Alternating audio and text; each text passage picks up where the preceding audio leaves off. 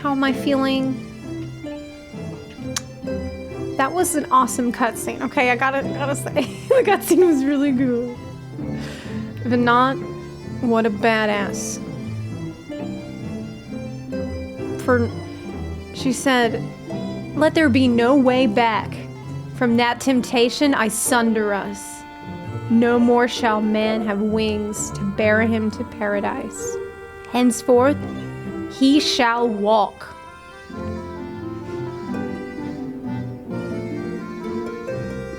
That's what this is all about. And now I must find the strength to continue on with the story after losing everything. Everything being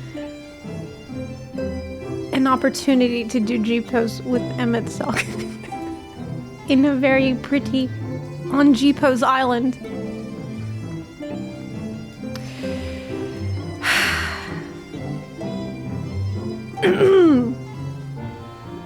I have to find the strength to go on. I have to have hope that apparently Venat has some kind of plan. Now, I have been puzzling over the time travel situation. I was able to go back in time and warn Venat. She said she would make preparations. She put a GPS tracker on Meteon. I have changed the past. So, it appears that due to this, there is now a convergence between our timelines. Our timelines have begun to blur, to intermingle. To what end? I cannot say.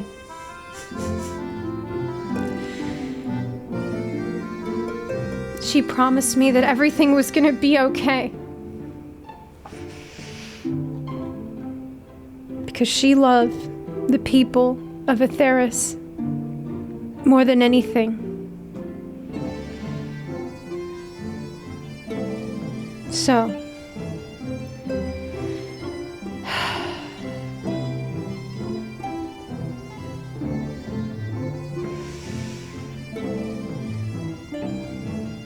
is the moon there? Did she create the moon so that we could silence the song of oblivion? The siren out on the edge of the universe. Is that the true purpose of the moon? Many questions.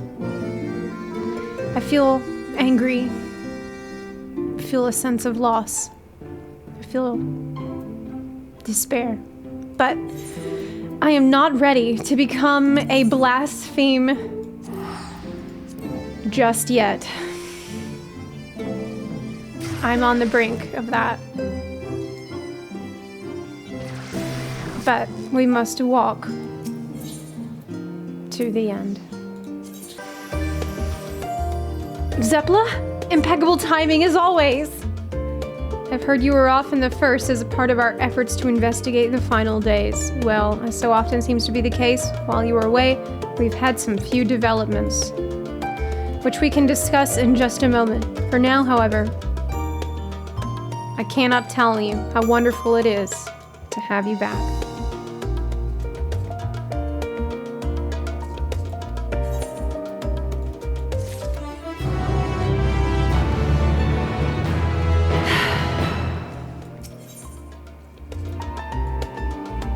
It hurts to be back. It hurts that we're here. And we must go on.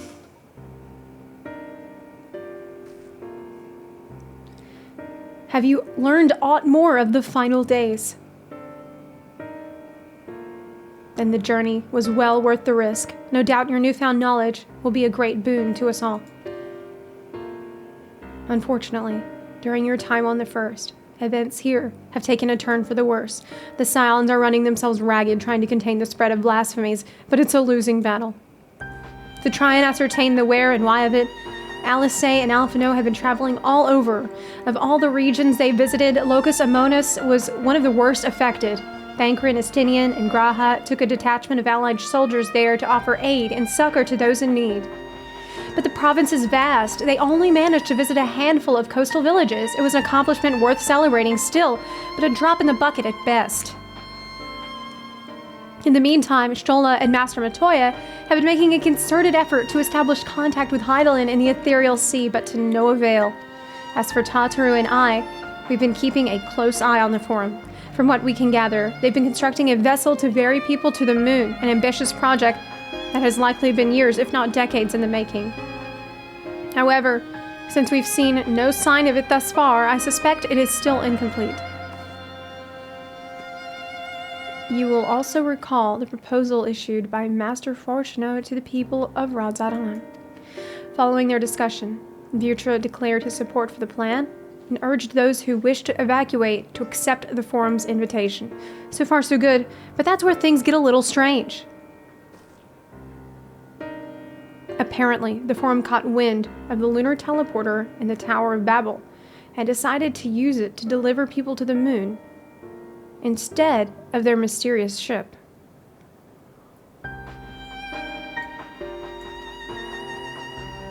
Therefore, to secure safe passage for the Hanish refugees to the tower, Alphinaud, Alisaie, Estinian, and Graha traveled to Garlemald not long ago. Trouble is, the capital was hardly the safest place to begin with, and now the final days have come to Garlemald.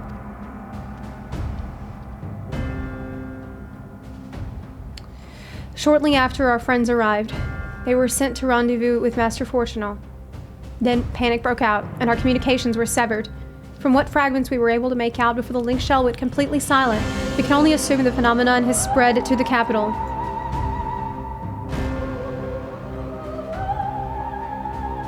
The others need you, Zepla. Please, you must help them. All right. Having you there will make all the difference, I'm sure of it. Camp Broken Glass was our first port of call, so you'd best start there. Hopefully, Lucia will know where they are. There's no telling what you'll be walking into, so you'd best take every possible precaution.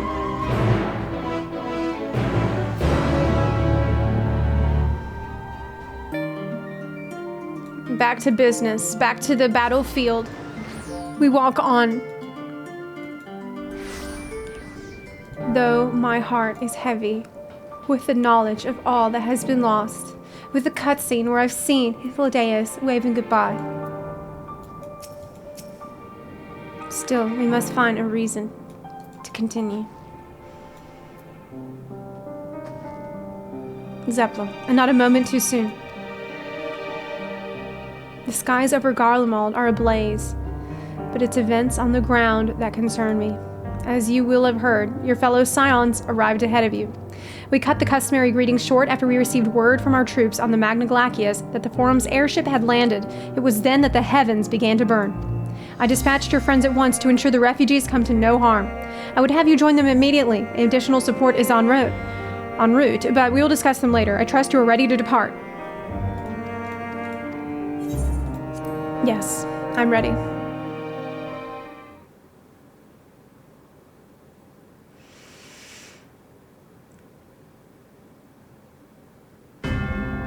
If only to distract myself from the pain of losing Jipo's island with Emetsa.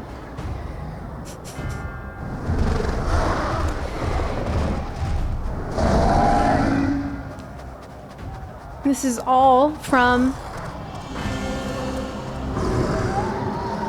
the Song of Oblivion, ringing out through the universe. No, we were promised an escape, not the same we fled.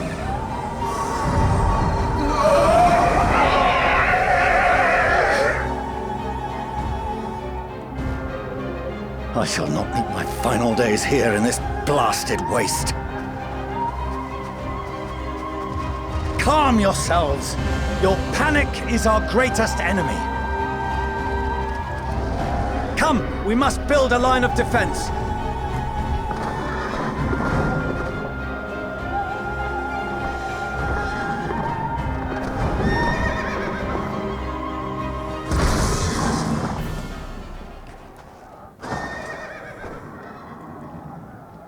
How? Oh. Leave the fighting to us, Father. You must lead the people to safety. Alphinaud with his own weapons. Estinian.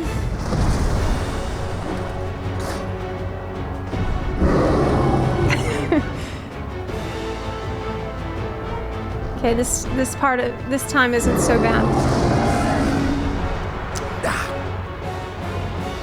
I can handle this pair. You shall tend to the refugees. Let us be about it. Okay.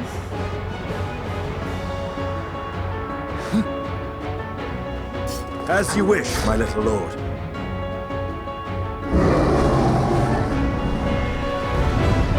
Okay, I'm ready to kill stuff.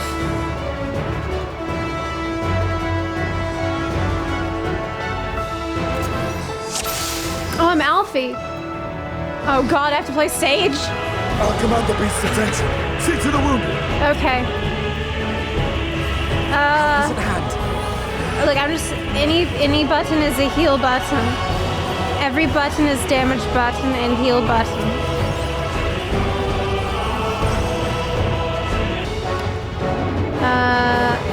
Everyone's turning, all is lost. No. Easy now. Deep breaths. Calm. You're cured. I will calm you. You're safe now.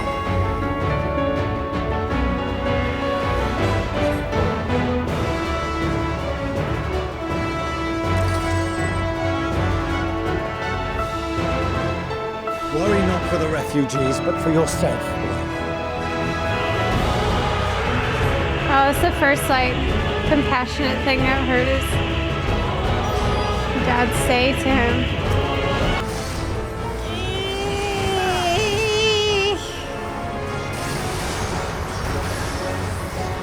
Oh my god, it's Cindy and this is a lot of pressure! Oh my god, it's dying! Don't die!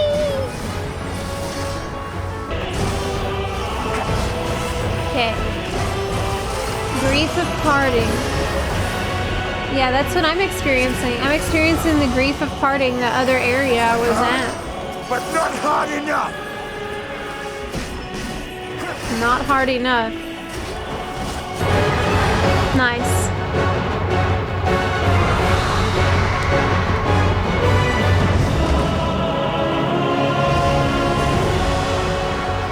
Deleted.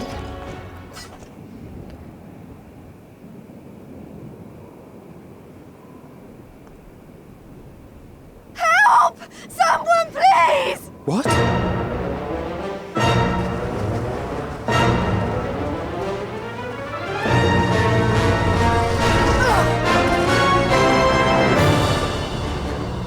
There's so many of them. No.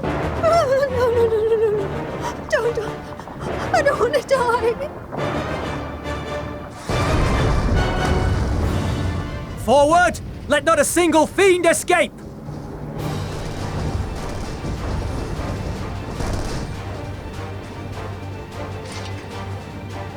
Wait, that's... Euless and the army. So, you've recovered then?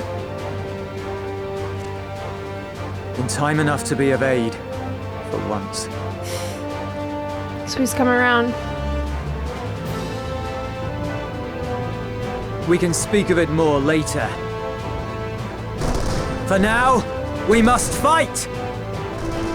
To repay your salvation in kind, or with better! For Garlemald has her pride!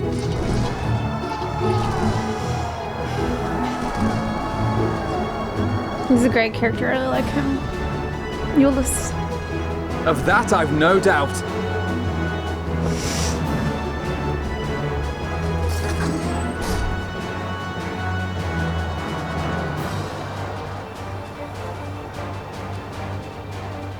Good gods. Have of all possible saviors, the Imperial Army. Oh!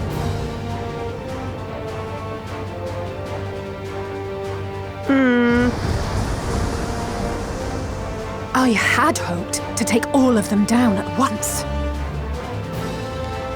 Think a withdrawal might be in order? Oh, sod that. You know who would never abandon these people to their fate. To be devoured by their former friends.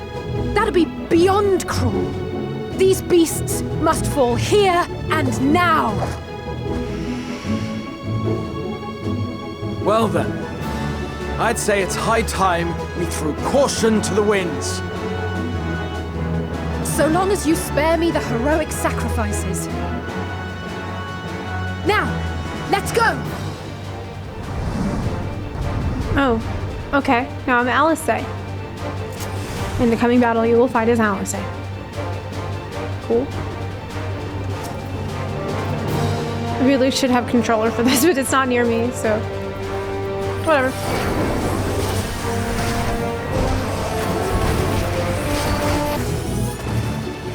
Is there no way to break the chain of transformations? Oh. No way to stop it.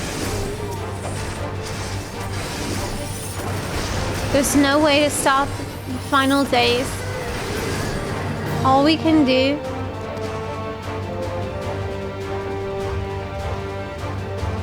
is fight mobs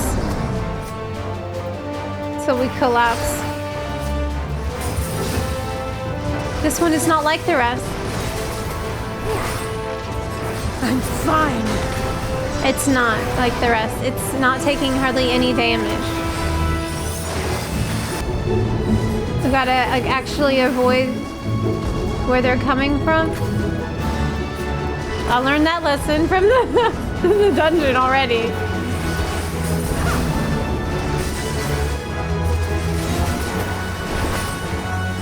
As they say, turnabout's fair play. Limit gauge is full. On guard. Well, Alisaie's gotta use it immediately. That's what she does. Damn.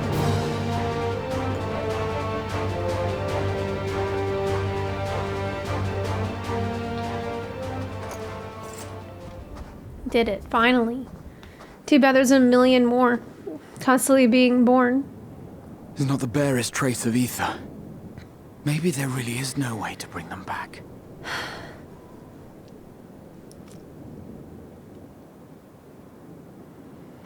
Thank you for saving our lives once again. I remember you, from Purusha. You helped us there too, didn't you? Yeah. Ah, you're from Palaka's stand. I'm glad you're still in one piece.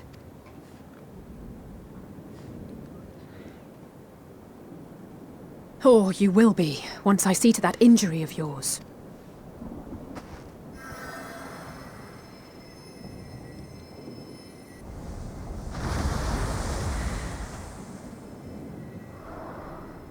Look out! Oh no, it's another one, just like I said!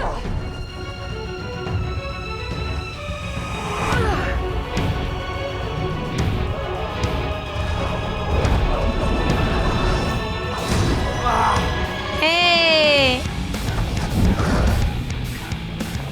Get out of here! Quickly! He remembered how to summon the sword and shoot. I won't lose them! Not a one! This will be a brighter future!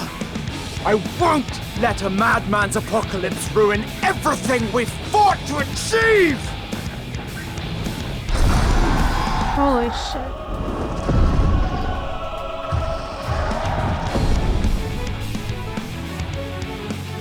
That was awesome. Get it together, Alisaie. You're embarrassing yourself. And in front of father, no less. You might never measure up to our champion.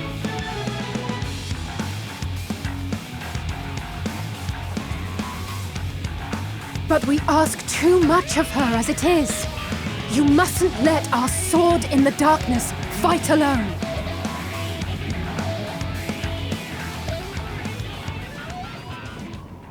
Oh, I'm here. I'm glad I changed. Shit. Looking pretty regal. Oh, if I do say so myself.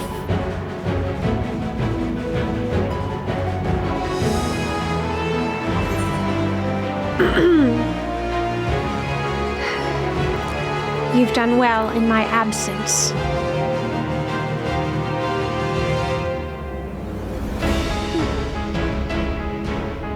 I can look after myself, you know.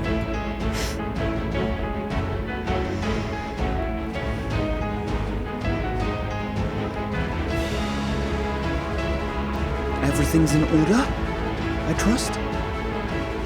No, but are you okay?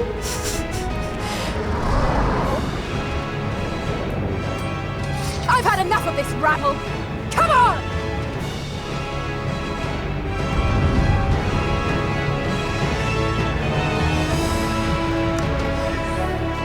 In the coming battle, you will fight as Zepla Moon. Oh, What? trio for the ages. I had a feeling I'd find you here.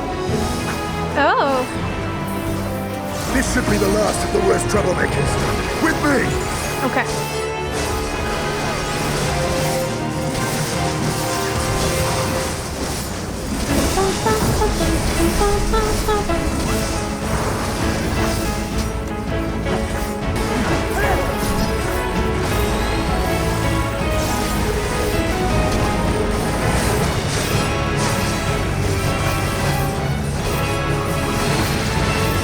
I should read the tooltip.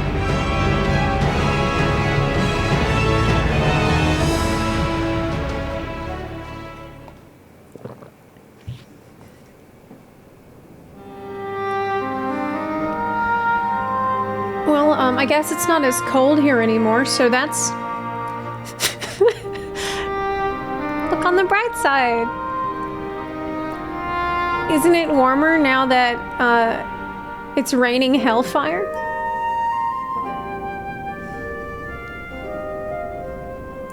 You must board without delay. The ship will depart ere long. Your offer to host us in Sharlayan is most appreciated. But will the final days not soon fall upon it as well?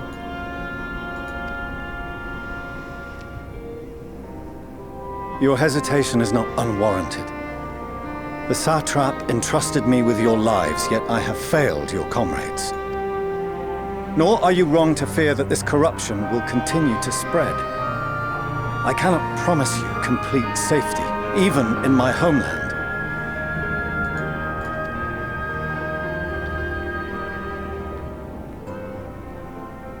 What I can promise is that I will do all in my power to protect you.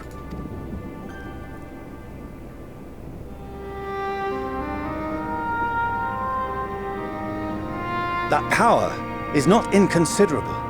Even now, my countrymen are preparing the vessel that will deliver us to a sanctuary on the moon. Join us on our journey there, and beyond, to new horizons. Come to Old Sharlayan. Please.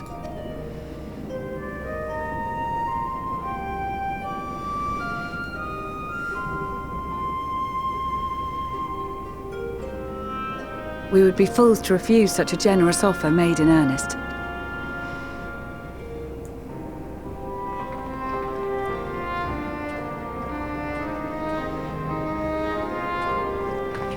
It seems they've a new destination.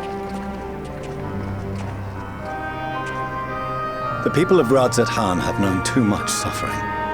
The march to Garlemald will only bring them more, short though it may be. I quite agree. Fortunately, they have you to look after them. Yes. Well. Behind you! Just there!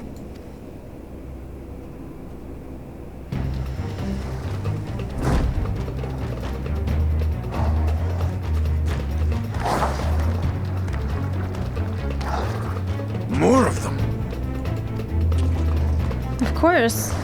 It's never ending. Oh, shit. Shit, I forgot about this dude. Yeah, he's still here. Zenos! Here! Crap. We gotta deal with this guy. You'll be alright. Hurry to the airship.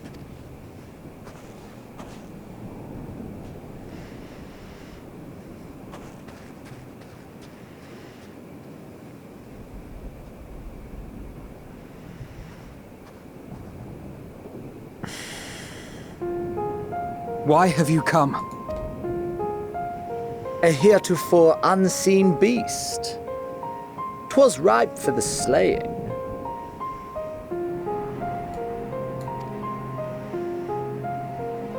Poor sport, alas. Unfit to temper my blade. Oh, for the love of... You cannot still be on about a rematch. Alisaie, thank you for saying what we were all thinking. That is and has ever been my sole concern. God.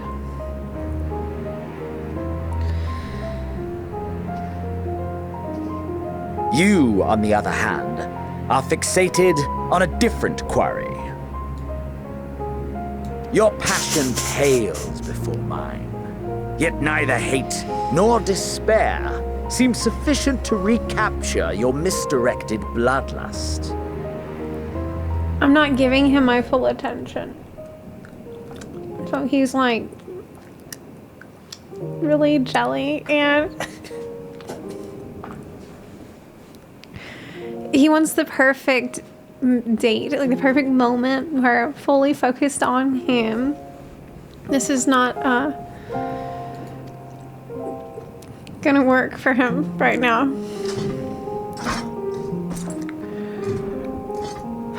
So I hone my blade and I wait.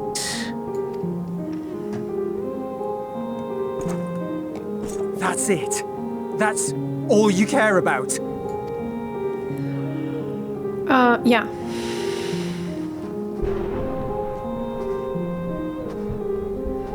Garlemald is in ruins. Our homeland, the nation you rule, is as good as gone. Along with so many of its people.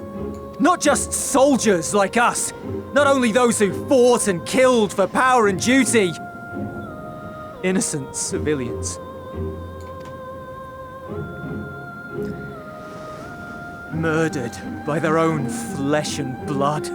Lost and confused as they breathed their last. While we who survived with our lives and minds intact were left to freeze to death. The Eorzeans tell me all this was your doing.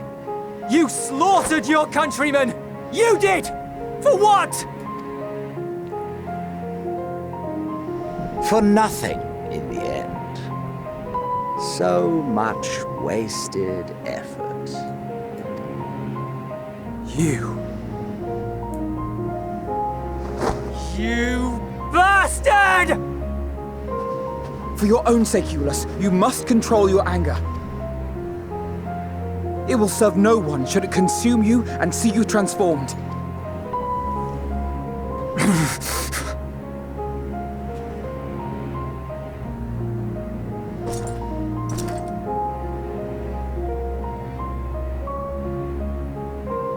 Would you be happier had I a good reason?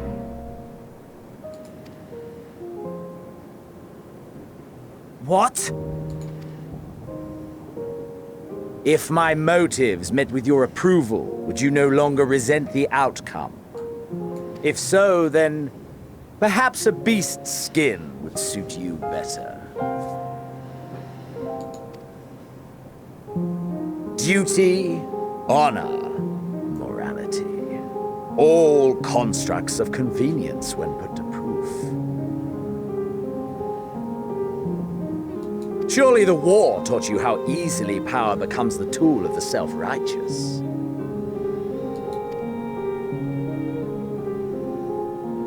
Other people's justice was merely a means to their ends.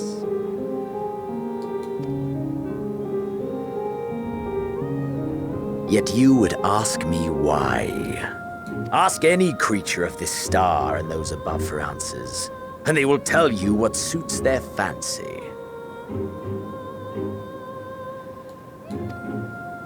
And they would be right to do so. What meaning there is to be found in the petty vicissitudes of your existence must be gleaned by you, and you alone.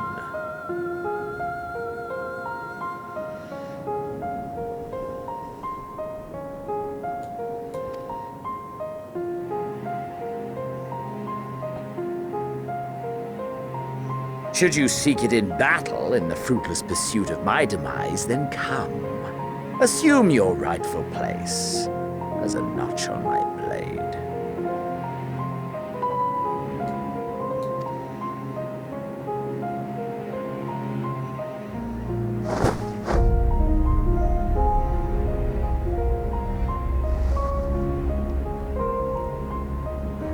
You are a blight on the Garlean race, and there would be no more satisfying way to expunge it than by beating you to death.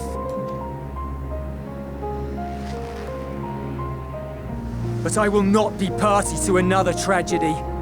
I refuse to lose anyone else because of you.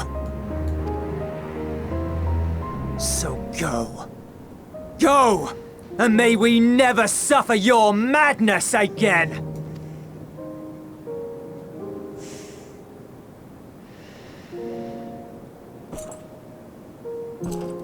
Zenos! What do you have to say?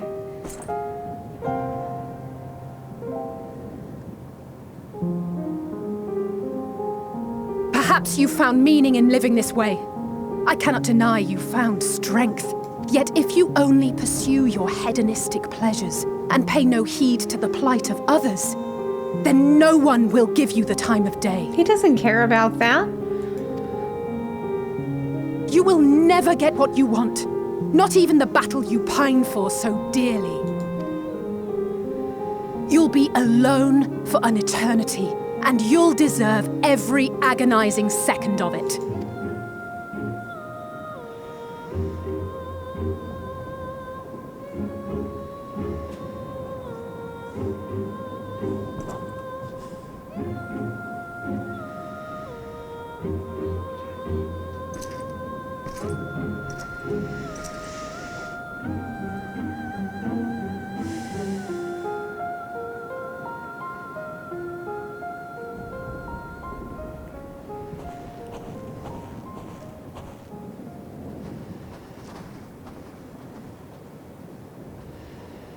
We're ready to depart.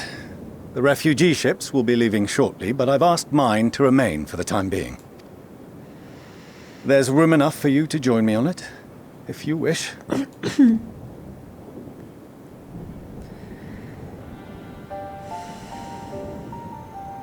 Do contain your surprise. I needn't agree with the Scions' methods or intentions to acknowledge that their deeds are deserving of gratitude. We appreciate the offer. But might I ask why you are delaying your departure? I presume it is not solely for our benefit. I must visit Garlemald ere we return to Sharlayan. Having caused such an uproar, it is only meet that I explain myself to the Ilzabard contingent.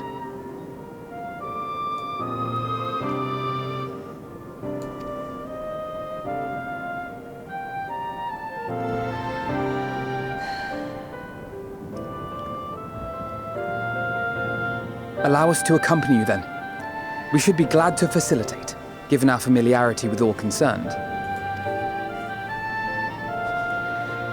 If you would like to join as well, Eulus, we can speak of recent events on the way.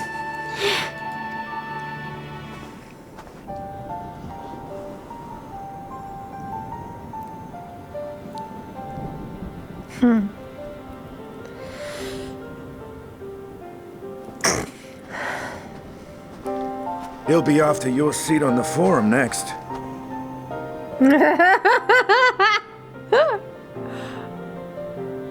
Nice.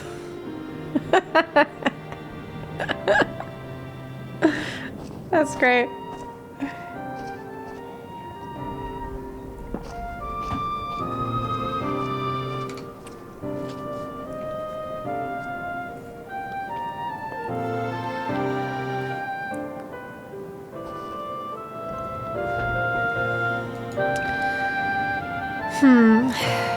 Well, that was a really frustrating interaction with Zenos, as expected. How much longer is he going to be waltzing around doing just that? To see Zenos standing there, so uncaring and unrepentant. Gods, I don't know what came over me. Me neither, Alisaie. You knew he was pointless. I just blurted out the first thing that came to mind, but looking back on it, I stand by those words. I would say I hope they won't incite him to further villainy, but to be honest, I doubt he even remembers what I said. Anyway, enough about all that. It's good to see you again. No major injuries then. Good. I briefed the recovered soldiers and sent them on their way as quickly as I could, but nevertheless feared they would not make it in time.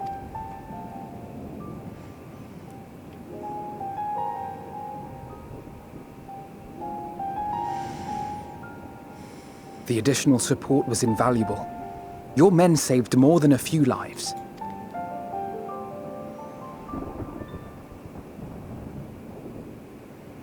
Though not all, I regret to say.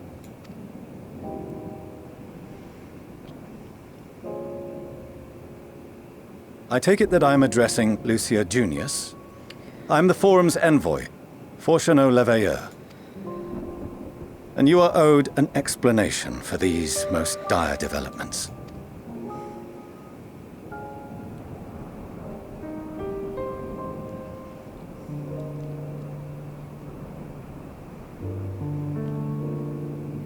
Another trial wrought by the final days. I was beginning to suspect as much. You doubtless feel some consternation having been forced to abandon your original plan. But trust me when I say you were right to send the refugees elsewhere. Beasts have been sighted within the capital. Perhaps it was a stroke of grim fortune that the population was decimated beforehand, as they've yet to appear in any great number, but in time. In any case, Maxima leads the remainder of the contingent in an effort to cull the creatures and evacuate the populace as we speak. Once the airships have taken to the skies, I pray your men can be persuaded to join him. You'll permit us to retain our weapons? I wouldn't have sent you after the Scions were I expecting you to stab them in the back. And I, for one, would not consider past transgressions more relevant than future contributions. Regardless of the circumstances that saw us at odds before, we need men of courage now, more than ever.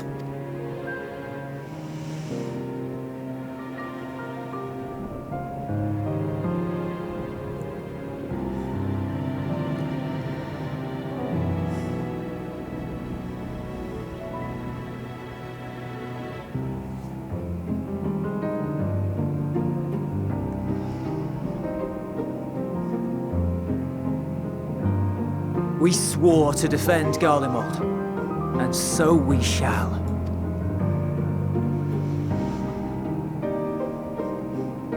It seems you have everything under control. You will excuse me then, for mine own duties await. A moment, Master Fourchenault. You did desire to express your appreciation for services rendered, did you not?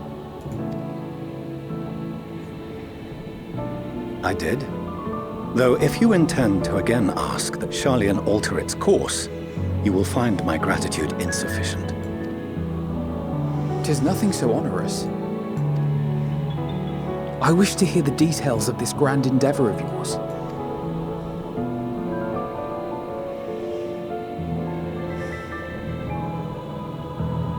Do you swear to listen and to learn, and not to embark upon some scheme to impede us? I swear.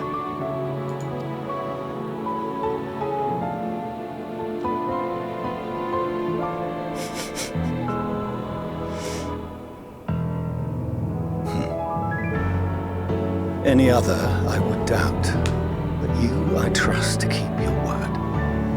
For not once have you broken it. Very well. I will request that the Forum make you privy to our plans. You may await our summons at the Baldessian Annex, assuming the decision is in your favor. Does that suffice? It does. You have my thanks. Excellent. You can regale us with tales of your most recent sojourn to the First while we wait. You have any tissues handy? Because I don't know if I can talk about them. This is really upsetting. Oh! Wait, what? Did you hear something just now?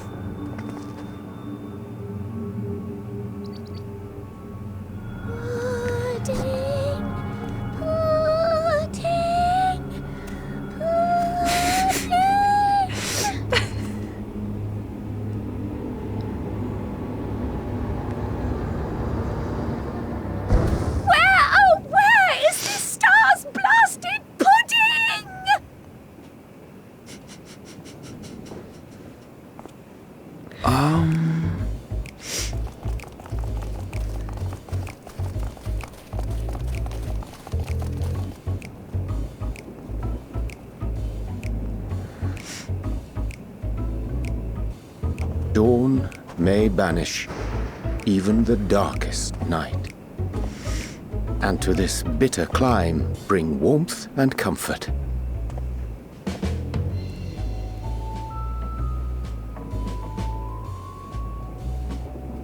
'Tis heartening to see such an assembly upon my return. I thought often of you whilst I looked down upon our star's brilliance from the moon above. Yes, but what are you doing here? And dressed like that? Aren't you cold? Verily, I fear for my health should I proceed to expound upon our purpose ere I procure more suitable guards. Then allow me to summarize. We're here because none of you lot are up there. Nor has anyone deigned to send word about any changes in the plans. It's rude, is what it is. At least that's what I thought at first, but then folks got to wondering if you weren't in a spot of bother, so we decided to take matters into our own hands. Come down here and help, if our help be needed. So she says, but it's also something of a convenient excuse to visit Etheris. Urianger made it sound absolutely marvelous. More so before the impending doom, but still. Doom. And it's not like there will ever be a better time. What with the aforementioned doom? Marvellous, they say, yet not an ounce of pudding to be found. I must suffer Urianger's inferior works no more. Hey, maybe consider the plight of present company before you go blathering on about pudding and doom. Oh my god. So cute. As I was saying, should you require any assistance with whatever, we are at your disposal. We were born from Hydaelyn's love for the lives of this star, so naturally we would much prefer to see them continue. Twiddling our thumbs up on the moon is hardly conducive to that, though, is it? Aye, not when you've all got such precious thoughts and feelings and hopes for the future deserving of more active preservation. Speaking to Urianger made us realize that while we've carried out our duties to the letter, we've failed to fulfill them in spirit. Are they ready to go, like, start unlocking jobs? Join Adventures Guild? From there, it was just a hop, skip, and a jump towards resolving to do better. So please, show us how. Help us help you. Alright, sweetie. Well, first you're going to need to pick up a scythe. And then we're going to get you set up with your own little avatar. But are they thy distant collaborators, indeed. Hail, fellow! Well met! You'd be a member of the Forum, would you? It's an honor and a pleasure to meet you at last. I'm Livingway, Hydaelyn's right paw!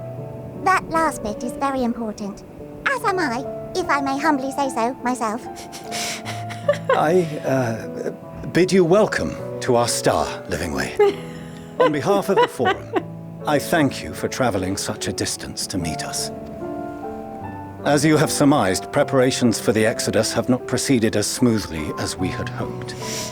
I should be happy to personally escort you to our headquarters in Sharlayan, where you may advise us as you deem fit. This one. 'Twas with reluctance that I set aside the great work of readying the moon for habitation. Be assured that I did so only after the Loporrits made plain their earnest desire to come hither, and I myself felt a growing certainty that their contributions here would prove invaluable. 'Tis trite, perhaps, but I followed my heart.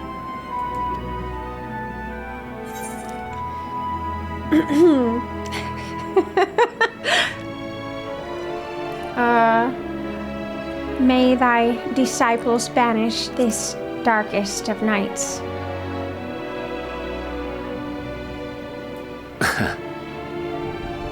I am no esteemed philosopher of eld. Nevertheless, 'tis my hope that what little knowledge I shared shall serve them well, and perchance help save us all. Will thou attend us at the Forum and lend thine own wisdom? Look in the background of East, like, photobombing every Can we cutscene. start moving before Urianger catches his death? Even I'm freezing out here.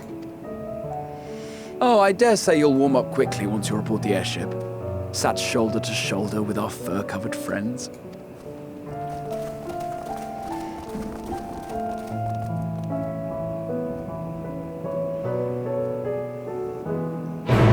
They're so cute.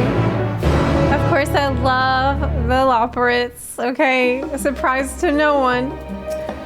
I dare say Master Fourchenault was as nonplussed as we to learn the identity of Hydaelyn's lunar custodians, as he will soon discover they have much and more to offer the Forum. Might I suggest we return to the Annex forthwith? We may yet have time to discuss thy recent adventures. There we are summoned to the rostra.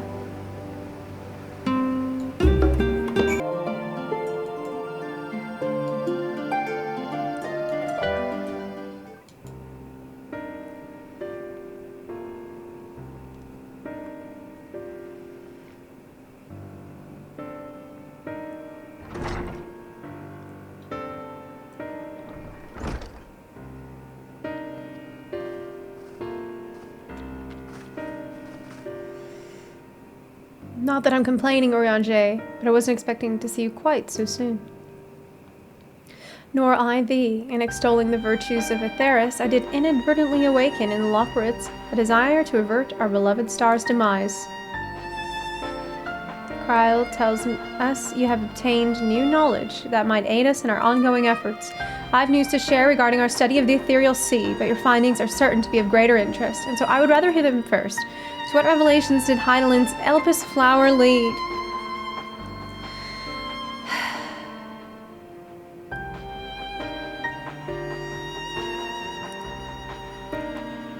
There's a lot to say.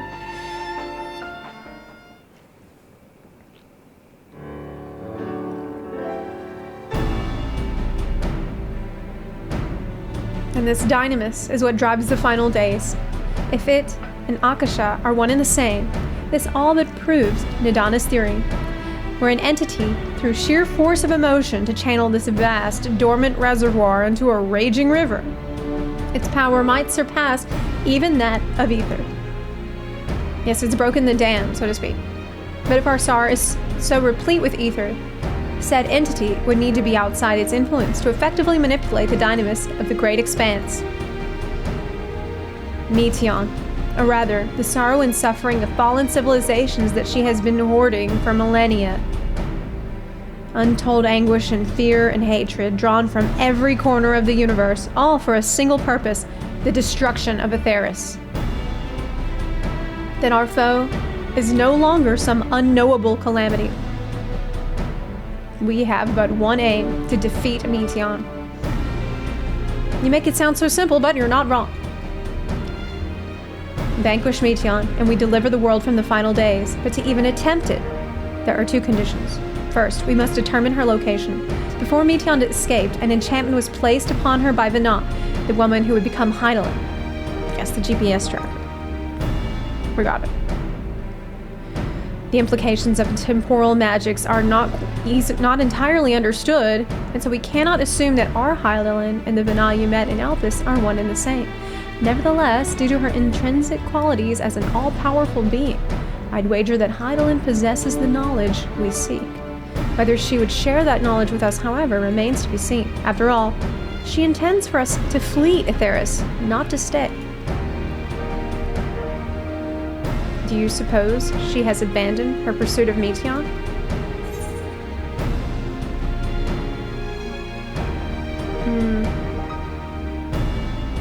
The Venat I know would never give up. That's my impression too. Otherwise, she wouldn't have used me as conduit for her will, or provided clues, such as the Elpis flower. I believe she has been waiting for mankind's answer to Hermes' question. So, what's the second condition? We must find a means to reach Meteion.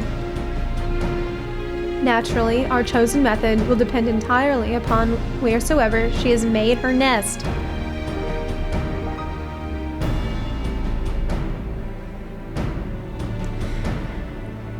Then communing with Hydaelyn must by necessity come first. Did you and Master Matoya have any luck with your investigation into the Ethereal Sea? Sadly not. Though we enlisted the help of Arenvald and other Echo-blessed allies, we couldn't detect so much as a whisper from Hydaelyn, even from within the Anti-Tower. Master Matoya is of the opinion that in the years since abandoning it, the Forum has found some other method of receiving instructions from Hydaelyn. If so, it would most likely be some sort of apparatus for observing the Ethereal Sea, built closer to home.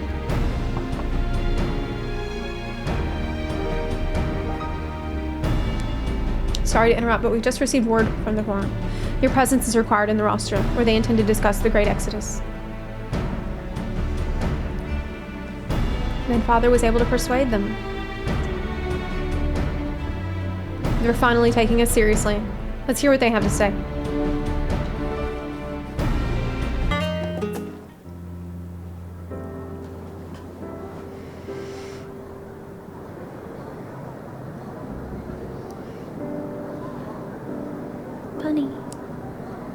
Bunny.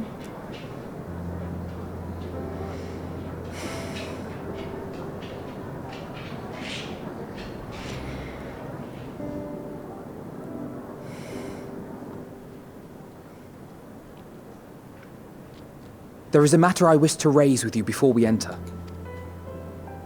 We are here to listen and to learn. But if the Forum's plans are more or less what I expect, then I should like to make a proposal that will serve our ends. By your leave, of course.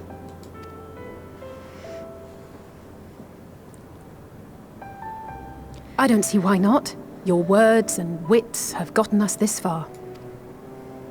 Agreed. I will present our queries so that you may consider the most advantageous way to advance your proposal without distraction.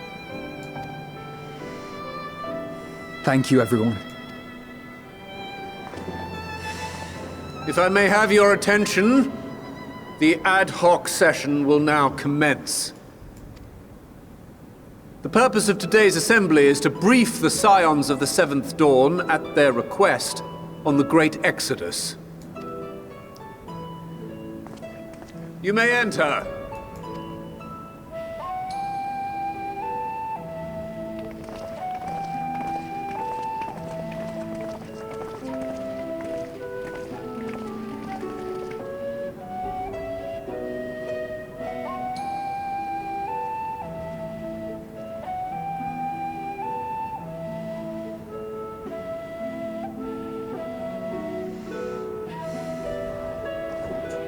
On behalf of the Forum, I commend your heroic actions on the Magna Glaciers. We shall not soon forget your service to us and the people of Radzat-Han. The Satrap, whom we have informed of the refugees' new arrangements, sings your praises as well.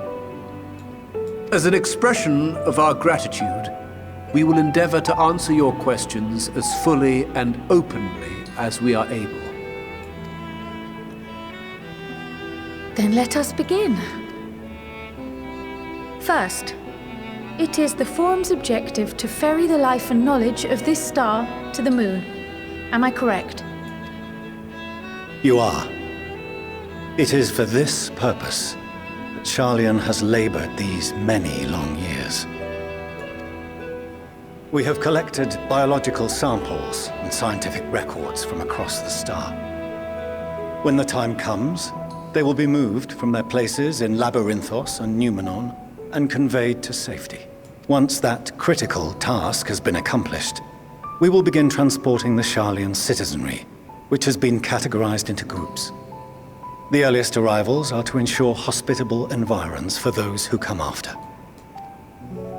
Following our people, we will send those of other nations in turn, beginning with our allies. Radzat-Han was foremost among these. But since the final days have already come to Thavnair, we saw fit to include the refugees with earlier groupings. An ambitious plan. You have accounted for the safety of all nations and tribes, then?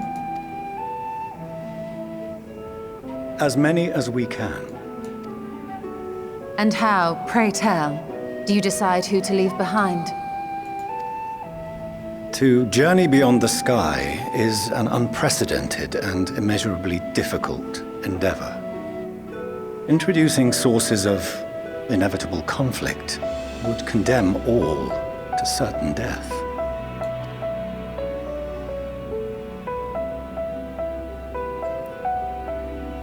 Questions as to the validity of that approach aside, are your plans proceeding apace? We're under the impression that your primary means of celestial transportation is incomplete. So if your social credit score is bad, you don't get to go to the moon?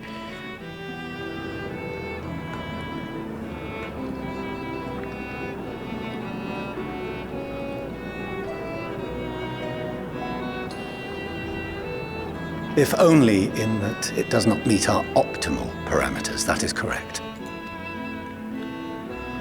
This Ark, as some have taken to calling it, is fully operational and could be launched even today. However, the final days have progressed more quickly than we anticipated. At present, the ship is incapable of attaining speeds sufficient to meet our evacuation targets. Should we put the vessel into service, as it is now, we will be unable to travel to the moon and back quickly enough to complete the necessary number of trips. Precious lives and knowledge will be lost. Seven hells. Is there anything to be done? The ether burner, the primary means of propulsion once the craft is in the space between stars, is undergoing testing to determine whether it can be made more efficient. Though cargo is being loaded for the initial phase of the Exodus, we are prepared to continue our experimentation up to the day before launch, should it prove necessary.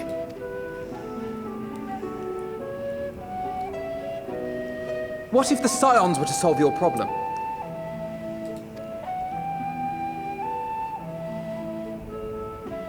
We shall help devise a means to improve the ether burner's efficiency, on 2 conditions.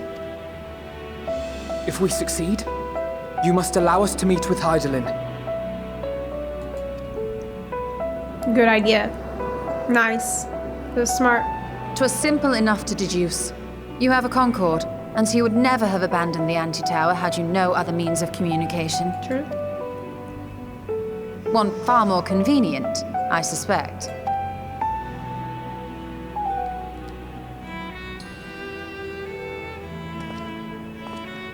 The second condition, also to be met upon our success, is that we be permitted to propose another use for your Ark. What's that? Oh, to get Medion. We would be at liberty to refuse this proposal. Of course. If we cannot prove its merit to the 99 here, who are we to stake on it the lives of all peoples of this star?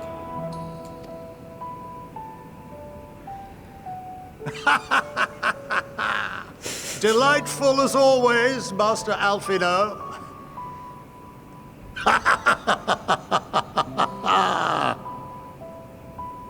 Oh, we couldn't have asked for a finer plan. Allow us to solve this complex engineering problem of which we were entirely unaware until moments ago. What could possibly go wrong? The satire writes itself. I mean, he's not wrong. It is pretty ridiculous. Yet, what field has not benefited from a change in perspective? When we are at wit's end, what we need is not the same dry theories recited ad nauseam, but fresh inspiration.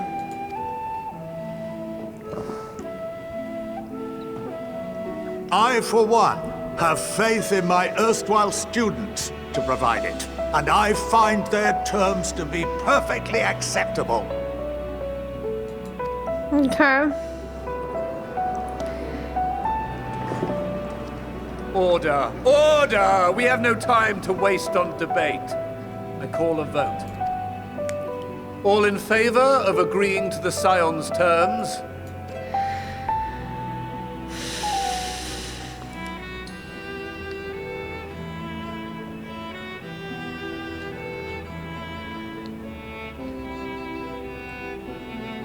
Is the majority.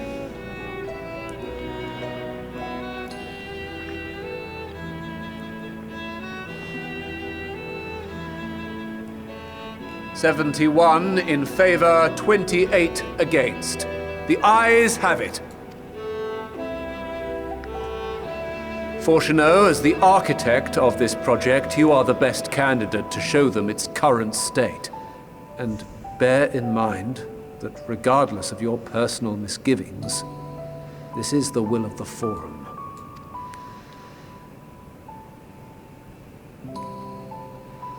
Very well. I call this session to a close. Return to your tasks with urgency. The final days wait for none. Is it a lunar whale? I bet it's a lunar whale. It's definitely gonna be a lunar whale because of the water theme of Sharlayan, and they have the model already.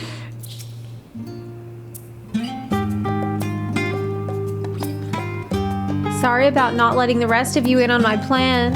I was admittedly thinking on my feet for the most part, but since we require both the means of communing with Hydaelyn and reaching Meteion in the spur of the moment, I saw involving ourselves with the completion of the Ark as a way to work towards both objectives simultaneously. However, we must first keep our end of the bargain by solving the problem of the ether burner. I'd like to think it is not a challenge beyond our combined expertise, or at least the expertise of our extended circle of associates. It might behoove us to learn how an ether burner actually works before we attempt to improve it, though. As instructed, I shall take you to see the ether burner. Meet me outside the Archon.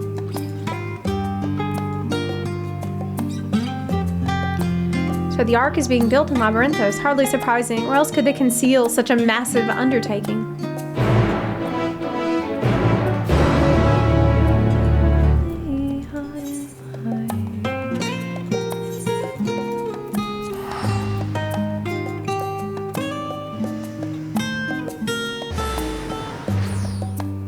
I'm still really bothered by what happened.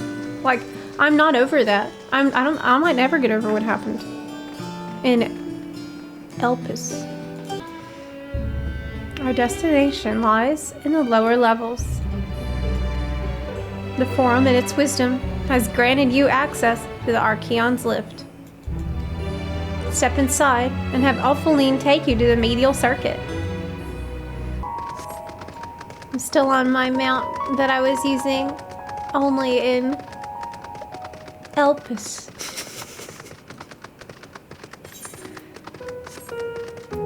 Yeah. They cut me deep, man. They cut me deep with this story. It was just absolutely brutal. Brutal. I don't remember getting cut so deep.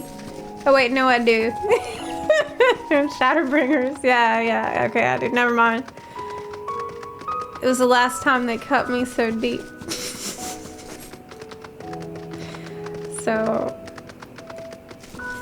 all I can do is think, you know, well, maybe Hydaelyn had a plan the whole time. But not, I mean. And I can actually, she promised me. She promised it was all gonna be okay. But she lied?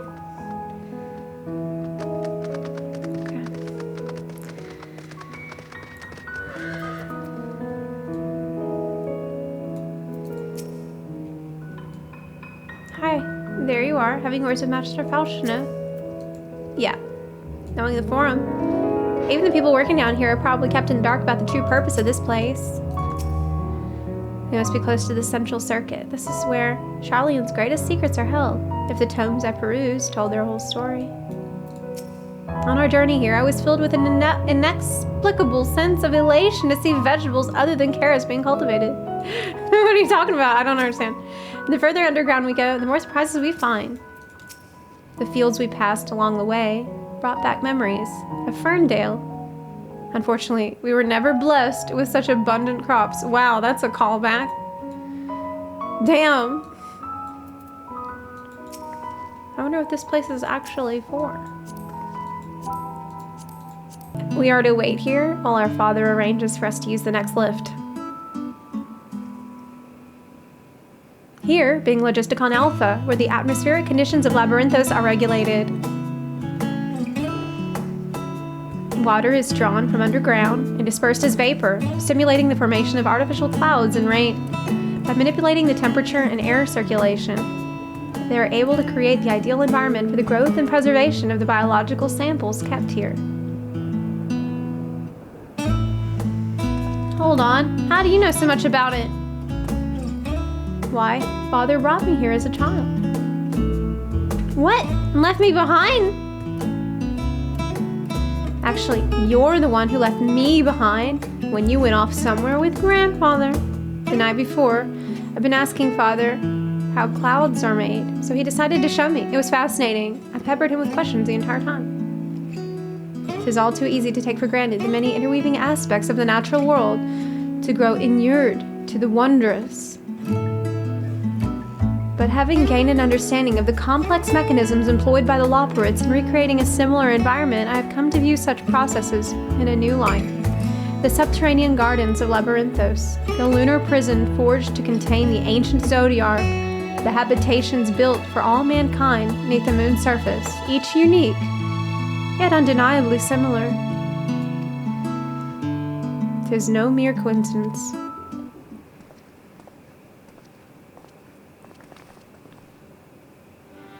Ever since Hydaelyn unfolded to us the grim fate that awaits Aetheris, every essential resource we could spare has been delivered to Labyrinthos in preparation for the great exodus, but that is not all. It is also a testing ground for the technologies that will allow us to settle on distant stars. Though the Loporrits have endeavored to make the moon inhabitable, that is not our final destination. Mankind must learn to propagate life where there is none, to thrive where all is barren. Alas, time is not on our side. I have arranged for you all to enter the central circuit. It is there that most of our preparations for the great exodus are carried out, the construction of the Ark among them. Though our plans have been made public, access remains highly restricted. You, however, will not be subject to said restrictions and will have free reign to come and go as you please. Such was the will of the Forum, after all. We will prove ourselves worthy of their trust. Your trust.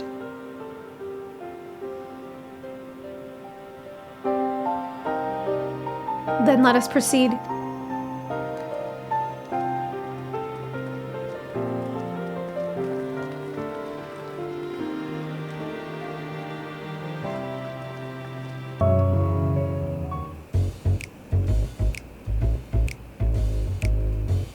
Could swap them out. No, been there, done that. Damn near lost my eyebrows. Think, Coco, think! We'd be well on our way to paradise. Visionaries patting themselves on the backs for their grand accomplishments if you'd only think! Yes, that does sound rather lovely. Yeah! I mean, Master Fourchenault, what a pleasant surprise. We're not blasting off already, are we? The schedule remains unchanged, for better or worse.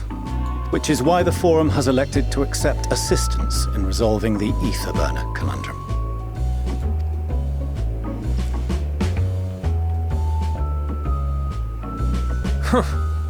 Not seen you lot down here before. There are Archons among their number, but engineering is not their expertise. Nevertheless, the Forum concedes the slim possibility that they may have insights to offer. If not, you are at liberty to return them to the surface, by whatever means you see fit.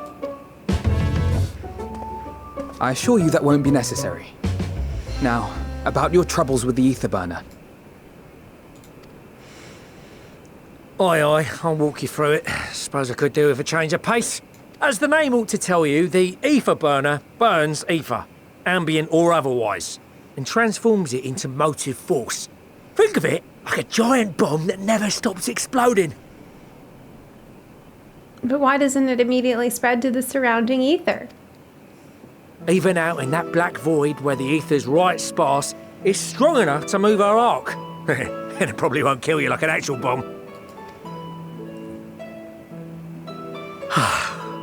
But it ain't perfect. According to my calculations, to travel to the moon and back fast enough for the Forum's liking, the conversion rate needs to be 6% more efficient. A measly 6%, you say? But if I could have squeezed even another 0.6 out of it, don't you think I'd have built it that way in the first place? Wow, okay. This guy. Hast thou consulted with the Loporrits?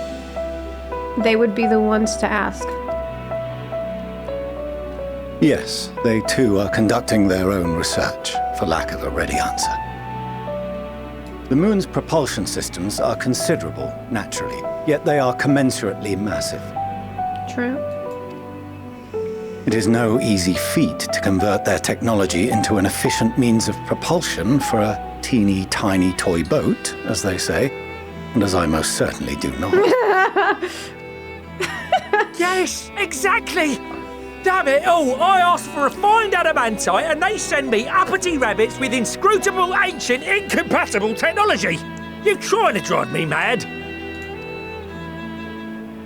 Do you speak of Allegan refined adamantite, perchance? You know of it? Only in the most general terms, I'm afraid. 'Twas an alloy of Allegan make, but the secrets of its production were closely guarded. As I recall, the record stated it was vital to Dalamad's construction and launch. Aye, that's the stuff. No material more conductive far as I know. Slotting some ends like blowing up a dam and watching the river of ether come rushing through.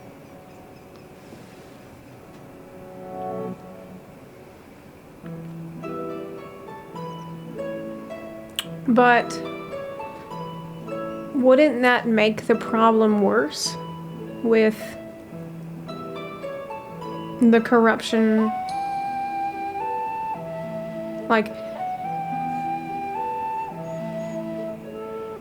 no, because here it's like the dam isn't the ether. The dam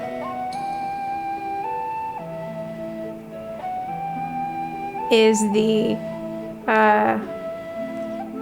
whatever it's called, dynamis. So it's the reverse. But I doubt that's how it works. It probably doesn't work by destroying dynamis to allow the ether to flow. Ain't a It's living just a soul metaphor. knows how to make it, though. We were fortunate enough to salvage some for the ether burner, just a wee bit, mind, from a chunk of Dalamud that came hurtling into the Northern Empty during the calamity. With more, well, that extra 6% efficiency will be child's play. It's a crying shame that we've no other sources. Surely the many shards of Dalamud scattered throughout Eorzea would suffice. Why not get the refined adamantite from them? Yeah.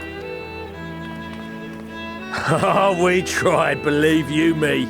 But only a few specialised pieces would have had any in them to begin with. Drive calls from Ragnarok-class internment hulks. Those are the prize bits we really need.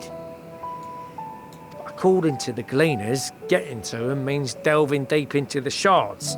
And the defences are still very operational and very eager to blow them up. Sounds like a dungeon. Sounds like a dungeon. It's rough going in there, even for the cream. Not sure they'd make it out alive. That's a problem we can solve. Weren't we near that part of the Ragnarok when we went to destroy Bahamut? Yep.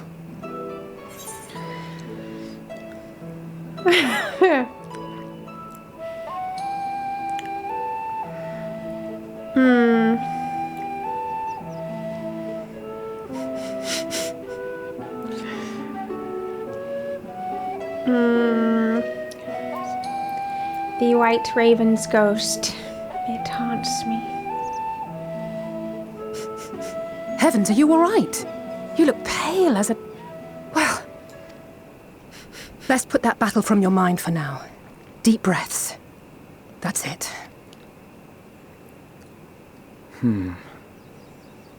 There are multiple internment hulks in Eorzea alone, so handling this ourselves may not be the most efficient option.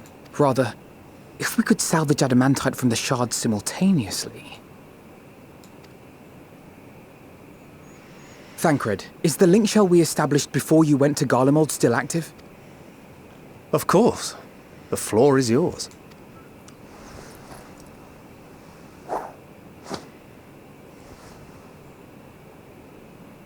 What's all this? Gathering firewood, so to speak. We alone can accomplish little, but joined by others, we may yet build a bonfire to carry us heavensward. Heavensward. This is Alphinaud. The Scions have need of you.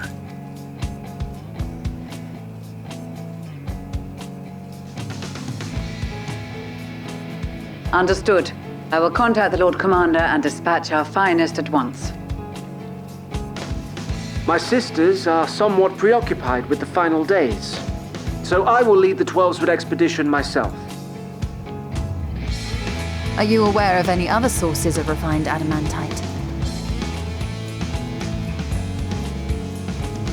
Logically, such an invaluable alloy would have been utilized solely where absolutely necessary, in components intended to conduct or collect surpassing amounts of ether. Any extant instrumentation or devices would have likely found their way into the hands of etherologists or enthusiasts.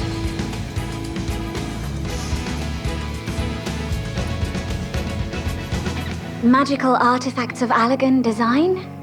The Eastern Alliance will send word to one and all. Are there other ways we may offer aid? No shards of the Lesser Moon scar our soil, but our stake in this cause is no less for it. Is there anything in Othard that might be of use to you? What did you say? Oh, you got friends in far places, lad. Any road, if you're offering, I wouldn't say no to one of those Far Eastern sacred relics. Some of them can hold enough ether to summon a whole damn primal. Combine a source like that with the ether burner, and 3, 2, 1, kaboom! I gather you heard his explosive enthusiasm. Might you secure us a suitable relic? It shall be done. I know little of machines, but I promise we will do our utmost to gather the materials you need to finish your starship. I am glad for the work, in truth. Better to busy oneself than wait and fret over disasters foretold. Then why are we all still standing about yapping? There's plunder for the taking. And I'm a born plunderer. I'll be an Old Sharlayan before you know it. Start mixing the grog. I'm certain that can be arranged. Thank you all, and do be careful. Just like that. Just like that. Aye, just like that. Our refined adamantite is on its way. We got connections. Now let us consider our next steps, shall we? There's yet much to be done.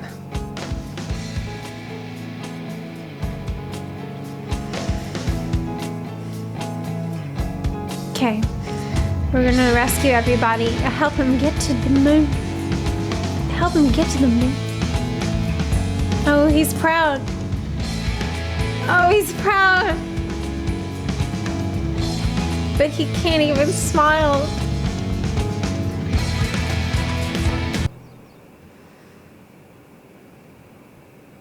Meanwhile, in Ul'dah. What's going on in Ul'dah?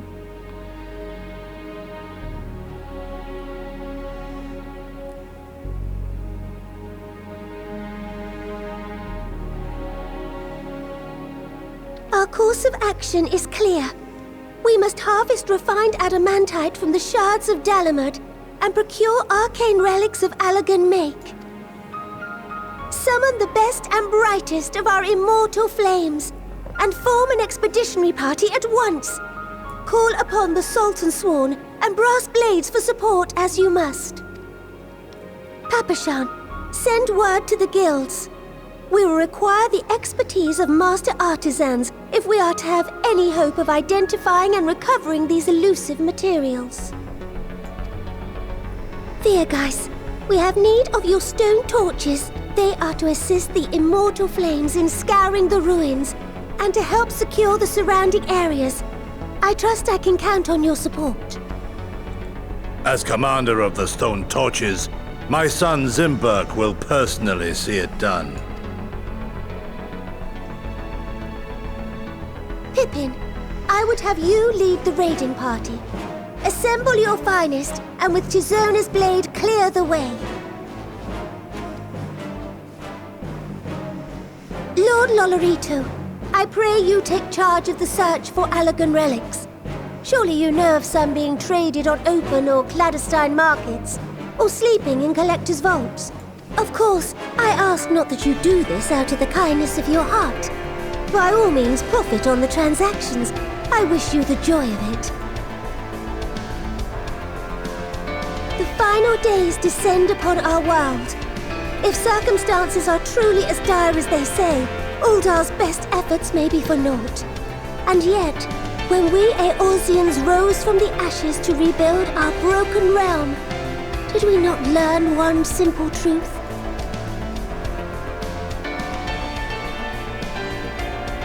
That which seems all but impossible to overcome alone may yet be possible if we stand together. It was the Scions who united us then, and it is the Scions who call upon us now.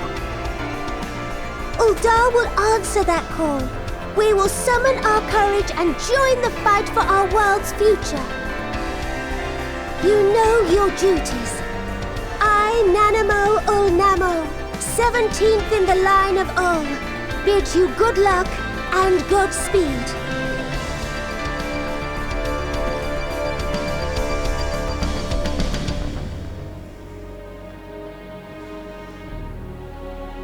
Meanwhile, in the Black Shroud.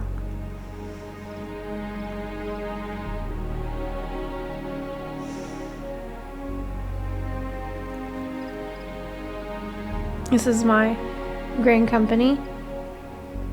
People.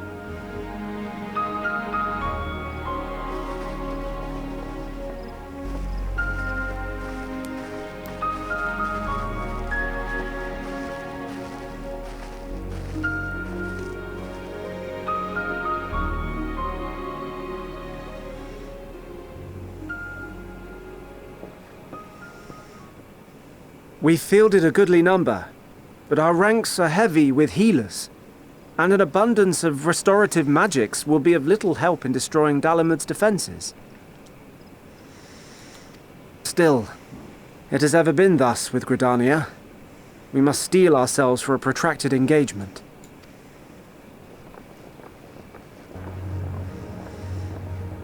In that case, might I suggest taking us along?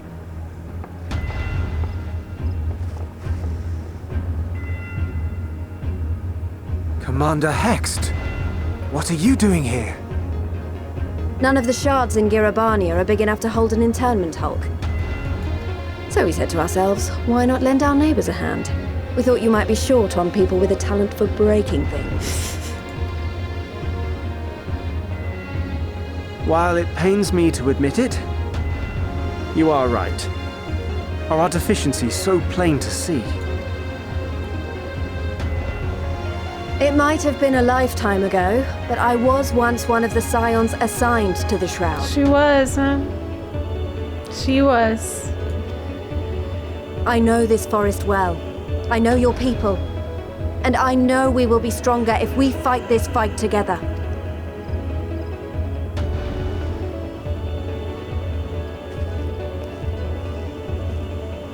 Then I will impose upon you with a clear conscience. Come, let us speak of how to integrate our forces.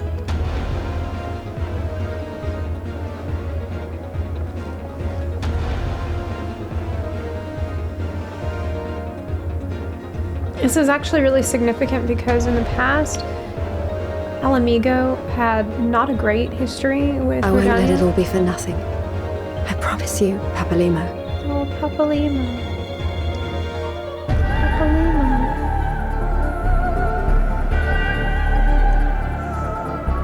Papalimo.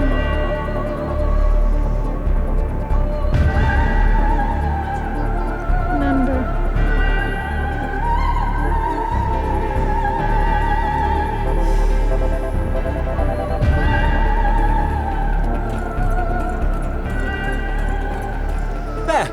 There you are!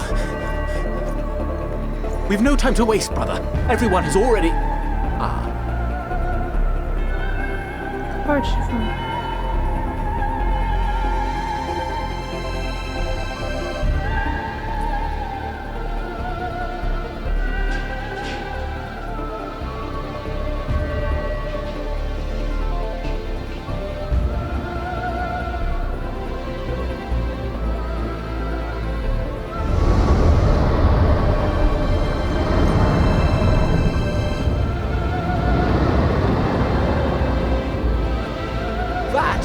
That was a roar! A dragon's roar!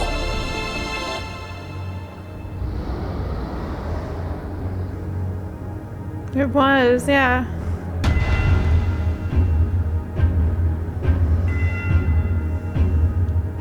The Ruby Sea. Damn. This is crazy to see everybody, like, all the people that you got And so, to know. in summation, the Eastern Alliance, as well as the Honourable Lord Loporrits himself, reached out to me for assistance in procuring these treasures of the divine, and I, in turn, do beseech the Confederacy for aid. Damn, so you see, holy shit, I just realized what they're showing us. Nanamo working with Loporrits, Gridania working with Alamigo. The dragons working with the Ishgardians.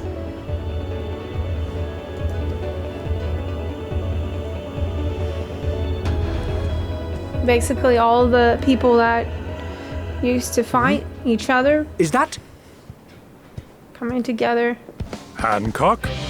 What a surprise this is. And a fortuitous one Soraban. at that. I have a favor to ask, you see.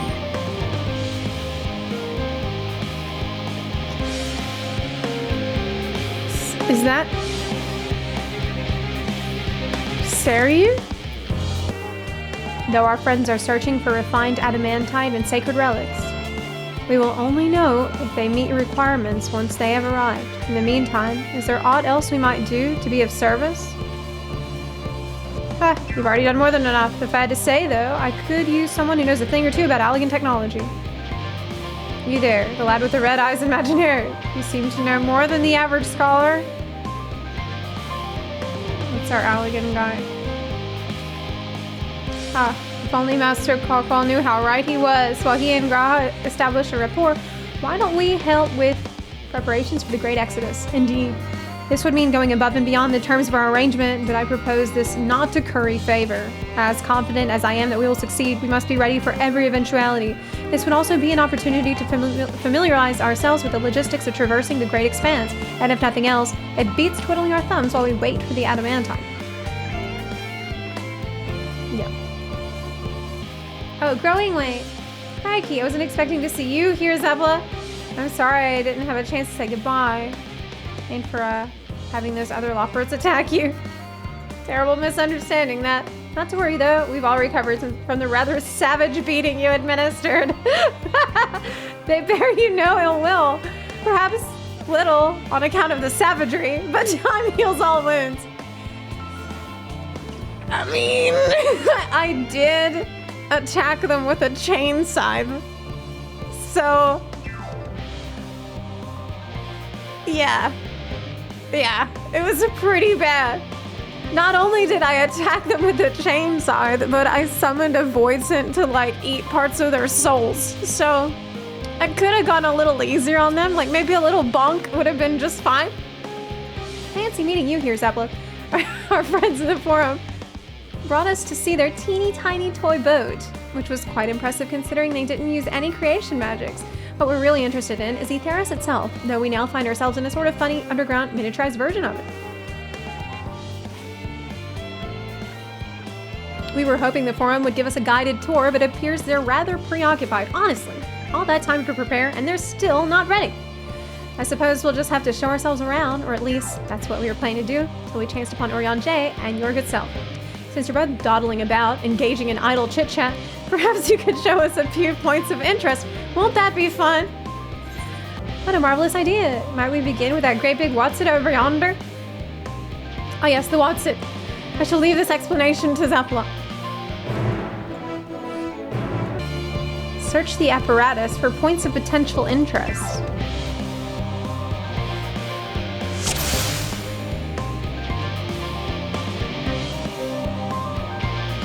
Tanks. It's a little hard to see from here, but is that a golden pipe connected to the top of those tanks? And I can see through that window another pipe at the bottom. This must be for purifying water drawn up from below. Metallic tube. Is that water I hear from inside that great big tube? Must be because of those cogs and that gigantic wheel at the top. Oh, I see. That's how they draw up the water. There's probably some sort of spiral-shaped mechanism inside it too.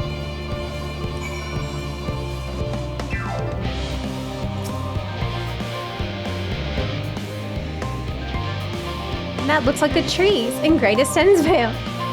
Hold on, that's a bit of a strange shape. It's thin at the bottom, but big and round at the top. Quite tall for something so unbalanced, too. Now it makes sense. That's where they store the water.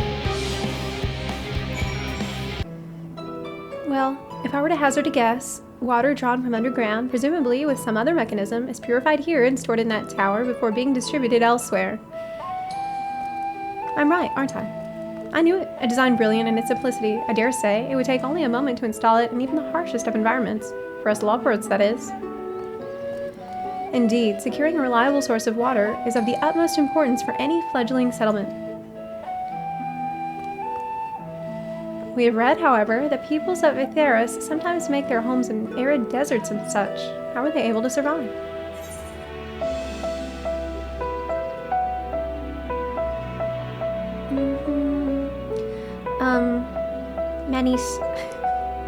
Many settlements in Thanalan are built near an oasis.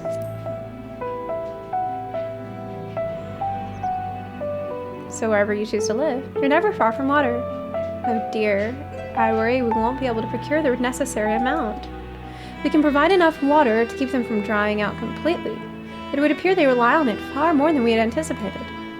A few adjustments may be in order once we've calculated the average rate of consumption per individual. It may also be worth learning more about how exactly they obtain their water in the first place. Master Alphinaud spoke with the machinery responsible for that feat during our journey through Logisticon Alpha, did he not? Mayhap the Loporrits will share his appreciation for the engineering marvel. Oh my goodness. This is another one. Okay. I mean, we have to brave the untamed wilderness? A valid concern indeed. We could not help but notice the many dangerous-looking creatures with big, nasty teeth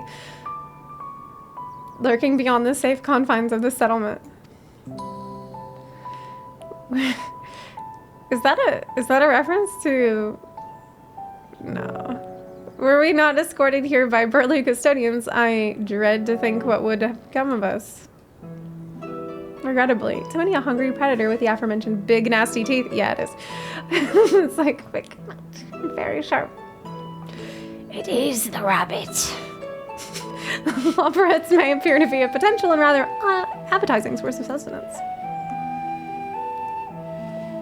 May I impose upon thee to assist in securing safe passage to Logisticon Alpha? For my part, I shall act as an escort to Living Way and Cooking Way. I entrust Singing Way and Growing Way to thy care. Got it. I'll take care of the little buns, of course. A more valiant protector they could not wish for. Godspeed. This is great. Oh my gosh. If it's all the same to you, I'd rather not be eaten by some horrid beastie. Come along, Growing Way. To the water extraction What's-it?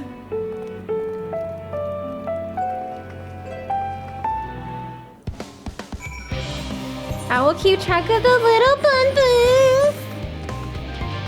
They're so cute. Wait, where are they? I'm like, I'll keep track of them. Wait.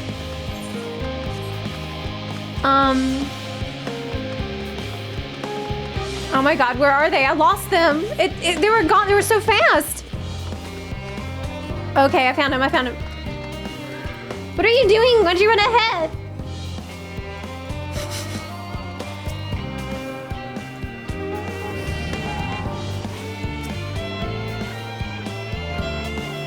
I'm here to defend and protect the buns.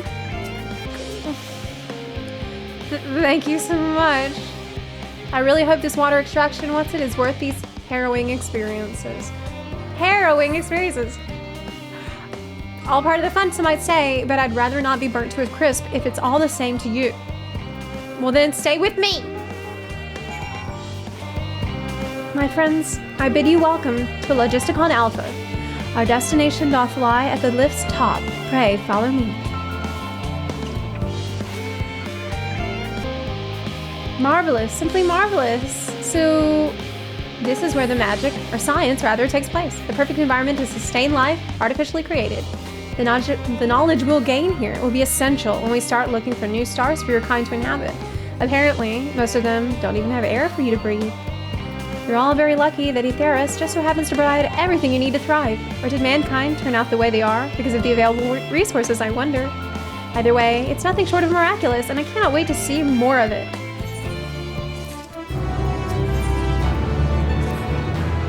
This is all very wonderful, I'm sure, but I was rather hoping to learn more about your nourishment provision facilities. In other words, where's the food? I believe both the knowledge and consumables you seek may be found at Mariol Agronomics. As I imagine Singing Way and the others intend to study every conceivable facet of this apparatus, wouldst thou be so kind as to escort our visiting culinarian? Yes, that sounds much more interesting. Hopefully I'll be able to see firsthand some of the delicacies Urianger was telling me about. Even his incredibly vivid, if a bit too verbose, descriptions cannot compare to sampling them myself. Not to mention Aetheris will soon be no more, so I must learn all I can while there is still time. Let us brook no further delay. This is the place, yes? The heady aroma was enough to guide me here, and I've spotted several of the fruit and vegetables featured in our compendium. I'd dearly love to try some. I'd read that those who help themselves to a farmer's crops without permission are often caught and put into pies. Perhaps you could ask whoever's in charge if they'd be willing to part with these samples? Oh, I know what these are. Grapes, yes? Let's see if they're as delicious as they look. Well, maybe they're the sour kind. So sweet, so sour. The taste is much like a ripe philosopher's carrot, and yet the texture is entirely different. The contrast between the outer skin and the fruit within is most peculiar, though far from unpleasant. Yes, I think I'll try another. Well, that's certainly giving me food for thought, though in a far less visceral manner than any philosopher's carrot. Tell me, what's your opinion of grapes?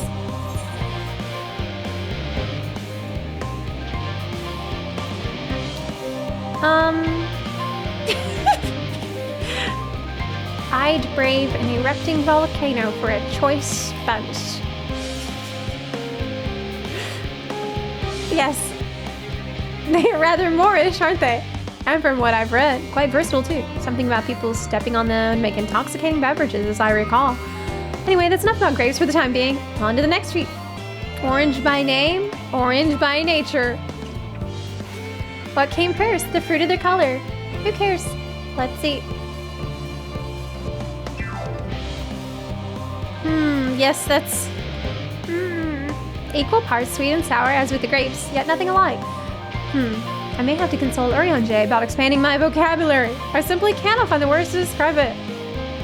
Perhaps what I'm looking for is bitter. This is all very complicated, you know, so many flavors, so many choices, and each individual with their own personal preferences.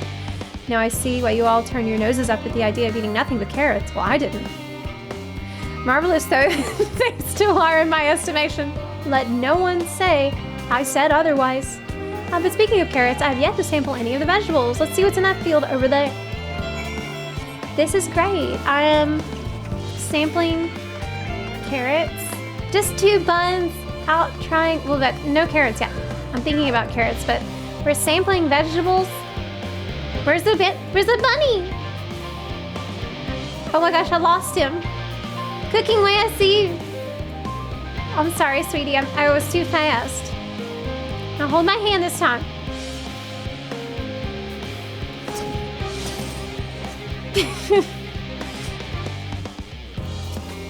The color, that texture.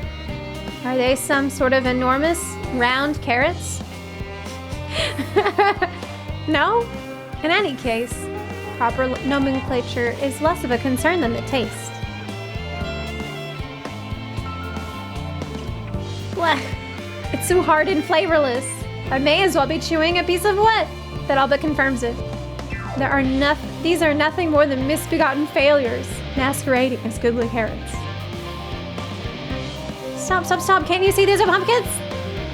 No one with any sense would try eating them raw. You're supposed to cook them first. Do you not find it an awful bother? Far from it. Cooking is a joy unto itself.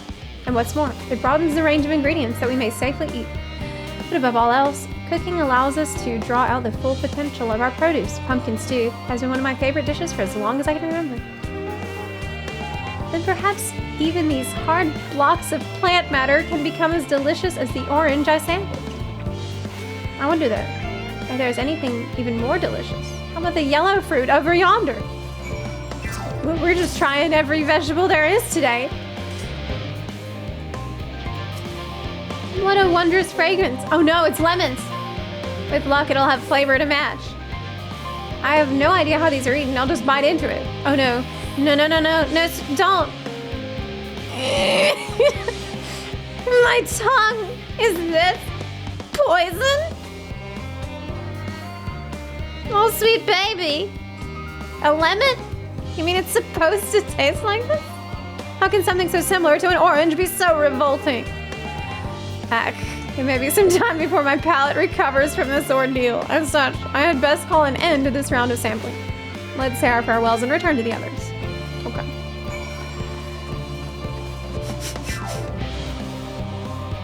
That was adorable. Finished, have you? I trust you found something to your liking. I'm rather enamored with the grapes and oranges, less so the pumpkin, though I learned the hard way they're not to be eaten raw. Then there was the lemon. The deceiver. I still feel so violated. First time, was it? I'd hate for you to leave with a bad taste in your mouth in more ways than one. So I'll give you this lemon muffin I baked. If this doesn't change your opinion, nothing will. More lemon? Have I not suffered enough? Nevertheless, it would be remiss of me to spurn this opportunity to... Oof, a bit of sick came up there. Learn more of your inscrutable ways. Very well, lemon muffin. Do your worst.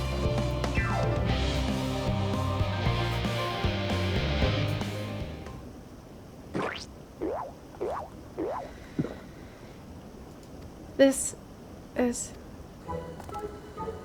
delicious. Although I still detect a hint of lemon, it complements the sweetness of the dough to create a perfect harmony. I never would have guessed its vile bitterness could be utilized so elegantly. My good chap, this is simply breathtaking. See, we rarely use lemon in its natural state, but it has a starring role in all sorts of recipes, and the same is true for many other ingredients. It comes down to making the most of the resources at our disposal, and sometimes it can even be the difference between life and death. I know we won't be able to take every species with us. No doubt the Forum agonized over what was worth preserving, and what will be consigned to history. Hard choices. But make them we must, if we are to survive. Such strength of will. Now I know what Hydaelyn sees in your kind.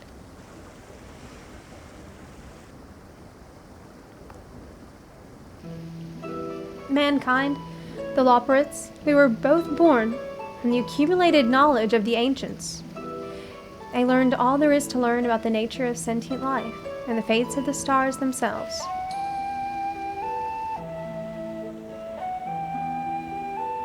Once a civilization has fulfilled the basic requirements for survival, it will inevitably seek to eliminate all forms of negativity and achieve perfection. And therein lies its folly and its downfall. For perfection is an unattainable ideal, 'tis the paradox of the immaculate carrot.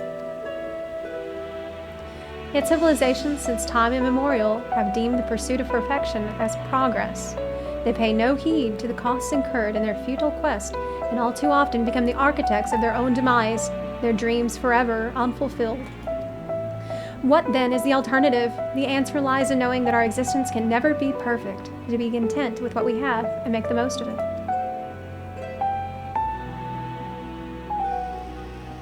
When life gives you lemons, make lemon muffins. That was really cute, Quest. Teaching cooking way about all kinds of fruits and vegetables. I really enjoyed that. That was cute. Nice little reprieve from constant worry and stress and grief over losing my friends from Jeepos Island, but it's okay. It's okay because we get some time with Loporrits, so not so bad. That was most enlightening, especially the part with the lemon muffin. Actually, I was wondering, do you know of any other places famed for their cuisine?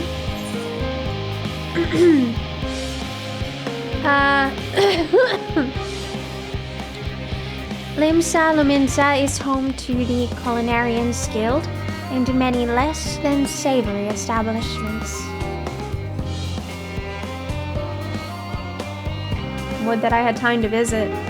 The more I learn of Etheris, the more I wish we could spare it from the final days. Alas, Hydaelyn's orders are to flee, not to resist. If only there was some other way. Zepla, I trust thy time at Muriel Agronomics did bear fruit.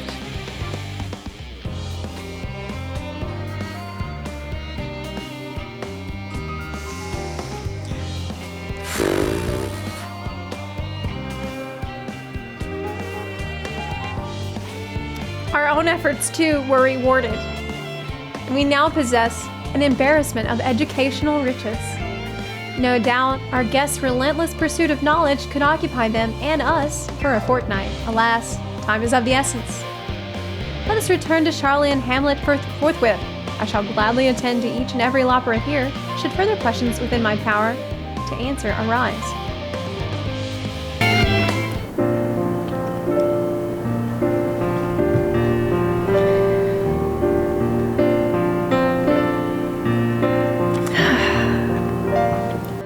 Yes, Zepla, that was indeed me, verbalizing a sigh to express my emotional state. Do you want to know why? Because I saw the reconstructed environmental data for Aetheris at Logisticon Alpha, that's why. A forest so lovely and so leafy. Are all of your forests like that?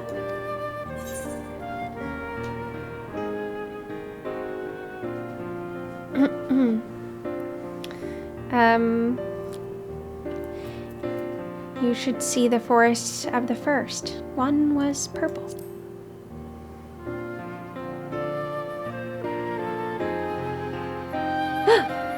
Gasp, I say.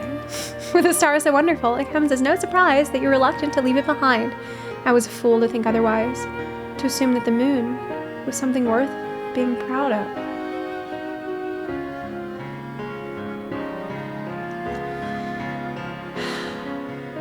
Oh, man. Shit, man. How ridiculous we must seem to you. Trying so hard, yet achieving so little.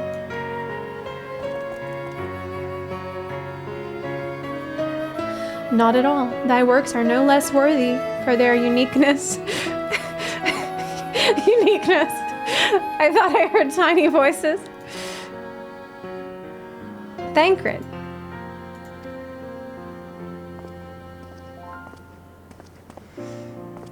How didst thou fare? Oh, I was able to glean a fair bit from the researchers while helping to move their cargo. Preparations have proceeded without interruption here, despite news of the coming end. We have the forum's leadership to thank for that. That doesn't mean people aren't worried, though. Quite the opposite. Knowing disaster could strike at any moment, they hurry to complete their work, equally aware that a single error could be the difference between life and death. And we can hardly tell them there's no cause for concern. Perhaps not. Though aided by our goodly growing way, we may yet find other ways to lighten their burden. Me? Be of use to people? I'm honored that you would think me so capable, but I'm not sure that I'm up to the challenge. Nevertheless, I believe in thee. If you say so, I suppose it can't hurt to try.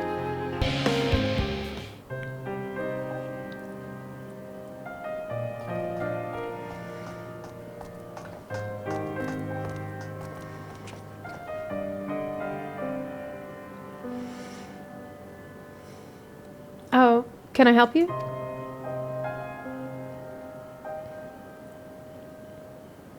It is you who would help me?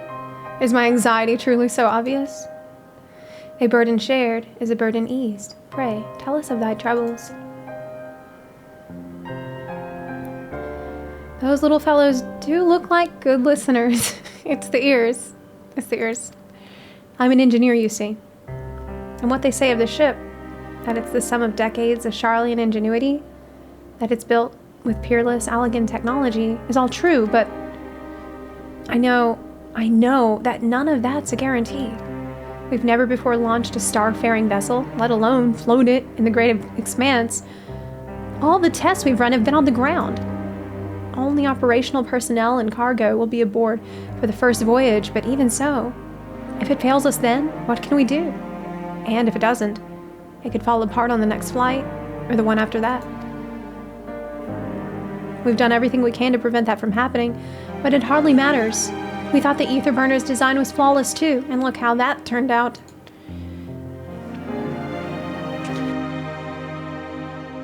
Thou art familiar with these most daunting technologies, and thus dost thou hold power to allay his fears.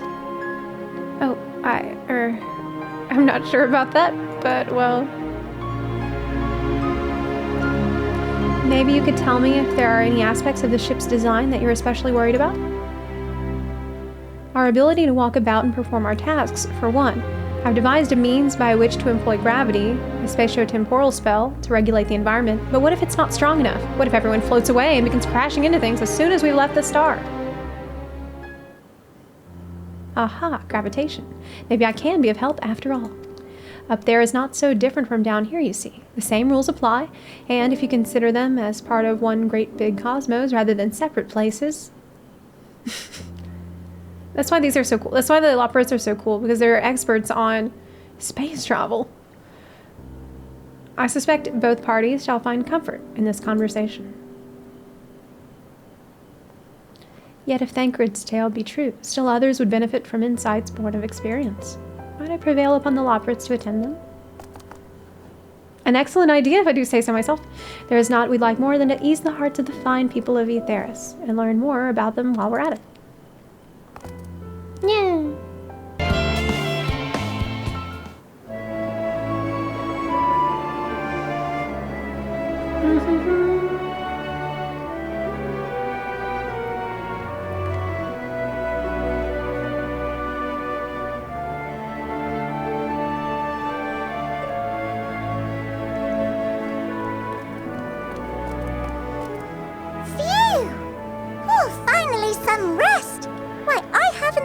So much in forever.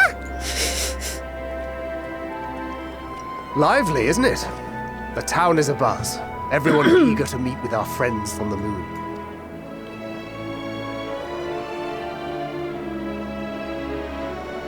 Twould behoove you to consult with Sleeping Way.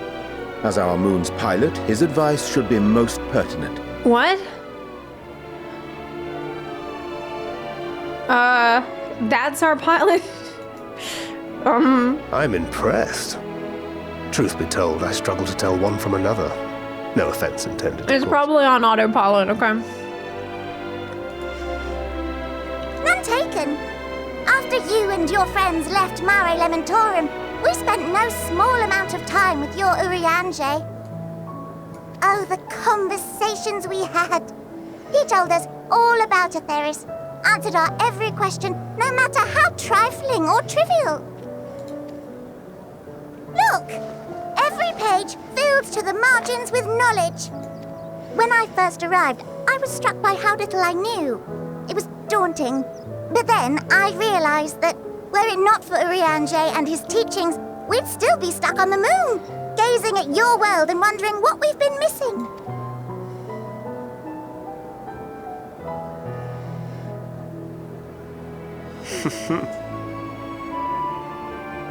What would they think if they could see Urianger now?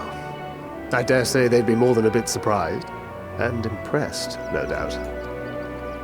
Master Louisoix, Minfilia, Papalimo, and not to forget...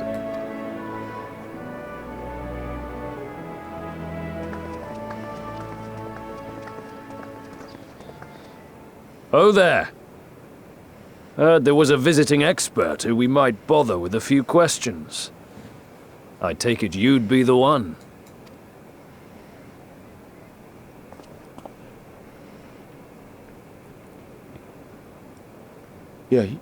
Yes, I am.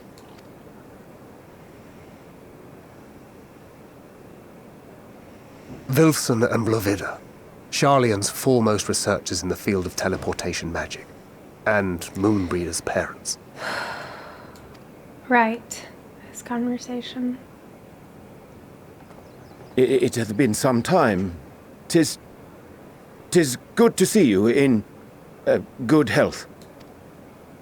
Likewise, old friend. Moenbryda and I were most honored to answer the call. Never expected this reunion, though, did we, dear?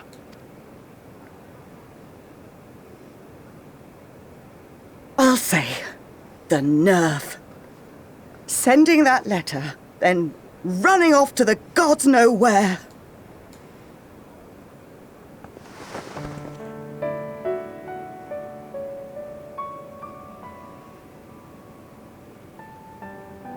Do you have any idea how worried we were? I'm sorry. 'Twas remiss of me not to deliver the news in person. No, more than that. 'Twas I who... Our daughter was disillusioned after Master Louisoix left her behind. The day the Scions called upon her was the happiest I'd seen her in years.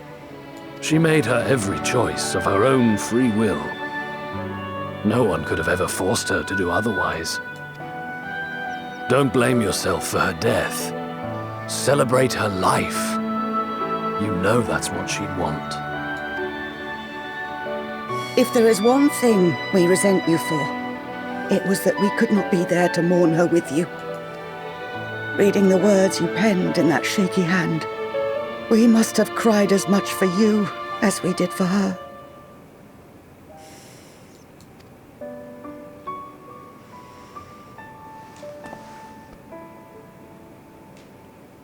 I'm sorry. I truly, truly am. I knew not what to say. Knew not how to express my feelings. The poems and platitudes of wiser men, musings on sadness and loss, studied and memorized, and meaningless in the moment.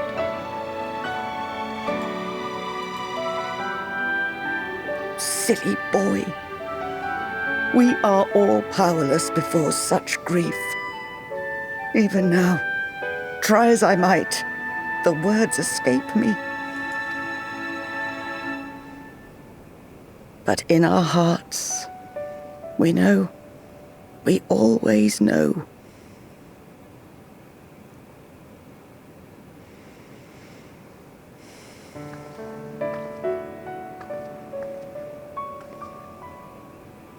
I remember when you were young, how the lads teased you for choosing the company of books over others. Our moon didn't take kindly to that. Be nice to Urianger, she'd shout, and give them a walloping. No matter how many times we scolded her. So we offered a suggestion. Rather than starting fights, why don't you be the bridge between Urianger and the others? She had to mull it over for a while. Arms crossed, brow furrowed in intense thought. But from that day on, she never let you be alone. She'd drag you outside to play, pepper you with endless questions, read the same books you read, all to try and understand you that much better. I'm sure it was annoying and exhausting at the time, but she only ever had the best of intentions. And look at you now. At the center of the crowd. The reason there even is a crowd, having brought these people together. You've no idea how proud we are. To see the boy, our daughter, trusted and believed in more than anyone, grow into the man she always knew he could be. I can see her in you too. Feel her. She walks with you wheresoever you go. So thank you, Urianger, for being who you are.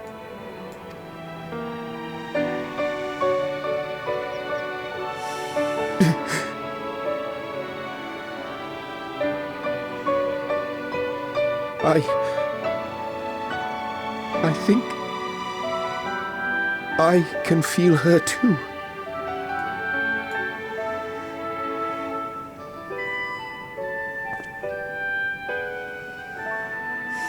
The truth of her life. Not sorrow, but hope and love.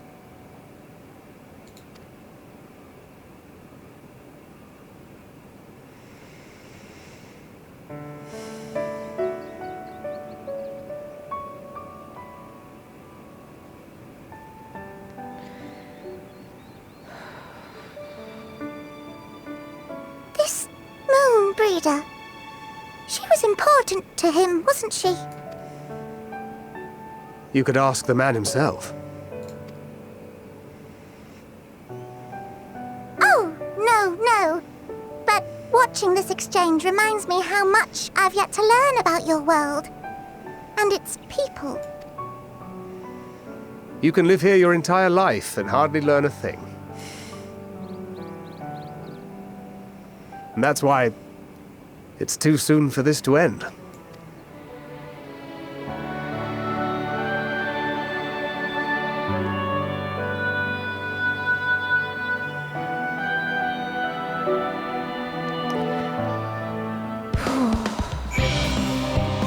That was really rough cutscene. But it was wholesome.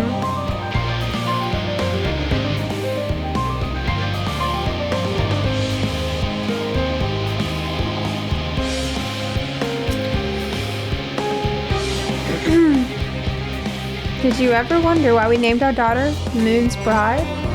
When I first held her, the moon was shining silver and full. The whole world seemed to glow. I knew it had chosen her, that she would be a beacon of that self-same light. Of course. We'd later hear our fair share of jokes about how we ought to have gone for sun instead, with how bright and stubborn she was. But fiery as my Moenbryda was, she was always kind and gentle. No, Zepla. Be assured that I'm fine. I am full glad to see them too, after so very long. Gladder still that it was in your company. As difficult as it was to accept their kindness, it would have been far harder had I faced them alone.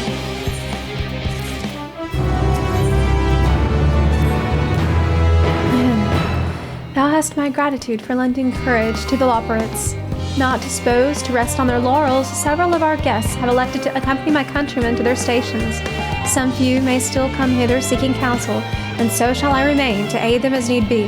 If thou art needed elsewhere, do not let me detain thee.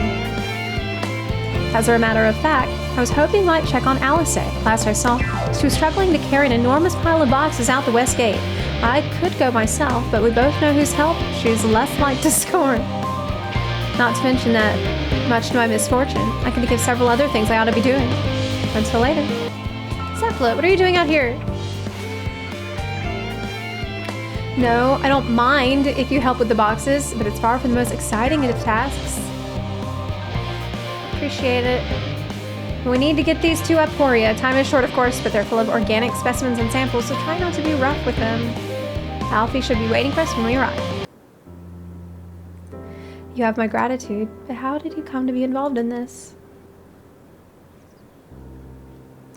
Then I suppose I have Thanker to thank as well.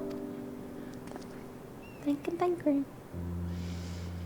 If you're wondering why we were tasked with bringing those boxes to Aporia to begin with, so was I.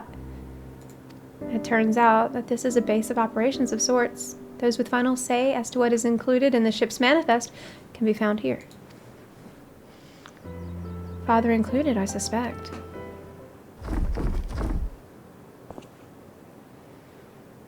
That should be everything. You carried all of that at once? Are you trying to injure yourself? Oh, hush. They're lighter than they look. Not everyone has your delicate arms. I suppose you should let someone know that we finished. Theopaldin is in the courtyard. We can report to him. Why don't you come along?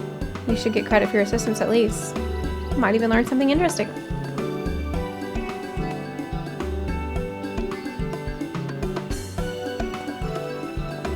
Okay. Quick and efficient. I dare say you have a talent for this work.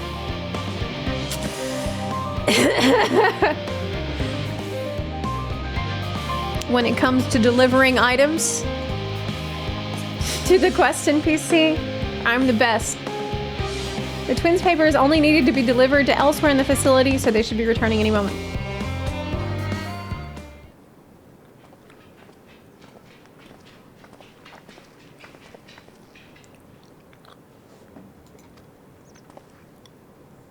You both have my thanks, and my apologies for sending you on an errand far below your ambitions.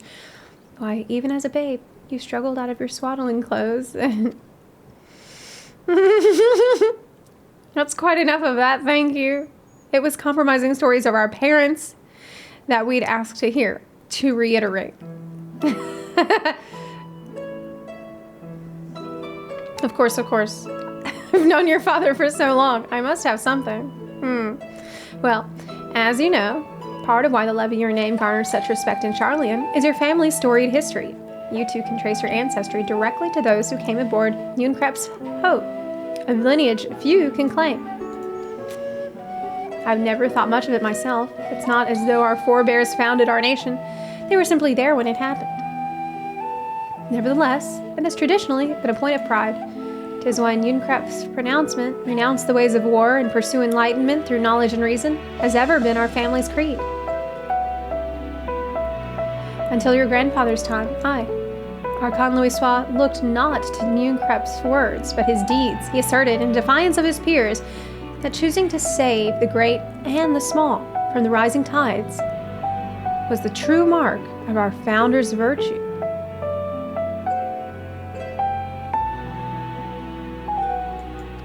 Perhaps it was his expertise, his knowledge of ancient prophecy and the fall of civilizations that led to him to conclude that to eschew conflict at every turn was to consign mankind to its doom.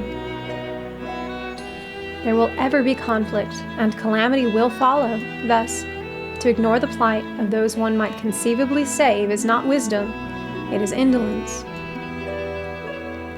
You remember his words well. Indeed, Archon Louisoix lived by that personal creed, and used every means at his disposal to bring succor to those in need, Sharlayan or no. I remember one of the ancients in Amorat saying that particular phrase in a debate. It was like a side quest. No one loved and admired your grandfather more than his son. Yet, Fourchenault could not reconcile Louisoix's deeds with the philosophy of their forebears and his peers, a philosophy in which he believed so fervently, yet made a pariah of his father. Fourchenault agonized over this contradiction for much of his life. God's father. A son may carry his father's blood, but his choices are his own to bear. Is it not always thus? Gods know Fourchenault's a cranky old goat, so I'm sure you butt heads often enough, yet even so, you must know that you are constantly in his thoughts, every moment of every day, and that is not an exaggeration in the slightest. You should have seen him when you were born. Barely recognizable he was, with a kind of dumbfounded grin I'd not seen since he first took a fancy to your mother. He was practically skipping when he told me the news. Take my word for it. He loves you to an embarrassing degree. But he is also frustratingly single-minded. Once he's decided that a given action is for the best, he will stay the course no matter who or what opposes him. A profoundly annoying habit when you're on the other end of it, as I'm sure you will agree.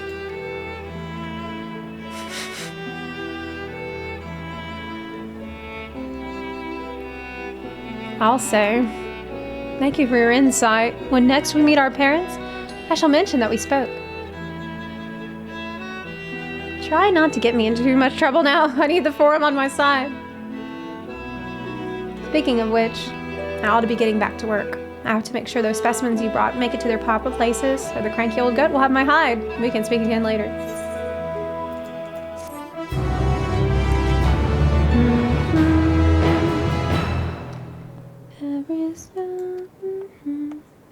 Oh, Graha.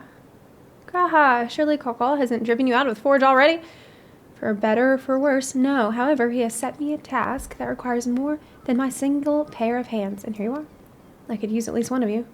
But I won't object to more. Unfortunately, Alisaie and I have prior commitments, and we have delayed too long as it is. What about you, Zepla? Can you spare the time? Well, it's about time for me to move on. Perfect. This shouldn't take long. Okay. So, we need to run around doing stuff while we wait for the Adamantite to get here. That's what we're doing. We're waiting for the Adamantite to get here because it wouldn't actually make sense for us to go anywhere else at this time.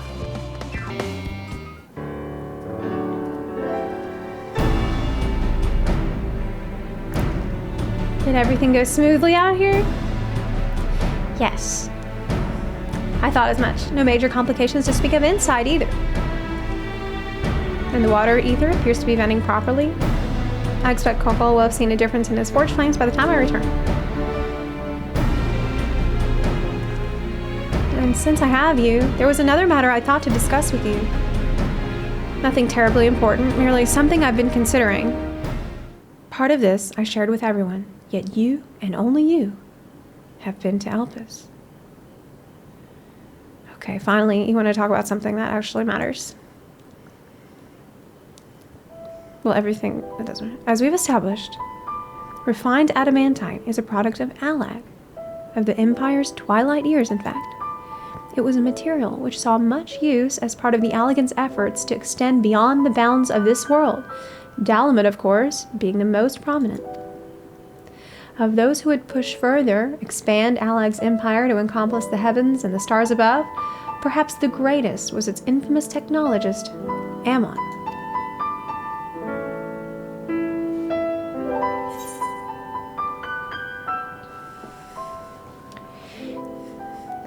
Did he remember his life as Hermes? I believe he had his own reasons. There is no evidence to suggest that he retained memories of his former life. He only joined the Scions once the Empire was all but dust, as you know. If not his memory, though, what drove him to pursue the idea with such fervor? This may seem far-fetched, but what if souls, like minds, have a personality, so to speak, a natural disposition towards which they are inclined? We know with relative certainty that it was the gross decadence and inexorable decline of Alag that moved Amon to resurrect Emperor Zond. The Empire's people spoke lightly of death and destruction, experimenting on those they deemed beneath them to fill the emptiness in their hearts. In facilitating Zand's return, Amon provided these languid souls with a means to free themselves from the mire of their own indolence.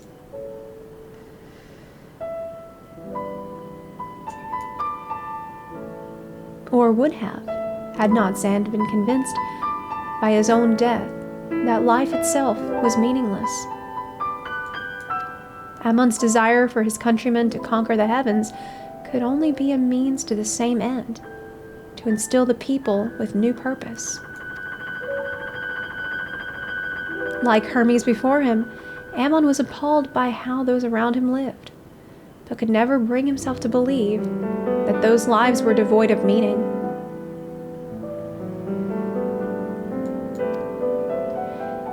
And both of them sought that meaning, that hope, in the distant stars. Such is my theory, anyway. Do you think that Amon similarly found out that there's nothing? I remember in this lecture given by the scholar guy, King Scholar, about memory upon the soul. He said that parchment paper is the body,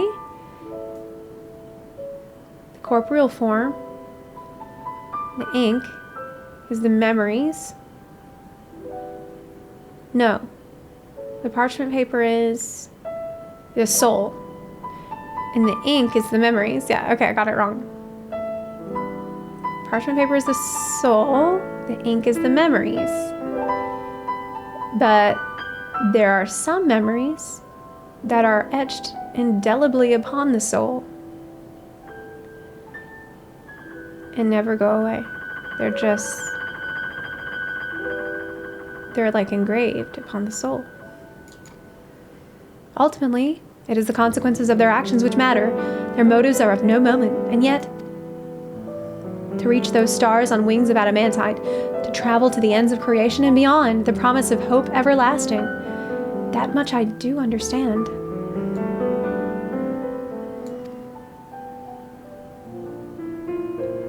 But enough musing for now. Why don't we see how Kokol is getting on?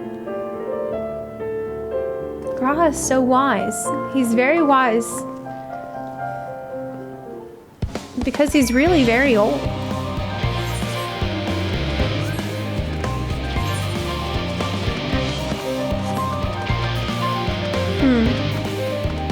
Interesting.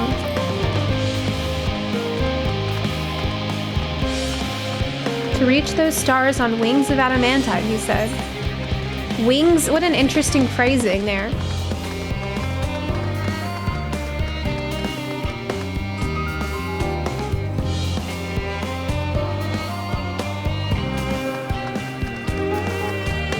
On wings of hope we rise up through the night. Higher, oh higher. On wings of hope And yet, I also remember the knot saying, no more shall mankind have wings to fly him to the heavens, to fly him to paradise. Now on he shall walk. A lot to think about here.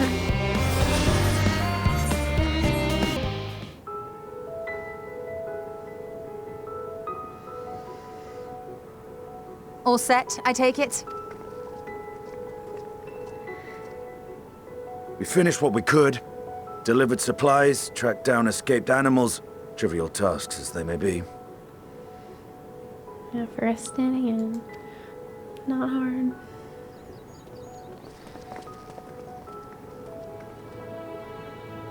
That's enough, don't you think? If there was anything more important still undone, that would be a problem in itself. The vessel is essentially ready for departure. All that remains is to load the final batch of supplies and see everyone on board. Once we've readied the ether burner, that is. Ah, had a feeling we might find you all here. Our consultations with the Loporrits, too, have run their course. Pleased I am to say that our researchers' concerns have for the most part been allayed, though some insist on making adjustments to the very end. For their part, Livingway and her peers have graciously offered to stay and keep the people company, lest any lingering queries go unanswered. All that remains is to wait for the refined Adamantite. Alphinaud, are you there? It's me, Cryo. Your special delivery has arrived. Round up everyone and come to the harbour at once. Speak of the devil. Let us go at once. Yep.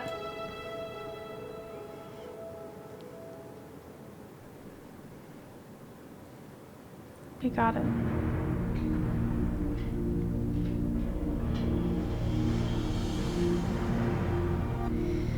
Forgive the intrusion, Master Fourchenault. I bring urgent news. A great commotion has broken out in Scholar's Harbour. Your presence is requested, with all speed.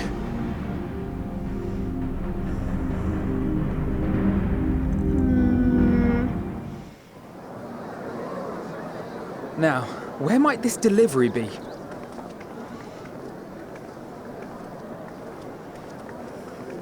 Oh.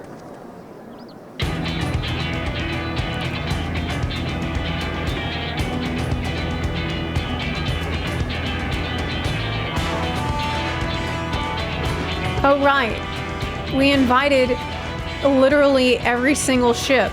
I'm sure it's very important, but we cannot accept these without the proper permits.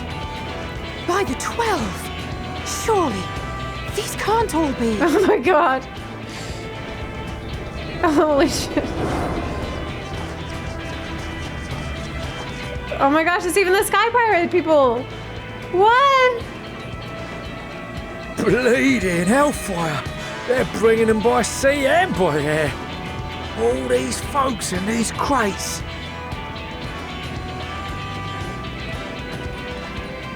And more on the way. Got your Adamantite right here. A bigger haul than any of these sorry bastards brought, and that's no lie. Yes, because you were charged with seeing the shipments from Gridania and Uldar here, along with your own. Give credit where credit is due. Sounds like the sorry whinging of a sore loser. An hypocrite to boot.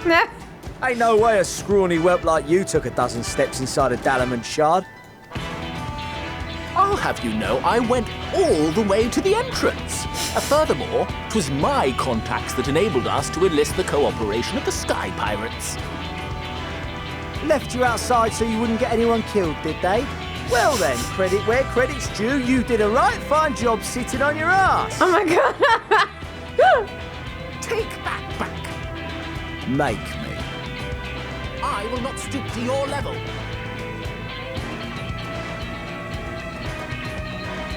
My, what a grand welcome party. Hancock and Soroban. We come bearing relics both sacred and elegant, as well as a few other gifts that may be of help, to be presented with best wishes from the Eastern Alliance. Wow. Our friends in Bosnia, for instance, have sent along a few artifacts for the brave allies of the Resistance. That's you.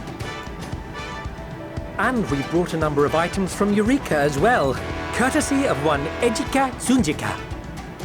He says a little advance warning would have been appreciated by the by. Eureka spent a lot of time there. I myself have come with a sacred relic of Rayson Temple. 'Twas passing fortunate that Senri's dango craving brought us to Kugane. We arrived precisely as Hancock was making his arrangements. Upon learning of your need, we made haste back to Hell's Lid, with our dango, never fear, and consulted with the other auspices. All consented to the lending of Tenzin's legendary phoenix blade for this noble cause. Tenzin, 'tis I! Sheathe your sword, I and beg of you! Seiriu were nevertheless worried that it might be lost in transit, however, and insisted upon accompanying me to Onokoro, where I had intended to entrust it to our Confederate allies.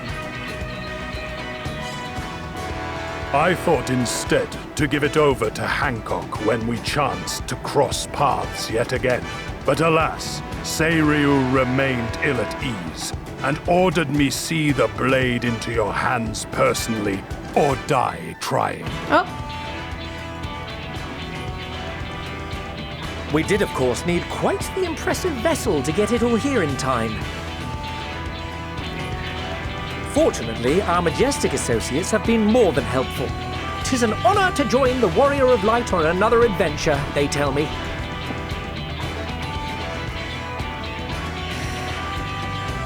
That is all wonderful to hear, but what of the extraordinary cost? I shudder to think of the ransom we must pay for such a bounty. Fret not for your coin purse, young Alphinaud. Lord Loporrits looks ever towards the profits of the future, and thus the East Aldenard Trading Company went to some lengths to reduce the financial liability. Loporrits' redemption arc. And since the Scions funded the entire venture, not a gill need be rendered up in compensation. Everything is already yours. We funded the venture? We funded it? When? Don't let the name fool you. This coin keeper knows a thing or two about spending. Scions rich? When it comes to capital investiture, a sprinkling of gil here and there will not do. You need enough savings to make waves when it really counts, which is why frugality is paramount. That's why she's been acting like the Scions never had any money, because it's all been in savings. We also have the benefit of a generous patron. Generous being rather an understatement. She has supported us from the shadows since the very founding of the Scions. Ere we even had coffers to fill. What? Mother! What? Oh my god. He's like top 10 anime betrayals. I remain, of course, an entirely neutral party. I simply thought our family's coffers were needlessly full. We can hardly take them with us on your teeny-tiny toy boat, now can we? And would be ashamed to leave all that hard-earned wealth unspent. Wow. Waste not.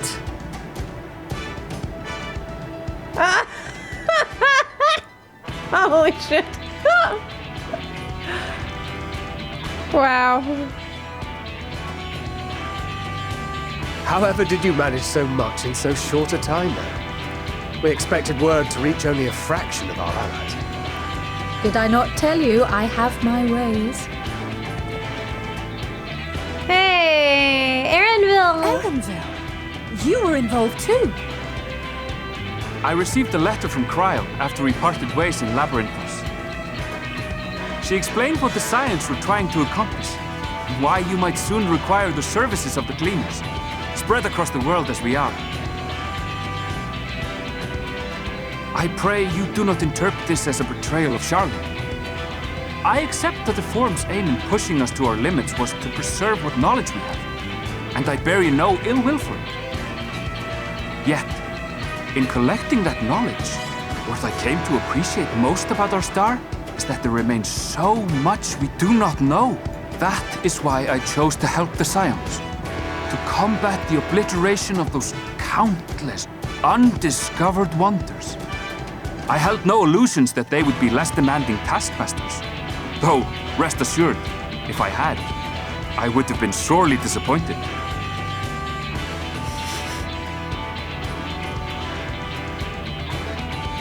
To make a long story short, the whole of the guildship cooperated to ensure your call was heard far and wide.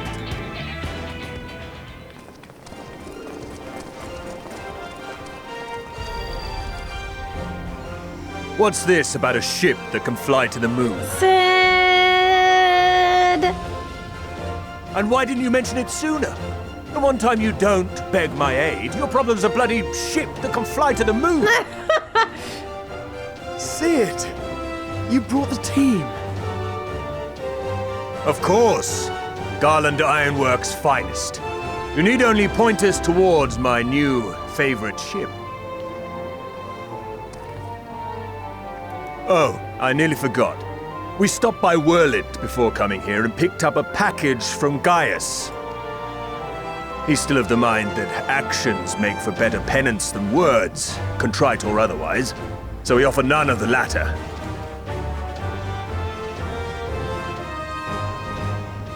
What he sent is an Allegan relic Valens used in his weapons experiments. There's a fair bit of refined Adamantite in it too. Nice. Good. As you like us not suspect, we've also brought Adamantite for Mordona's Dalamud shard. I admit to some consternation upon first receiving Kroll's message. So few Scions remain at the Rising Stones now. Far too few for such an expedition.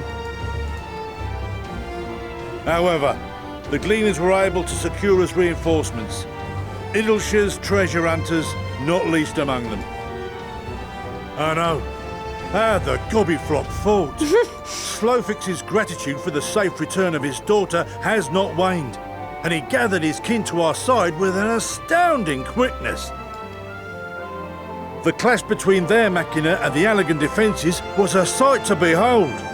I wager even you would have been impressed by the magnitude of the gobby booms.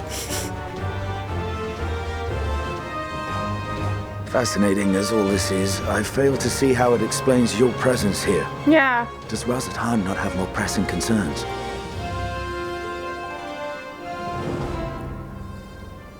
We do. Yet averting the final days would be the most expedient solution. That, and I am indebted to you.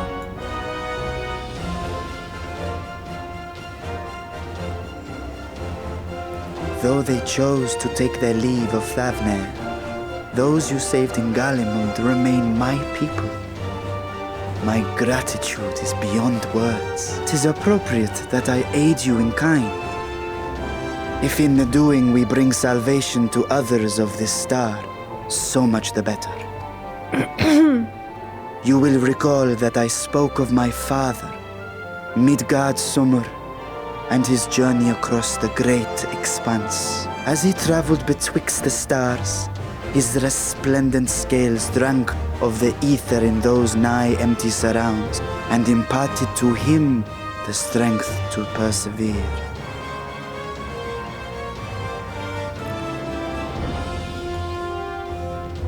Thinking they might further your cause, I called out to my kin for consent.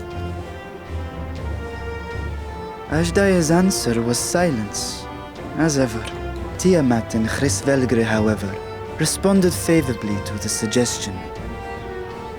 My sire, too, stirred from his slumber long enough to speak and say, "Very well. Thus have I brought you his own worm scales. Wow. Fit them to your purpose, and seek a worthier fate for us all."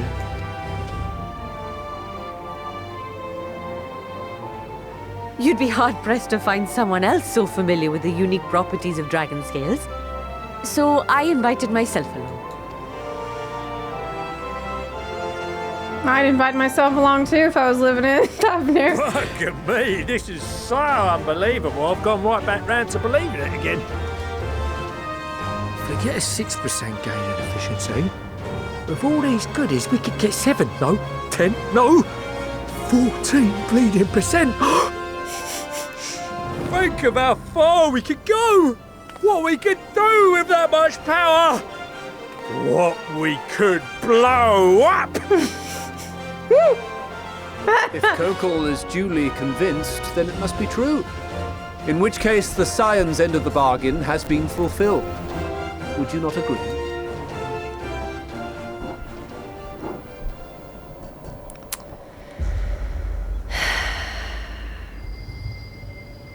Yeah, I did.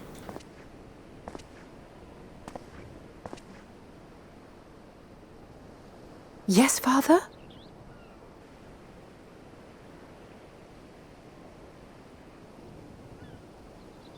I know not what you seek of Hydaelyn, nor for what purpose you would take command of our ship. Yet this much is certain. To do so will be to dictate the fate of this star and the lives upon it. The lives of each and every creature, in their magnitude and their fragility. Do you understand?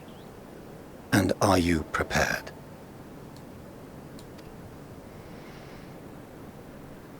We have seen and we have felt how much each life shapes this world. And so we are determined to abandon none. We understand what is at stake, and we are prepared to bear this burden.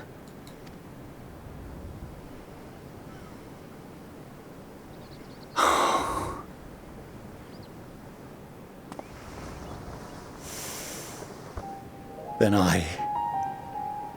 I will bear it with you. I beg you, share your struggles with me, as family.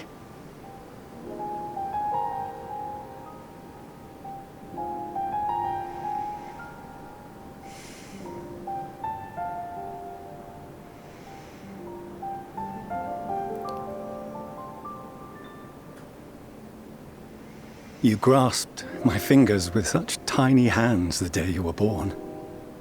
I thought my heart might burst. 'Twas love and happiness beyond expression. Overwhelming, and a conviction so powerful that I trembled with something close to rage. I had heard the final days foretold. I swore to myself then and there that I would not let them steal your futures.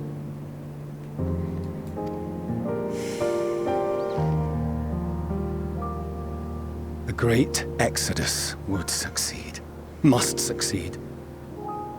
No sacrifice or sin was worse than the alternative. If anything gave me pause, 'twas mine own father. The Archon Louisois openly decried Sharlayan's policies, a perspective which I regarded with increasing disdain as I grew older. Yet even as part of me thought him a fool. Perhaps I also hoped that he, of all people, would devise a brilliant means to save my children. A naive hope, but stubborn enough that I could never bring myself to keep you apart.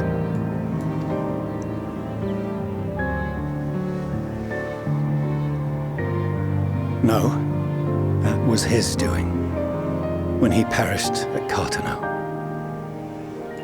As we pulled that twisted slab of Garlemald from the sea, I remembered the warmth of your newborn touch. chastened, I vowed never again to suffer any interference in my mission to protect you. No matter that you yourselves wished otherwise. Detest me, fight me tooth and nail, I would suffer it, and more, and be satisfied so long as I could force you onto the ship.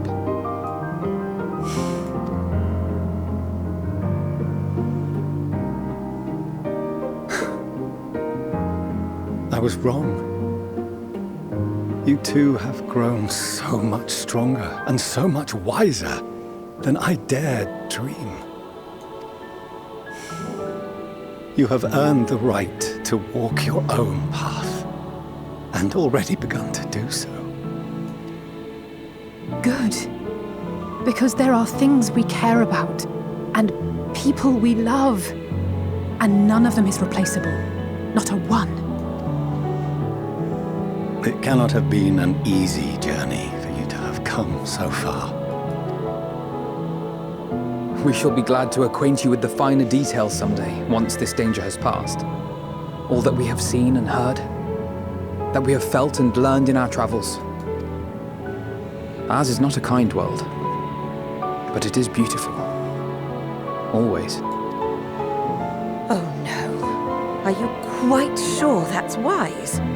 After all, someone turns pale and flees the room when he sees so much as an envelope containing word of your adventures. Whatever will happen if he learns what you were really up to? Millions.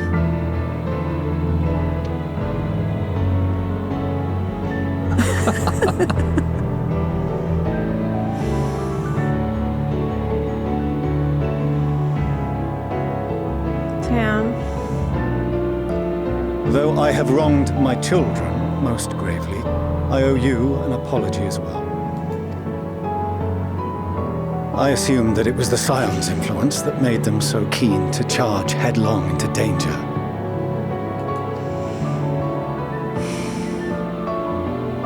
Yours, in particular. I see now that said influence instead brought them together with the many fine people gathered here today. In which case, I hope you continue to guide them.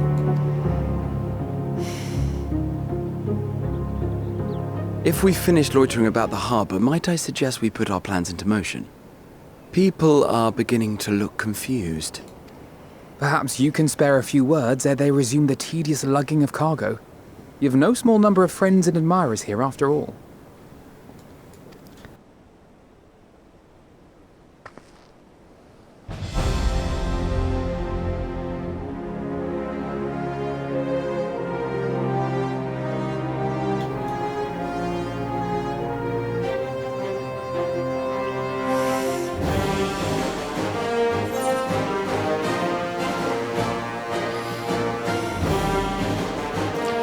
Our moment of triumph is close at hand.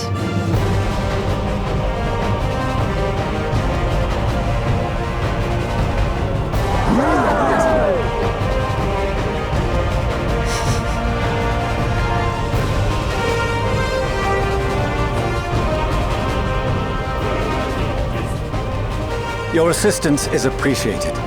Now, in an orderly fashion, if you please.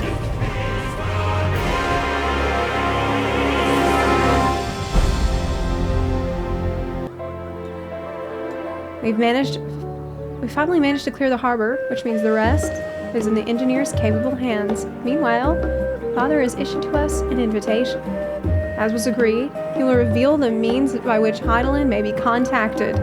We are to meet him at Aporia when we are ready, given the vital knowledge she holds. I suggest we leave without delay. It transpires, however, that the Forum's method for speaking with her is not without risks. I am curious to hear what those might entail, but regardless, be warned. Most of those who arrive with the Adamantite have offered to stay and see to any remaining tasks that need doing. The Forum has already asked for my assistance in overseeing the process, so you needn't worry about a thing. Thank you, Tataru. We're off to Aporia then.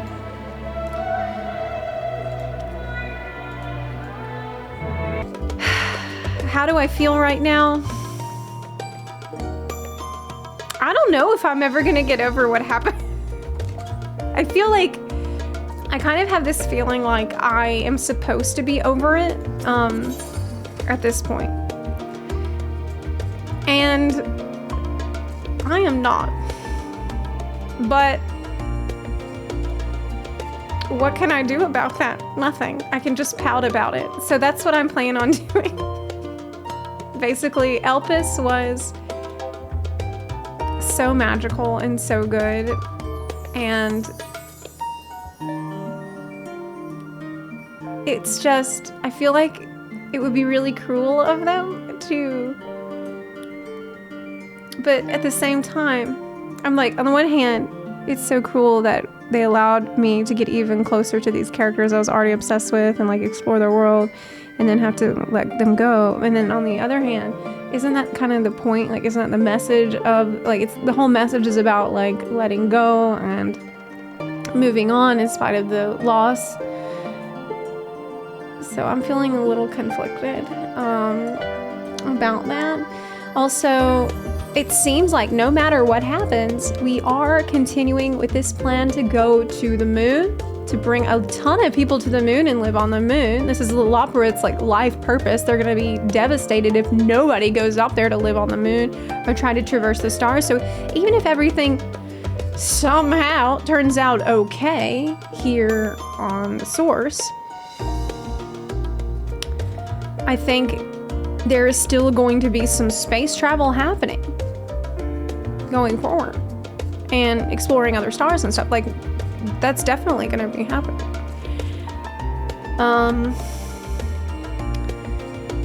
So yeah, I don't really know what, like, we do. Okay, besides that, we need to go speak with Hydaelyn. Who knows what's going to happen with that, because nobody has heard from her. She is like on her last legs, like she is pretty much out of energy. But clearly she has also been waiting for me for millennia. And so there's a lot there that I still needs to be explained. We'll need to see if anything actually comes of it, because I will never forget that she did say the memories that Hermes tried to expunge that we have will be our weapon against the final days. But maybe that just simply means we know about Meteon. So we're gonna go use our GPS tracker and kill Meteon, and then that's it. You know. So I don't know. A little bit torn. I have a lot to think about. It's been a lot happening today, but that was a really incredible cutscene. Watching Hydaelyn, Venat walking through time and just like suffering with every rejoining, like taking another hit, getting more bloodied, but continuing on, no matter what. Like, what a badass. That was awesome. So basically, to refresh ourselves where I left off last night, all of our friends from all along the Warrior of Light's journey arrived in Sharlayan to deliver the refined adamantite that we need to fix the ether burner and allow everybody to evacuate to the moon, because the final days are upon us. However, I am like emotionally, obviously I'm still really hung up on Elpis. Like, hard. And I have not been able to get over it. Like, I'm not over it at all. And I don't think there's gonna be anything that will happen that will make that better, because it's the past. You can't change the past. So I'm upset about that. I'm still really upset about that. I really wanted to save my friends from the unsundered world. All those people didn't deserve to die in a fire, right? So That's on my mind a lot. That weighs heavy on me. Obviously, there are other moral issues, like Sharlayan deciding who gets to go to the moon and who doesn't. And deciding to go to the moon and abandon rather than stay and fight. Obviously, some people will stay. Okay, so it's just like the general thoughts going into this today. I feel like we might lose a Scion. We haven't lost anyone super major yet. I feel like we might. Zepla, I've already shown the others inside. You will want to speak with Clairelane. She has the key to the lift and can send you down after me. From here, we proceed to the heart of Labyrinthos and its most closely guarded secret, Thalmazane.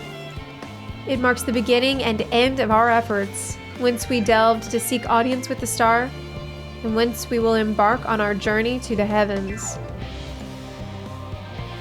Oh, there's another thing that I wanted to talk to y'all about before we continue.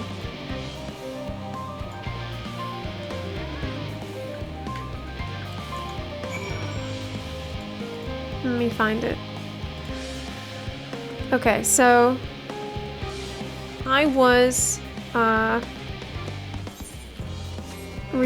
today I was reading the lyrics for To the Edge, the song To the Edge that plays in the Seed of Sacrifice trial. And it's given me, it now hits different, okay? It has a different meaning now.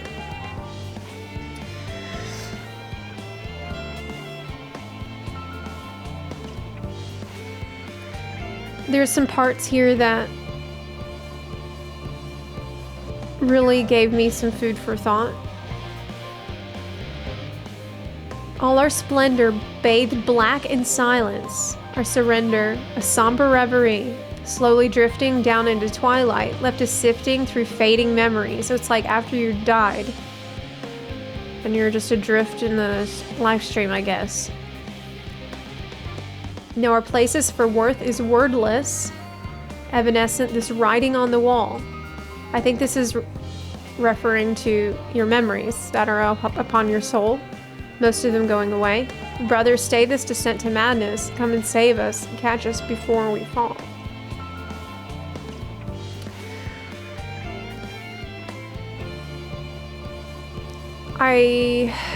There's some theories I have about that, but I don't know if I want to like bring up yet.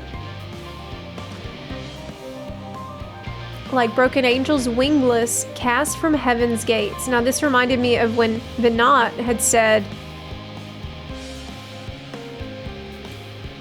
"No more will man have wings to fly him to the heavens. From now on he will walk." And we only fly when falling far from grace. And like a message in a bottle cast to sea. So again, I think we were referring back to this metaphor of the soul with the memories upon it being like a piece of parchment with words on it. In a bottle cast to sea, cast out to the live stream. Cast out to the live stream. Quick to their ends, our candles burn until we're free. So anyway, there's a lot of interesting lyrics here that I think are going to be relevant and are going to make more sense as we discover what actually has happened to those who have returned to the live stream. What actually happened to those who I assume at this current point in time were obliterated when Zodiark himself was destroyed. It's very... Maybe I'm just on the Turbocopium right now. Whoa! But it's... Even at maximum strength, it's barely doing anything for me. That is cool. I thought it was gonna be a stupid giant lunar whale, but no, this is awesome. Wow. Wow.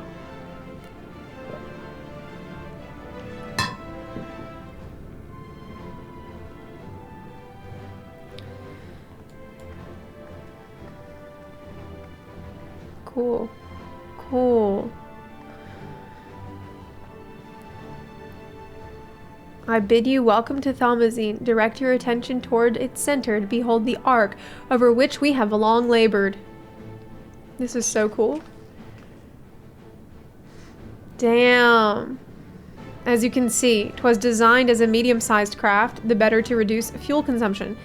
Miniaturizing magics have been applied to its interior to ensure that the thrust-to-weight ratio does not place too great a limitation on its freight capacity. The ether burner, as you know, has been removed for further modification, but we shall reattach it soon enough. I've received word that Kokol and several of your allies are working on it with an intense fervor. They are sure to see it done. 'Twas by their expertise that many a prior disaster was averted. If anything, I fear they will not afford us much time for speaking with Hydaelyn ere they finish. Point taken. Let us move on. I must warn you again, however, that even with the benefit of our device, to treat with her is not a simple feat.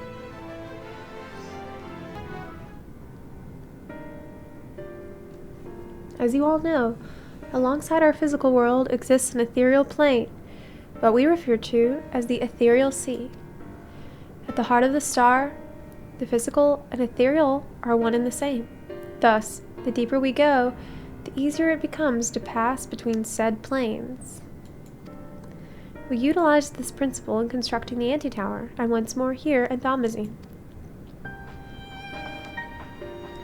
No sooner did the Forum decide to withdraw from Eorzea than we began work on this facility.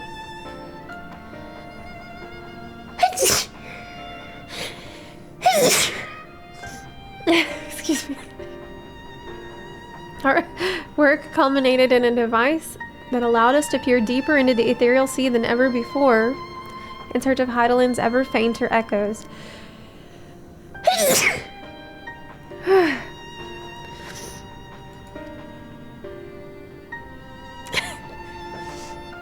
The Aitiascope? Are you communicate with her through this device? For a time, yes, but since the 7th Umbral Calamity, it has been rare to hear even a whisper. If you wish to reach her, you must journey closer to the center of the star than we have ever dared, beyond the Aitiascope. Even so, I make no guarantee that you will find her, nor of your safety, not so deep at the ethereal sea.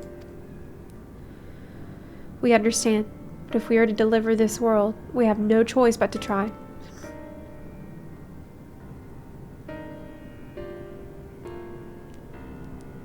I know. I only wish we could do more than observe your progress from afar.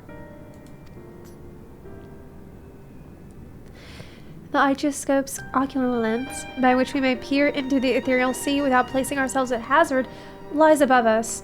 Through it, we can watch and guide you. In those swirling depths, there are pockets of ether so dense and turbulent that they can unravel one's soul. What? If we determine that you are at risk of coming into contact with such a pocket, we will recall you with teleportation magics. To that end, it would be best if one familiar with the composition of your souls remained here to assist in assessing said risk. Otherwise, there's an increased probability that we'll extract you too early or too late. That's Graha. It's Graha. Please, allow me. I have thought upon this much, and in truth, I do not believe that I am fit to join you in the trials ahead. The events of the Tower of Babel drained me, yes, but even before that, your capabilities far outstripped my own. This is no time to have a weak link in our vanguard, no matter how much she may wish it were otherwise. If I assist in the manner that Master Fourchenault has laid out, however, I may still be of use. Will you trust in me to do so? That cryo can handle it. I can think of none I'd trust more compared to all that effort you put into keeping us alive while our souls were in the first, preventing us from dissolving into either on a single expedition ought to pose no challenge at all. And even if we did, I expect you would hunt us down and restore us to health somehow. You flatter me, but rest assured that I will be keeping a close eye on all of you. Great. There is one more thing. Those in ages past referred to the ethereal sea as the underworld, our final resting place. isn't... Hades is the keeper of the underworld. They said that when we were in Elpis. And its embrace is memory washed away, leaving only the purity of one's soul, or so we believe. Yet what of these memories? If you think to ask what becomes of them, cast adrift on ethereal tides. Some theorize that they linger for some time, those associated with strong sentiment in particular. In those depths, memories of the departed may even coalesce around you for hatred or for love. Thus do I caution you to be wary, but also to have faith. Remember those who did gladly extend a hand to you, that they may lift you up once more. We're going on a fields trip, friends. We are going on a big fields trip. I can feel it. I know that. I know it.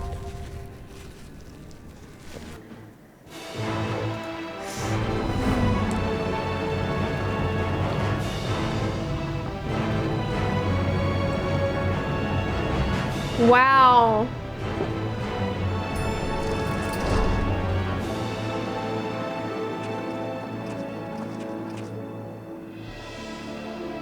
The Aitiascope. Or is it Aitiascope? I don't know.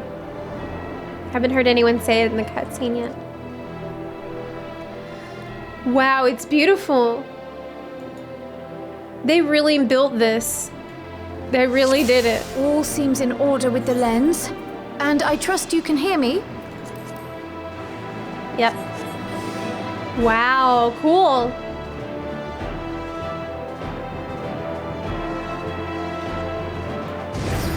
Those things are pure malcontent. The residue of lives unfulfilled.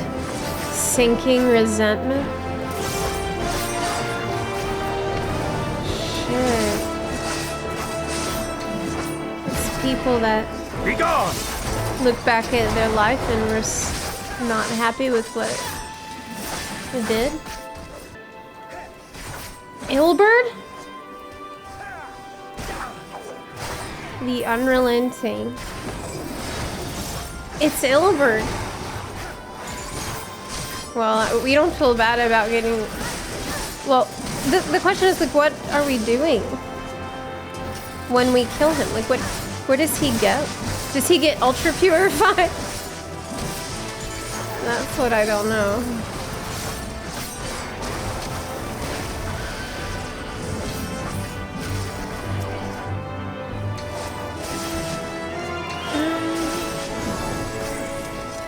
Arrogance. Something special for you. The memory of a principled scion takes form in a rush of familiar wisdom.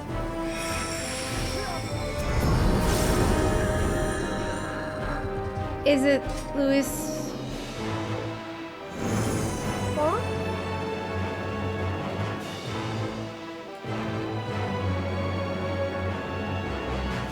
It looked like that was his staff.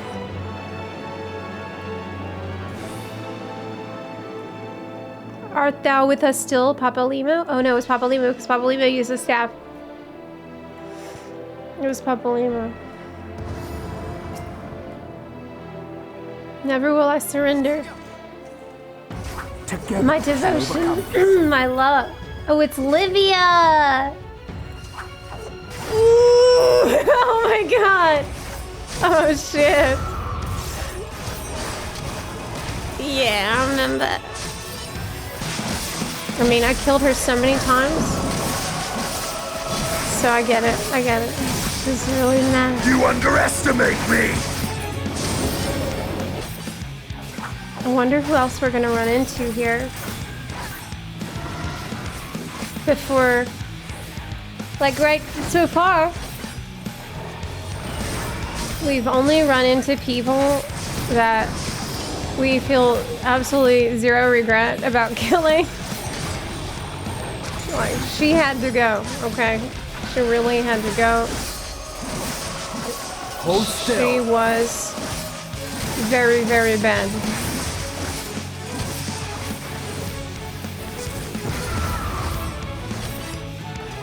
Also, Ilberd. For No regrets there. My lord Gaius! Follow the flow of ether. It will guide you. Flow of ether, okay. Whoa! The ether is too dense. I'm losing you. Whoa. Crystal. Wow! What? Oh my god.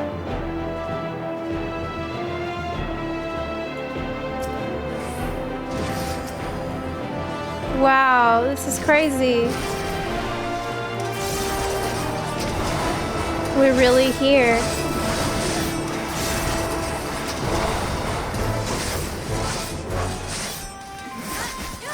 It looks like whenever we first talked to Hydaelyn a long time ago. Remember that? In the beginning of the game? Like, this is her house, basically.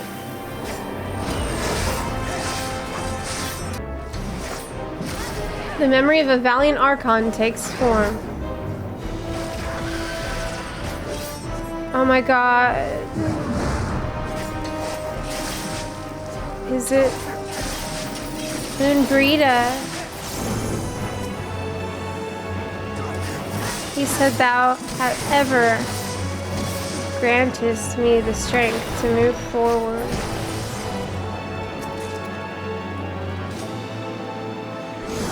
Who's Moenbryda?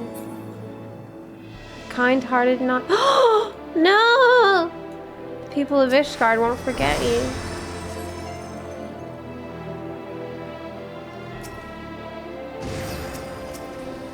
It's Harshaphon. It's Harshaphon. Well, he's still here. I mean, it's not bad. It's just like remembering. I'm remembering. Remembering it. It's sad that they're not fighting with us, like corporeally. They can only show up for 2 seconds and then go. As my life belonged to the Empire, in death I shall serve. Regret for a duty unfulfilled. Oh shit. It's Ritaten. It's the Cape Westwind. Damn.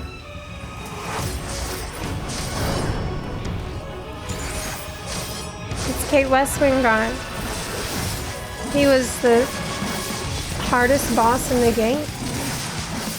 So I bet this fight will not be easy. Again, I fail you. Lay down your arms. Doesn't he? For a second, I thought I teleported like way too far. I'm like, oh crap. I haven't quite got the hang of this teleporting stuff.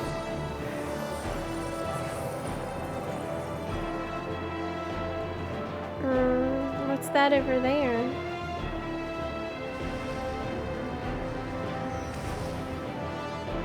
So it's changed. It's changing as we go deeper.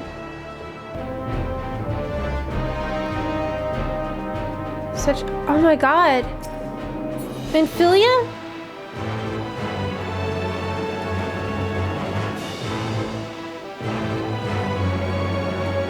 Art thou content?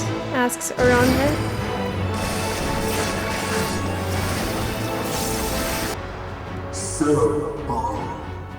So headstrong, stubborn to the last.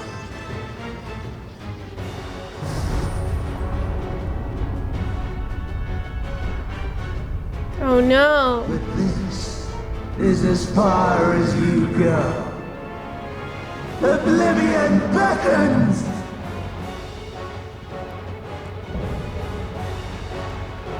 Amon. How different and shitty he is compared to Hermes. Well, Hermes was also did some questionable stuff, but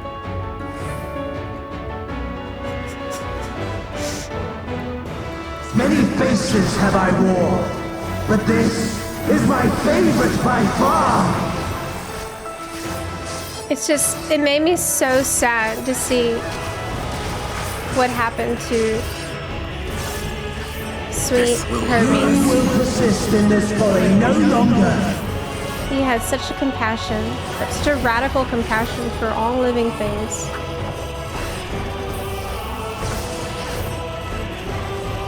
That it just drove him The crazy. stage is set. Well, it wasn't that which drove him crazy. It was that he couldn't get an answer to his question.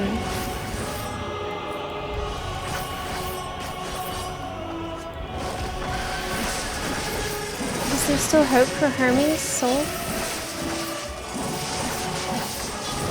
I mean, Amon is different. Amon is something else. If we can get rid of the Amon part, maybe... But that doesn't solve the problem of the horror of space and the fact that it's nothing but dead civilizations infinitely. Let the deserts rise for the main attraction.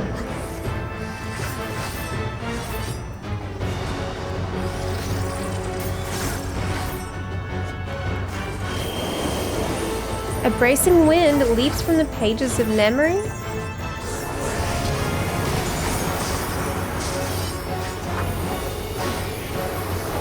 It's Shiva!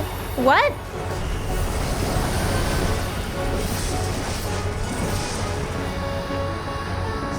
Oh my god. Ma, what a boorish audience you are.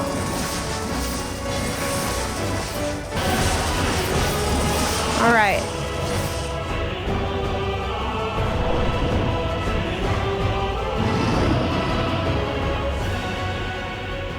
Lies! All lies! Your dreams, your hopes, your futures, delusions and lies!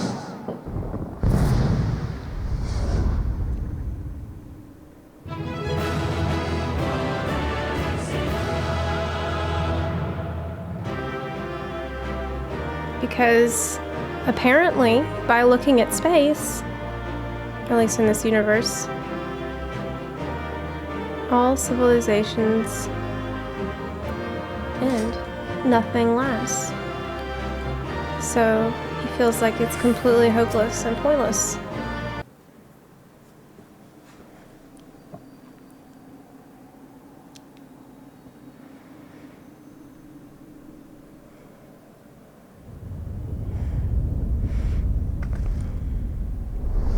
Here he comes.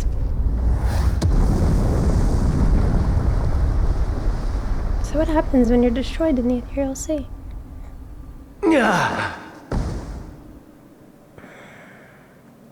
My very essence begins to wane. Sweet, sweet agony.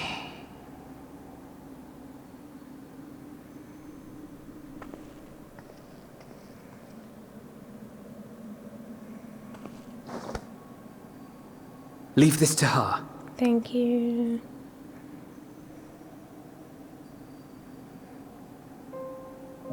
Come to deal the coup de grace. Good. Watching you struggle against the inevitable is bad comedy. Erase me from existence, soul and all.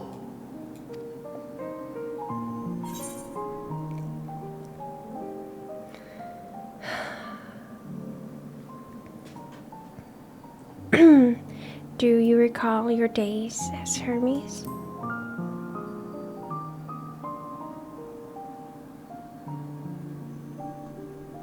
How would you know that name?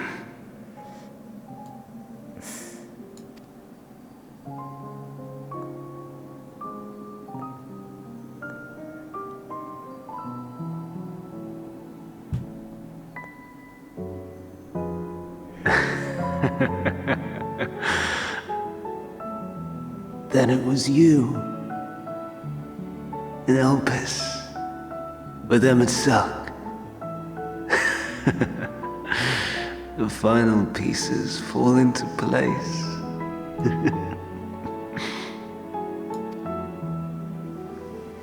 In my halcyon days, as the mortal Amon, I was haunted by a dream. Night after night, the faceless multitude, the voiceless cries, shards of shattered memories. But slowly, the fog began to clear. This was Elpis. And I was Hermes. Recurring though it was, I paid this dream little heed.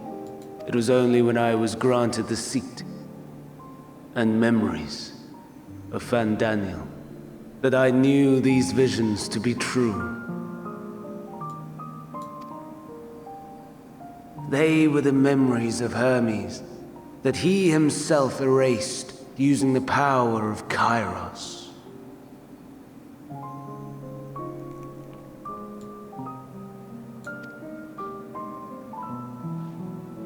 Or so he thought. In his attempt to burn away the events of that fateful day, he succeeded only in searing them more deeply into his soul. My soul.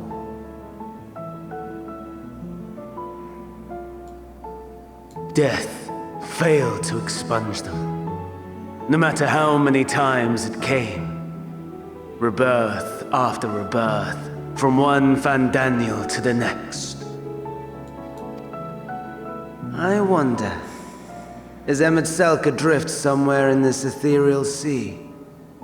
In defeat, finally remembering your time together in Elpis?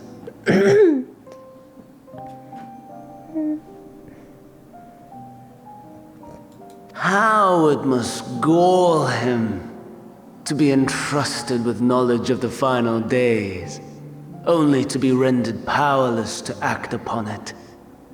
So many lifetimes dedicated to restoring his beloved Amarok in blissful ignorance. Oh, folly!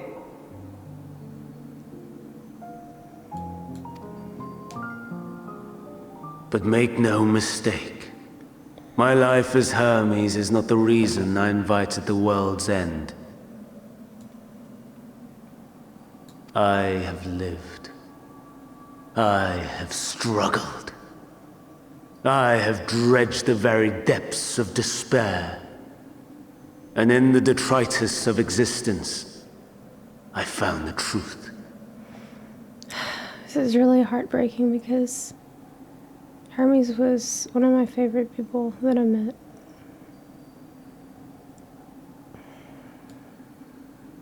I served a great ruler, powerful beyond measure. The world his dominion. Yet even he and his vast empire were destined to fall, to become one with oblivion. At the end of life's journey lies only death.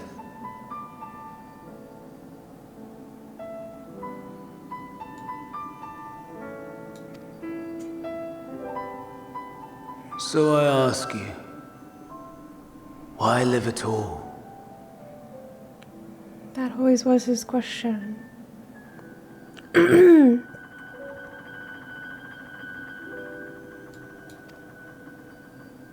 We betray. We torment. We murder. We are wicked, spiteful creatures, without exception. If life is so sacred, so precious, why fill it with such misery? Man wallows in a hell of his own making without purpose or meaning.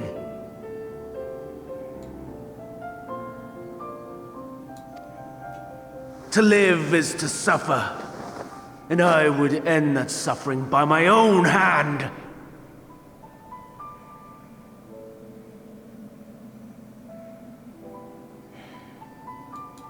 It matters not if it flies in the face of all believed right and just. Death is the only solution!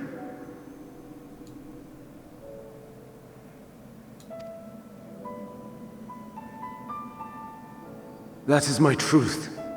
My answer to the question. And yet, even as the words pass my lips, I am filled with doubt. Has my search reached its end?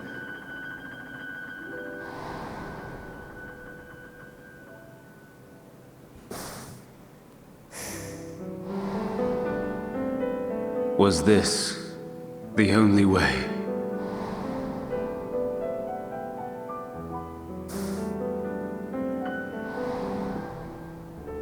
After all these years.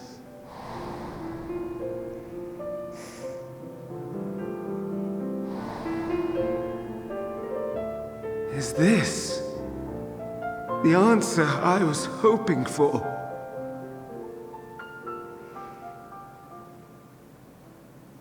The lamentations of the damned. How it vexes me to see your conviction falter at the last. Van Daniel, still clinging to existence, I see. Oh no. You, who champion death so fervently, unwilling to accept your own, refusing to be purified and swept into the sea of souls. As do I. Shit.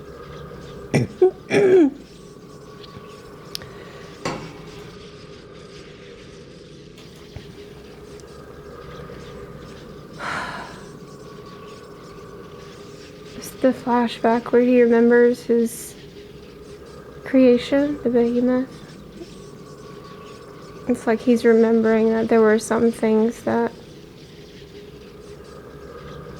he didn't want to dispose of. That's what made him so upset in Elpis. He didn't see even the smallest life form as disposable. But he also didn't want to cause any suffering, or to prolong suffering that seems inevitable. We prisoners to men, watching as the world turns. Though unlike me, you will be spared the ignominy of having your corpse made a puppet, dancing to another's tune. So this isn't the voice of Hermes. And we know it's not. Van Daniel is in the office. Van Daniel. Who is it? Actually. Is that Alisaie? Oh my god. How very astute. But let me be clear. I have not come to consort with the likes of you. Oh. This was the problem.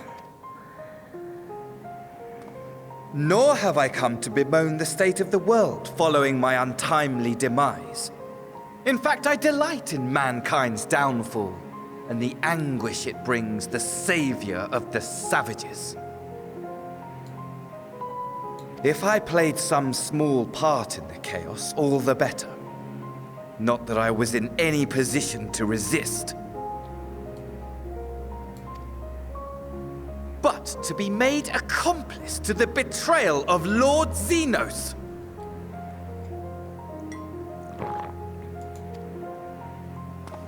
I would die 1,000 deaths to exact my vengeance.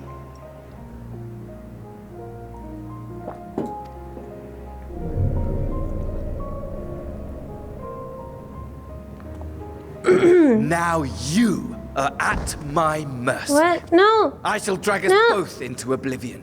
and you will never see the fulfillment of your magnum opus. We gotta take this guy out. Even should you be reborn, your desperate search for answers must start again. We gotta get rid of this dude, man. I thought he was gone. What am I doing? Got a girl charging there?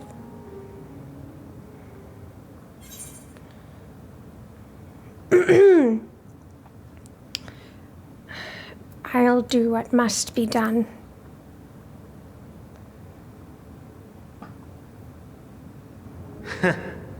And what might that be? My wish is all but granted. To die and take you all with me.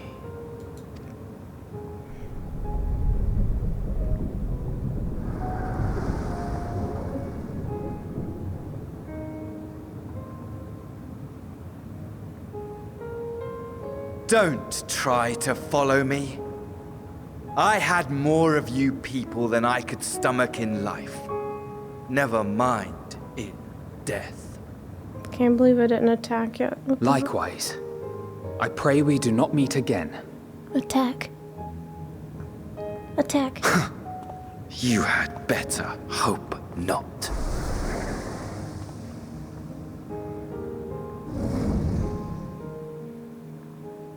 Oh right, we're here to talk to Hydaelyn.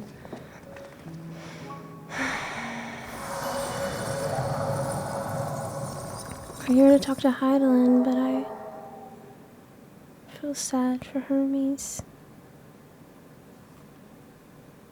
Come. Hydaelyn is waiting. I felt like...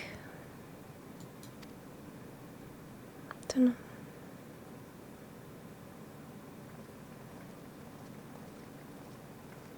Hydaelyn, that's our main mission. Can't endanger the mission by charging in and killing everybody I don't like here.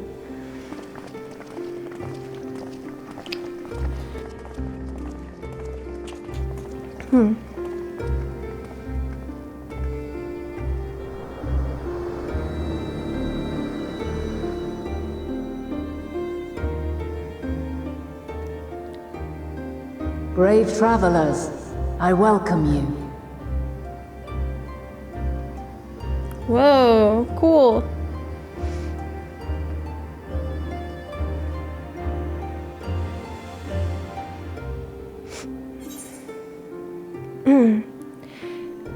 We meet again, Vinat.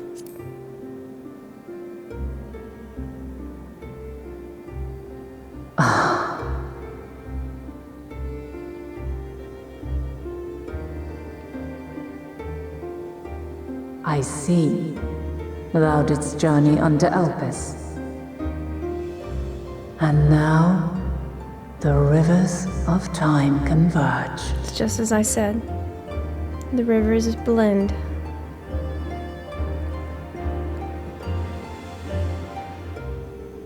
I know why you have come. Yet I would hear you speak your reasons all the same.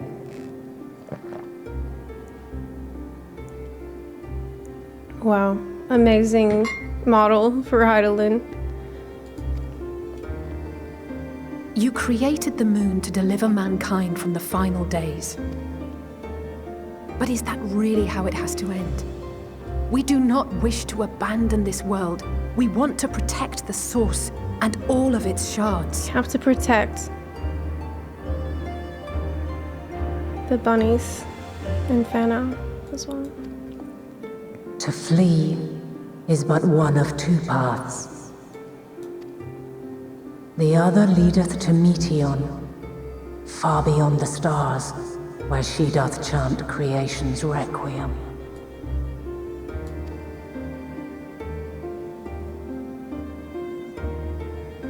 Her domain is formed of dynamis, pure, absolute.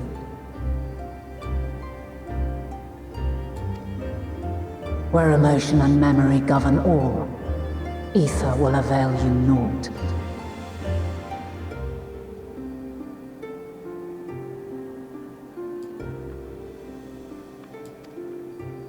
Meteon hath gathered the pain and despair of countless stars, and to go unprepared is to go unto your doom.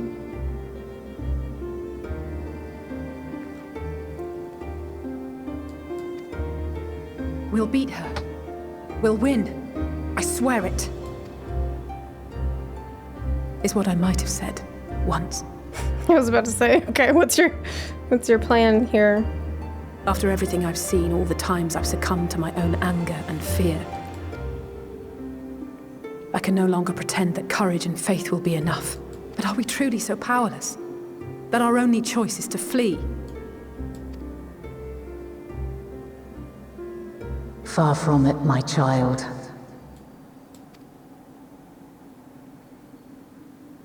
Long ago, the inhabitants of myriad stars, many more prosperous than Atheris, sought to free their worlds from life's woes.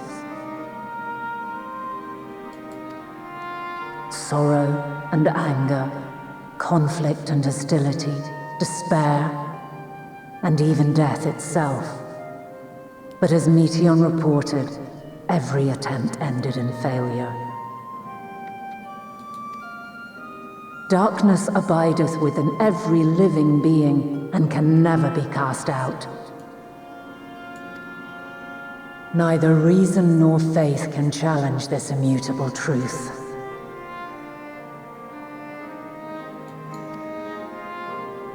To live is to suffer.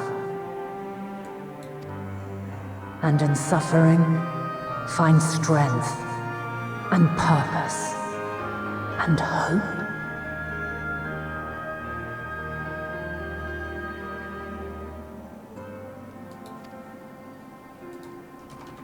As you have done so many times before.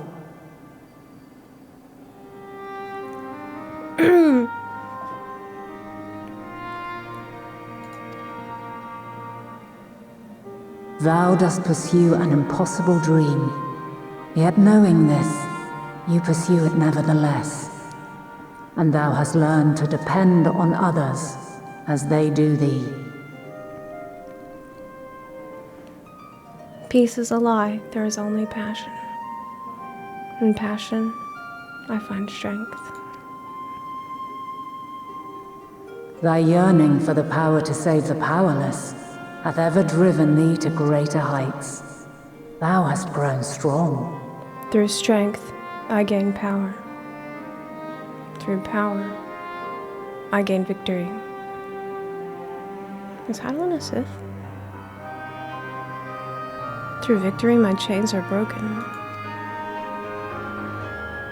Though those closest to thee no longer walketh by thy side, their love remaineth thy guiding light. For duty's sake, thou hast been bound by truths unutterable time and time again. Yet thy heart hath never wavered, as thy companions will attest.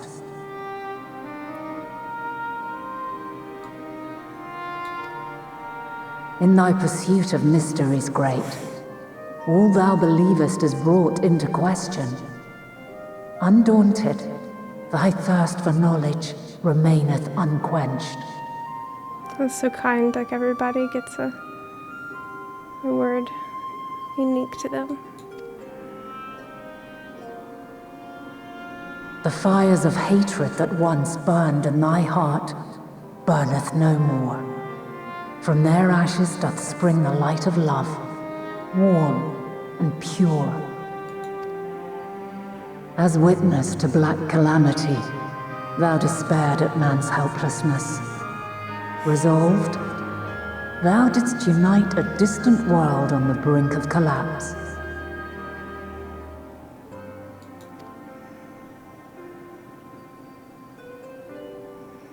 And thou, my champion, when all did seem lost, thou never abandoned hope. For every trial and every foe that did bar thy way, thou hast proven equal to the challenge, drawing courage from the many bonds forged on thy journey. You have all known despair, And though the end approacheth, you walk on, heads held high. Therein lieth your power, the strength to silence the song of oblivion.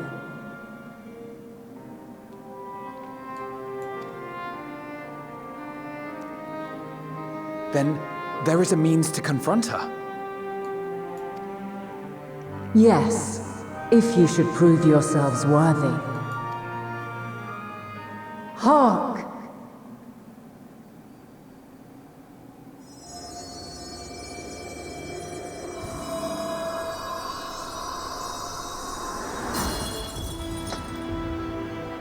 Nigh impossible is it to send mortals to the edge of the universe.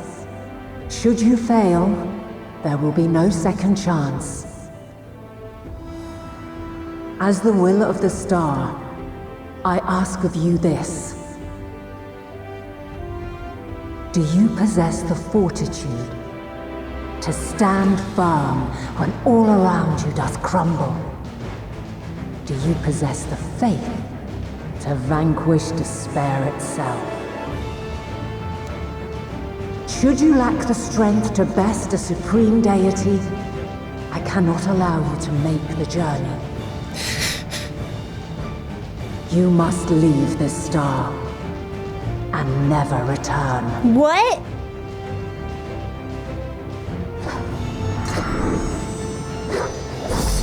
Prepare yourselves. Prove ourselves worthy, eh?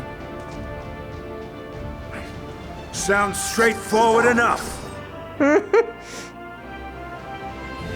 Aye.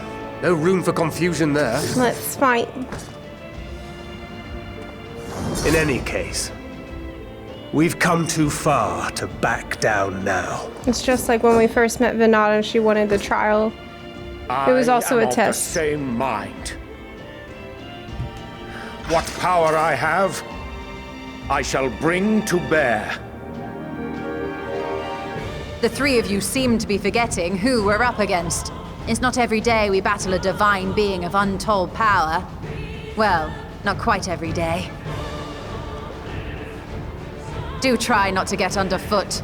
Needless to say, there'll be no margin for error. Let us hold nothing back. For the people of this world and those beyond the rift.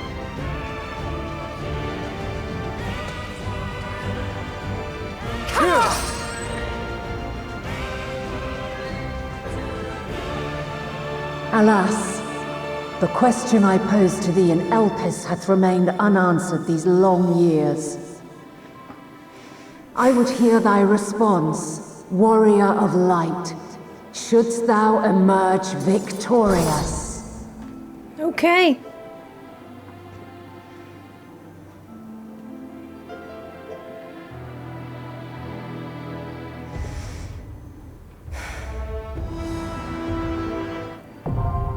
The Mother Crystal. The Mother Crystal. During this quest, and when using the Trust System scenario mode, you have the opportunity to undertake this trial with Scions. Okay.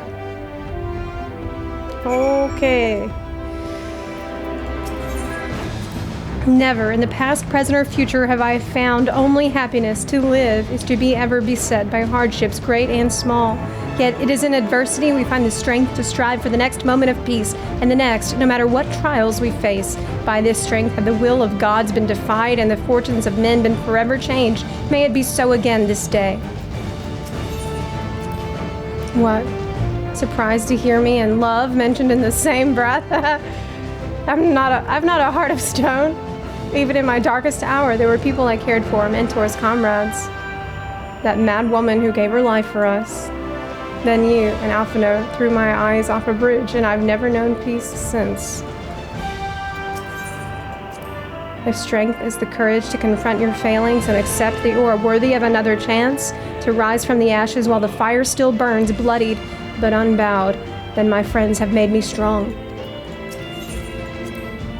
Emmett Selk called us incomplete, pitiful creatures, he said, and maybe we are. Pain, grief, fear, they walk with us wherever we go. That we prove to him that we deserve to live, and we'll prove it to Hydaelyn, Meteon, to the universe itself if we must. Should we bring our singular talents to bear as one, even gods may fall. Nevertheless, I prithee throw thyself not into peril, lest our curative resources be spent. He says, don't stand in AoEs. He says, I prithee throw thyself not into peril, lest our curative resources be spent. You may need to adjust. From the ruins of a sundered paradise did she rise, to grant the star new life. As its will, long has she labored to guide her children. Make no mistake, this trial puts to proof Hydaelyn's own faith.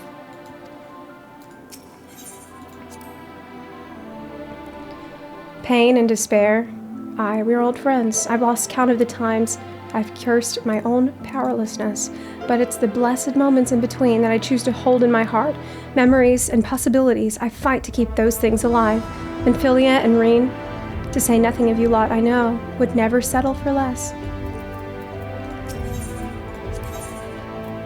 Wow, 8-person trust? This is awesome. This is everybody.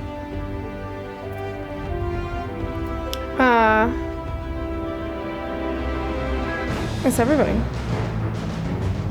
Take everybody. Yeah. Nice. That's awesome. Okay. Let's do it. Let's do it then.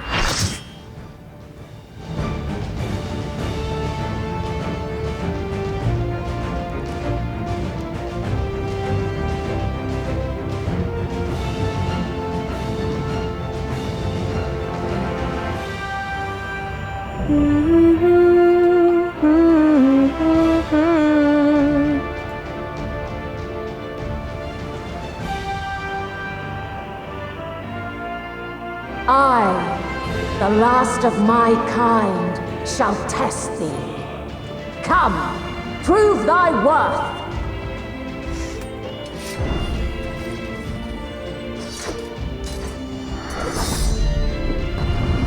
Okay. Let's go. This song answers.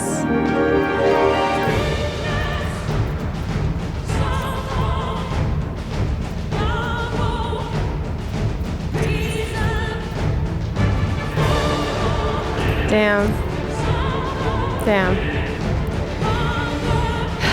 Okay. Have you the strength of will to alter man's fate? Hold still.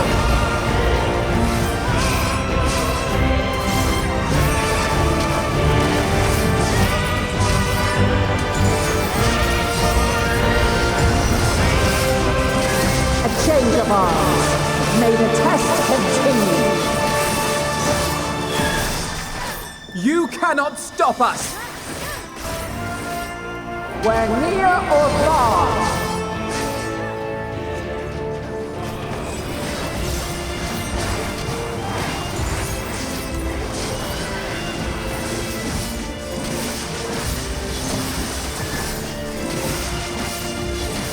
Together we shall overcome this.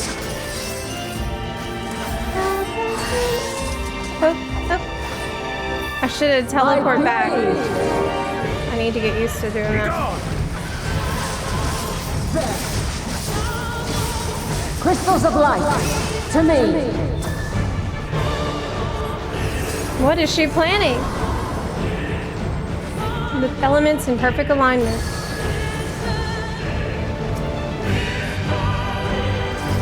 Here. Oh my god. Whatever this is, we've one choice. Song of creation's end. Song of creation's end. The sorrow of hope's demise. Think. I will not hold back. What if... Find your way in the darkness. No, that's okay. Okay.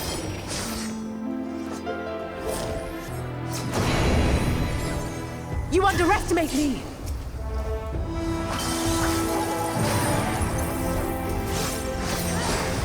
You cannot stop us! You underestimate me! Follow your light! Or fly, my children, and never look back! Brace yourselves. She's pretty high conviction. That's not good. Hers is the power to sunder worlds. And you are resolved. All or nothing! Steve! Away with you! But this test is far from over. Is she really gonna send us to Medion? If she decides to do that, it's gonna take all of her strength. There! Because it's already been established how much strength it took to take some people Hold to the still. moon.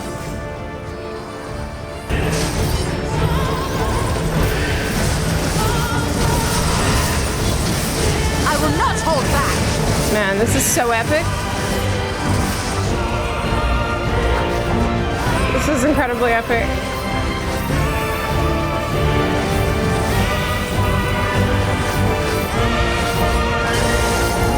The light of the crystals empowering Hydaelyn.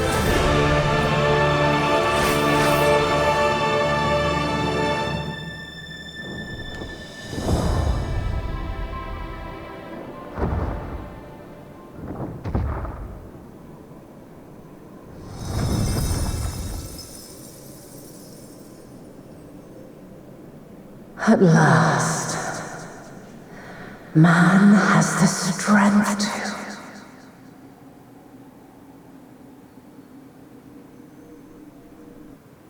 To kill God? Wow. Wow. What an experience that was. What's gonna happen?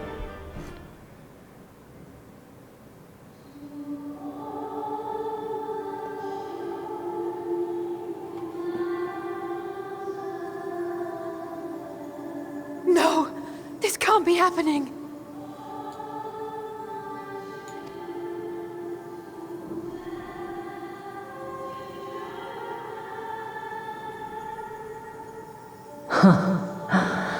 Though my power is in constant flux, I have always kept a reserve for this very moment. It was a true test of your prowess. You have done well.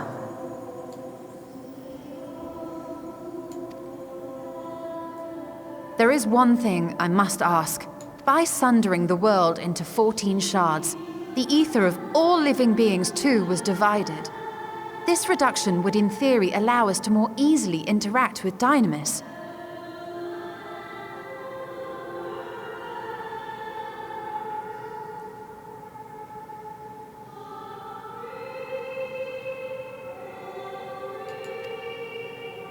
Having seen mankind brought to the very precipice of extinction, you wished for us to develop a means to overcome despair.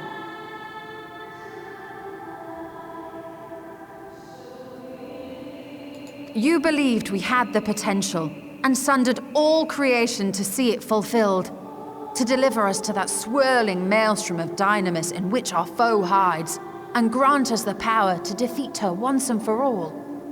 Is this not true?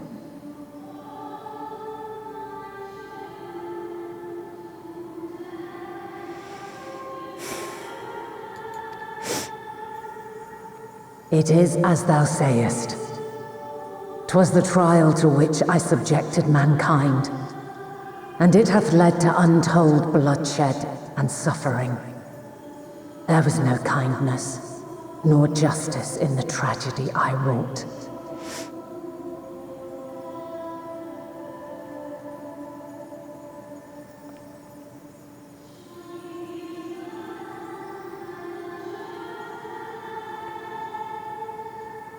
When confronted with the almighty Zodiac, My only recourse was rend him and the world asunder, that his power be diminished for a time.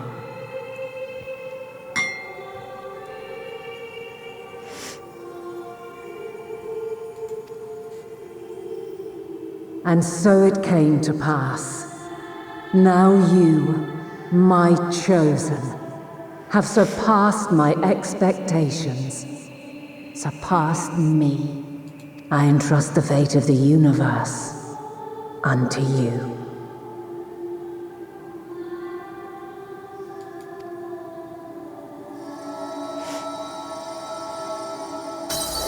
This crystal contains the memory of Meteion's passage through the stars.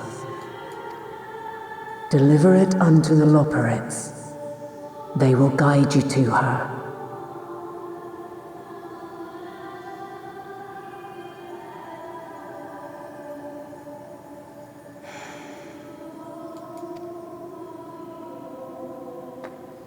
It's the GPS tracker. Though they may be capable of crossing great distances, there is a vast difference between traveling to the moon and the furthermost reaches of the great expanse. And unlike Meteion, we cannot simply soar on waves of dynamis to our destination. Indeed. To make such a journey would require an astronomical amount of ether. But a solution lieth close at hand.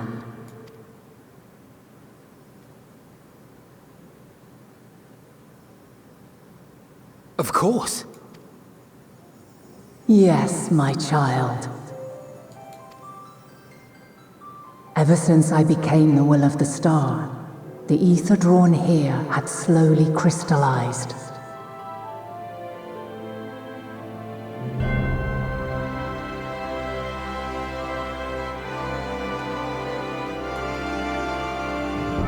They who have answered my call know it well. While I have remained hidden, it hath become the embodiment of the planet's will in my place. A faceless, omnipotent force of nature. So this is just a symbol, it's just crystallized ether. The Mother Crystal. Our final hope. What?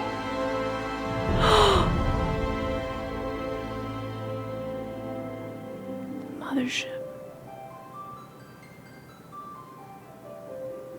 What?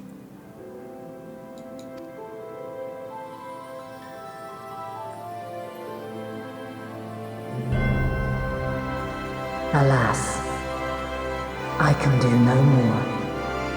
The fulfillment of this task doth fall to you, my chosen. Now, heed these words. Darkness and light, despair and hope. As goeth one, so goeth the other. Become light, become hope.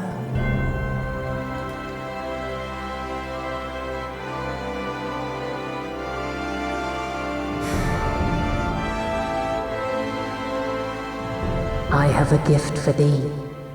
Come closer.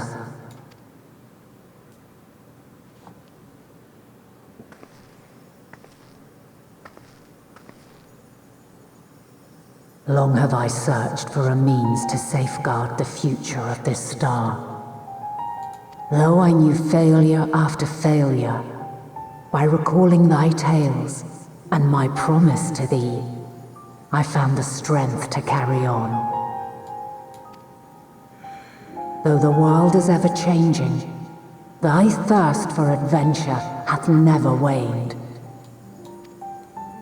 Thine unshakable resolve never ceases to amaze, to inspire. My brave little spark, how long you've wandered, burned bright as a star. Oh, As a mark of my gratitude, I bestow this final gift. Past every fate, now sing with me. Thou dost possess the crystal of Azum, yes?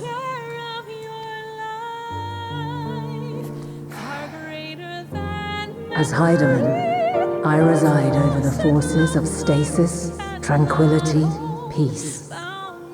The laws which impart stability to existence itself.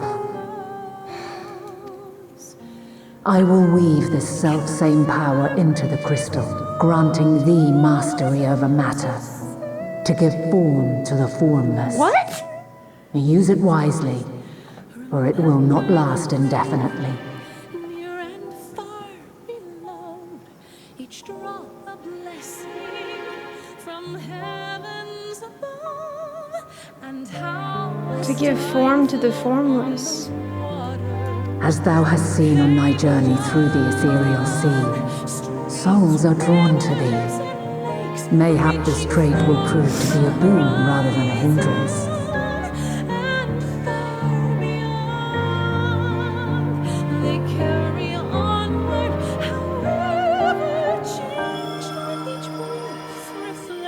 It is thy hopes and prayers that enable Azum's invocations and give them life. So keep them close. But pray, remember this. When the way forward is hidden, even from the mind's eye, look not to the invocation, but within yourself. These were the words of the crystal's original bearer.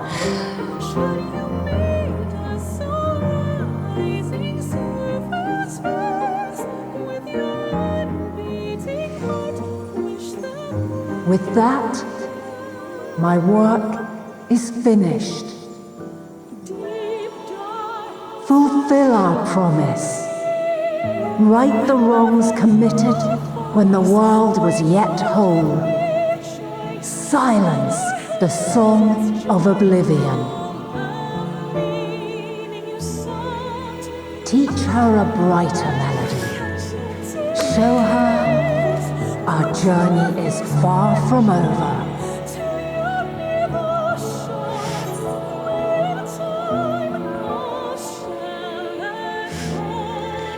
We will find our way, Vina.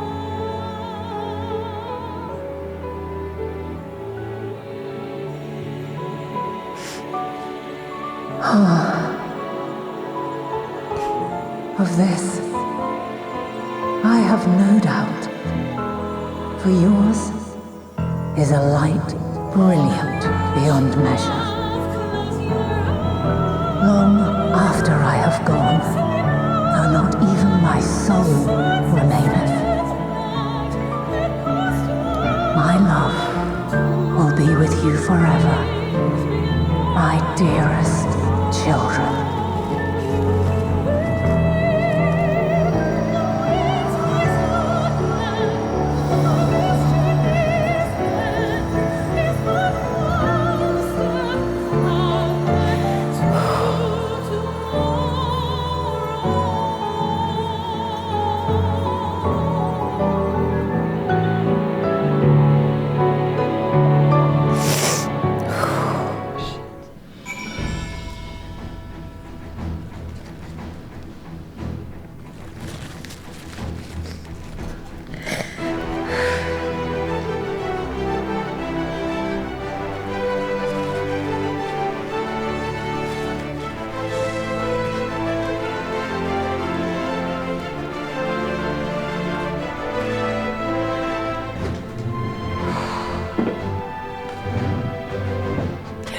Enough tissues for this cutscene.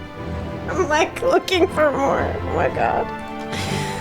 Oh my god.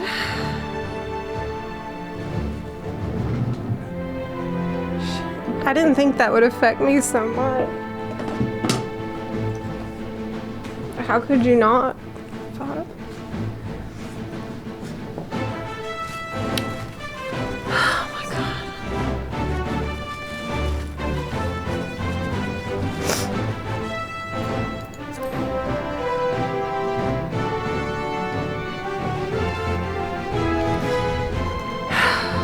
It was so sad, but it was so beautiful at the same time.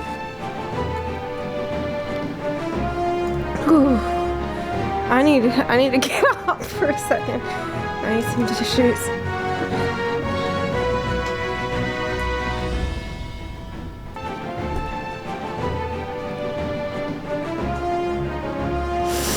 Oh my god. So, what a journey this has been. Like, whenever Endwalker first started and I saw the knot on the ship, I'm like, I can't even trust anything you say. Get away from me. No. I was just like, really? Okay. What a beautiful ending for Hydaelyn. It really, really... I can't imagine a more beautiful ending for her.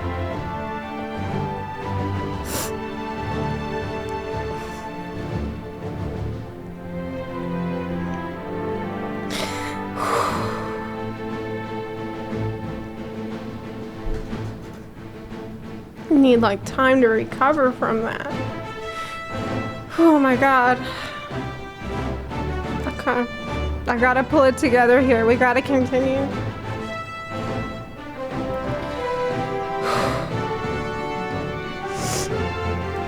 Last thing she says, my love will be with you forever.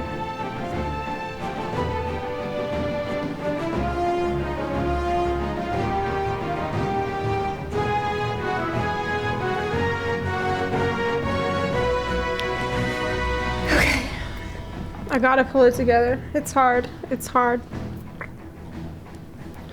It was really rough. Okay, breathe. Am I gonna... What she said was, fulfill our promise. Right the wrongs committed when the world was yet whole. How? Okay. We require the Loporrits' aid now more than ever. Oh my god, you're telling me I need their therapy. Like, I need Loporrit therapy at this point. That's why she gave me the crystal. She's like, okay, when you're done here, you need to go to the Loporrits. I'm like, now I see the reason for that. We need Loporrits right now. Oh my god. Hey, buddy. Zepla, did you meet Hydaelyn? How is she?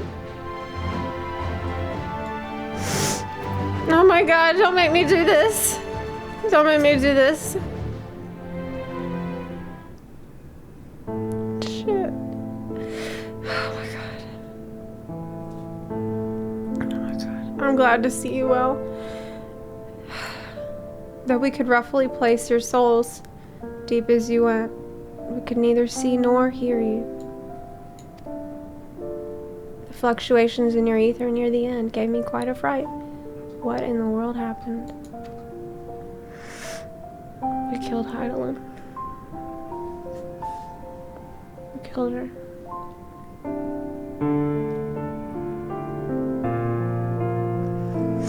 We killed God.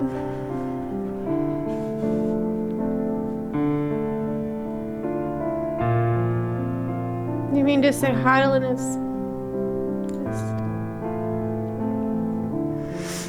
No, there's no time to feel our feelings. We must carry out Hydaelyn's will without delay.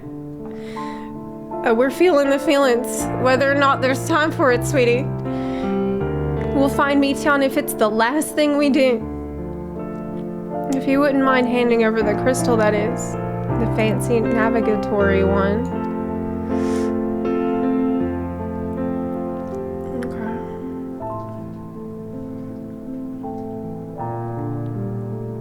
To the edge of the universe, where congregates the despair of countless stars. You are determined to see this through.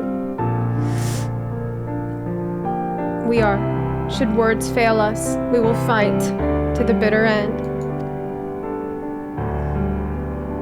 I know that it pains you to accept this. Would that I need ask nothing more of you. Yet we have only two means to travel the great expanse, the moon and Sharlayan's Ark. I am all too aware that without both of them, there will be no Exodus, but I nevertheless beg you to honor the agreement we made.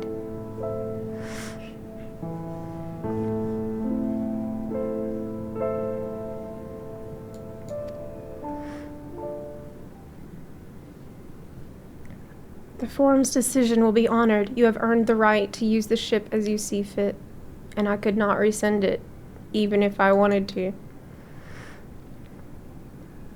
As it happens, I do not, and would do all within my power to aid your cause. With that settled, might I suggest you rest a while? Proving oneself to Hydaelyn is never easy, and despite our unparalleled genius, we'll need a day to make the necessary calculations. May as well take advantage of it. You can chart a course through the sea of stars in a single day? You gods. That's why the Loporrits so cool.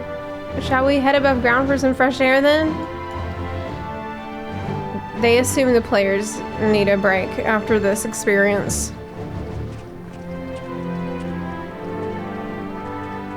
Man.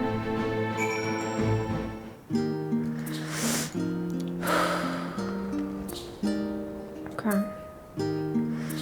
Alright. Made it. Yeah, it's time to go for... Yeah, Yoshi-P decided at this point in the story, please give the players a little nappy nap. Give the players a nap. Because this was rough. It's crazy because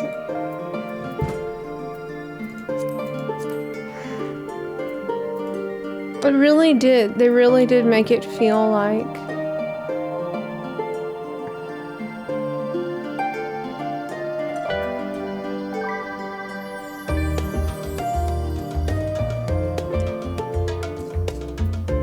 I had a feeling like that was gonna be the end. Like it wasn't a surprise. Especially when she like said the special thing to every Scion before the fight. And we know she didn't have a lot of power left anyway. It was just enough for her own peace of mind. I heard about your foray into the ethereal sea. The students have ventured far and wide, but never quite so deep as that. Are you experiencing any after effects from your prolonged exposure? Nausea, dizziness, hauntings? Well, have a pleasant sleep. If you do experience any unusual phenomena, please let me know. Her children, one and all. They did make it feel like saying goodbye to a mother figure. Shit, it was really, really hard. Maybe I will get haunted. That wouldn't be so bad.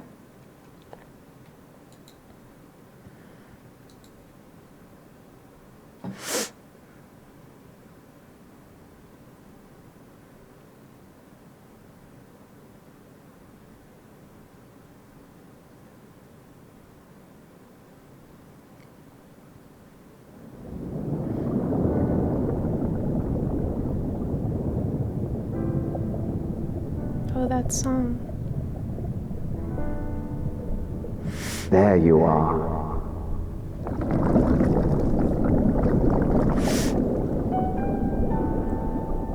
Some time, indeed, yes. For you, at least.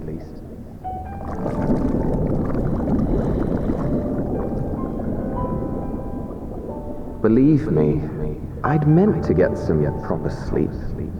But here we are, drifting along instead. Well, you too. And so we remain, to watch and wonder.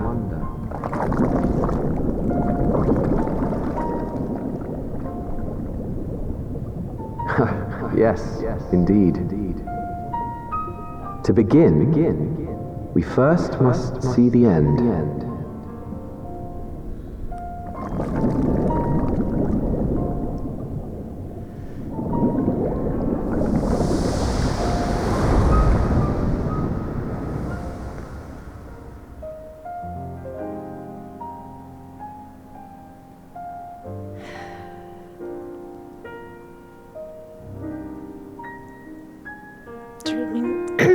thinking about my dead friend.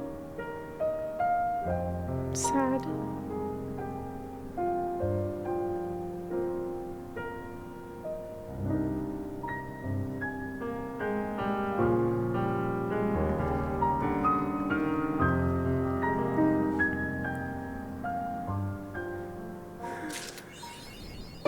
Damn, this game is brutal. This is brutal. Maybe I can help him.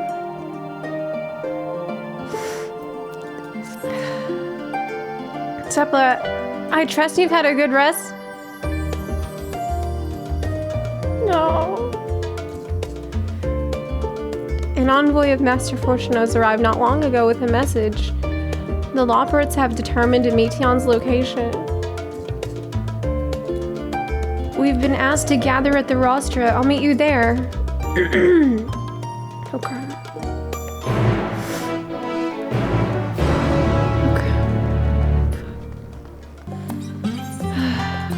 I just have to remember what Hydaelyn said to me.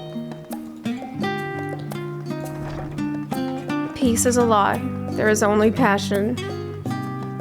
In passion, I gain strength.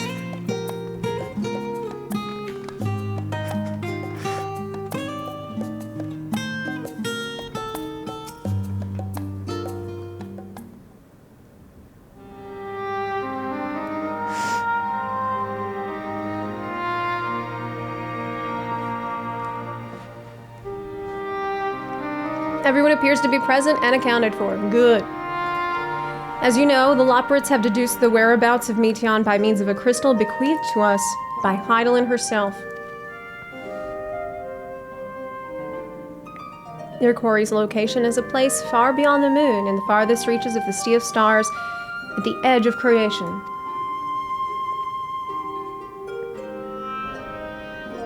A veritable Ultima Thule. What's that mean?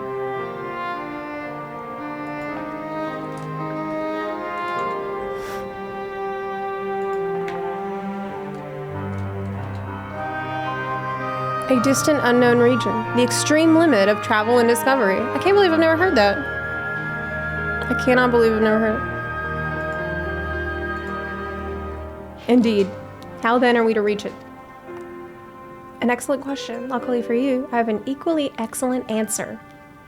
In theory, with its advanced propulsion systems, the moon is capable of delivering you to Ultima Thule. But the myriad other facilities housed within would greatly impede travel through the Sea of Stars. Even the Mother Crystal may not possess ether enough to bear so massive a vessel to our destination and back.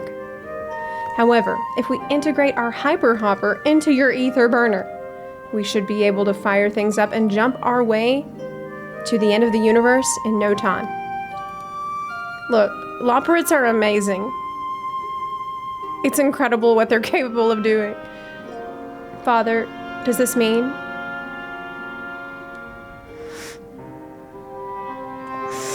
Bear in mind this decision was not made solely at my discretion, but with the consent of the Forum. Hearing the Loporrits' proposal, the Forum was faced with a grave decision. To commit the Ark to this endeavor would mean abandoning both our plans to evacuate to the moon and to resettle on another star. Needless to say, the proposition invited fierce debate. This is what Hydaelyn wanted. In the end, however, the Forum was swayed by the simple fact that Hydaelyn believed you possessed of the strength needed to overcome this crisis. The Great Exodus was, after all, a plan of Hydaelyn's own making. Therefore, if in the 11th hour she would proffer another means by which we may seek salvation, we would be fools to dismiss it out of hand. Indeed, she sacrificed everything, her very existence, to avert the destruction of this star. That is why we have chosen to place our faith in Hydaelyn. In you, the Ark will be made ready for your voyage to Ultima Thule. What of all the people that have labored so tirelessly to prepare for the evacuation? They must be furious. I would not be so sure. They have not forgotten your deeds on the Magna Glacius. Nor did your instrumental role in orchestrating the delivery of Adamantite go unnoticed. No, the people do not protest, quite the contrary. They have expressed unwavering support for you and your mission. Are the Loporrits, too, willing to abandon the Exodus? Were you not listening when we said we were born of Hydaelyn's love for Aetheris and its people? If it means your survival, we would do anything to help. And you'll most certainly have need of our expertise where you're going. There's no guarantee Ultima Thule is a place that supports life, an otherwise vexing problem our know-how can remedy. Besides, Hydaelyn chose us to lead the way to Meteion. Why else would she give you a crystal only we can decipher? But more importantly, we were perfectly content to evacuate Aetheris until you brought us here, Urianger, and now we're enamored with the place, so what choice do we have but to save it?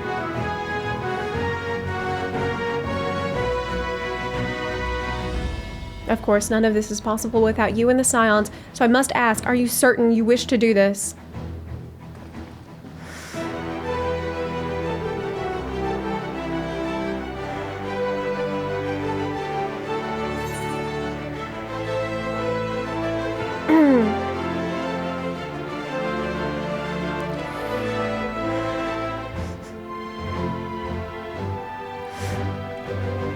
We'll avert the final days, whatever it takes.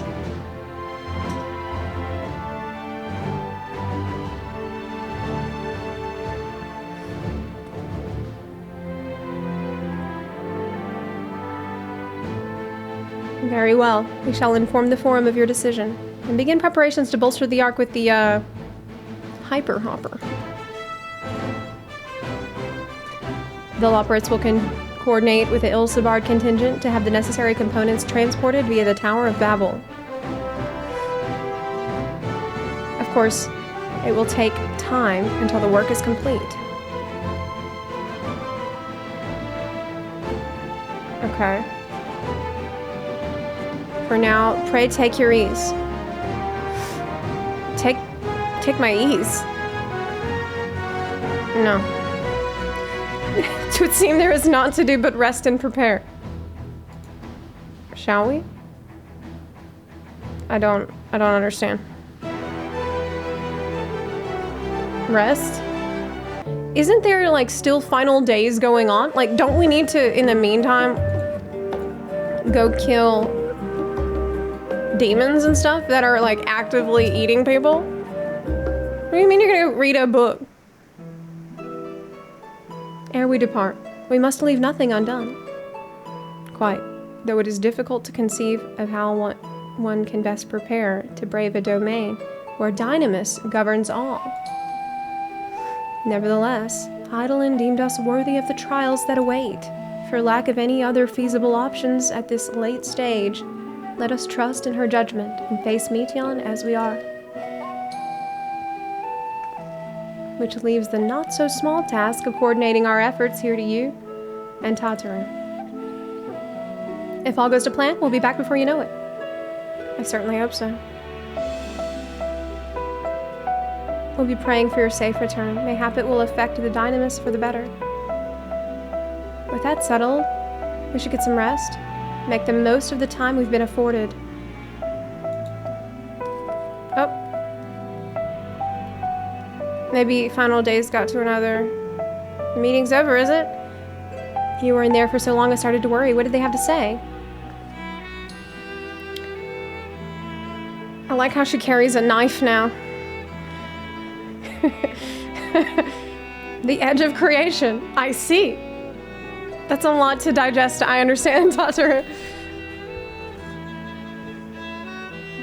Rest assured, everything will remain in order until you return, and you will return. Actually, Zepla, could I borrow you for a moment? Looks like your plans for the interim are decided. When the two of you finish, meet us back at the Baldessian Annex. Okay. Tataru has a quest for me.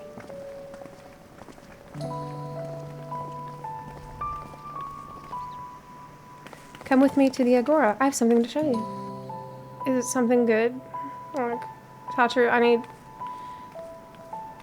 need you to cheer me up. because it's been rough. It has been rough. It's like, I thought Shadowbringers was emotionally difficult. I thought it couldn't be more heartbreaking than Shadowbringers, right?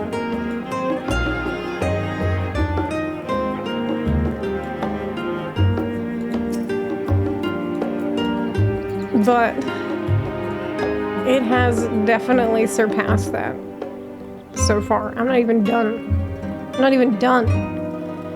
God. Welcome Zepla. To Taro's Boutique. Oh my god! Oh my god!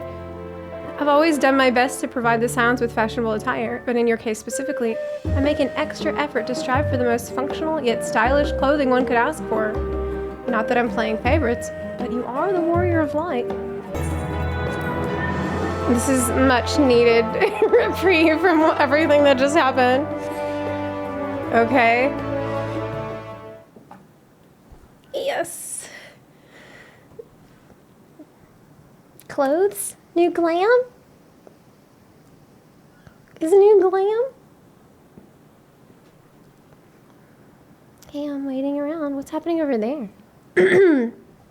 I did not expect to find you here. Who's that?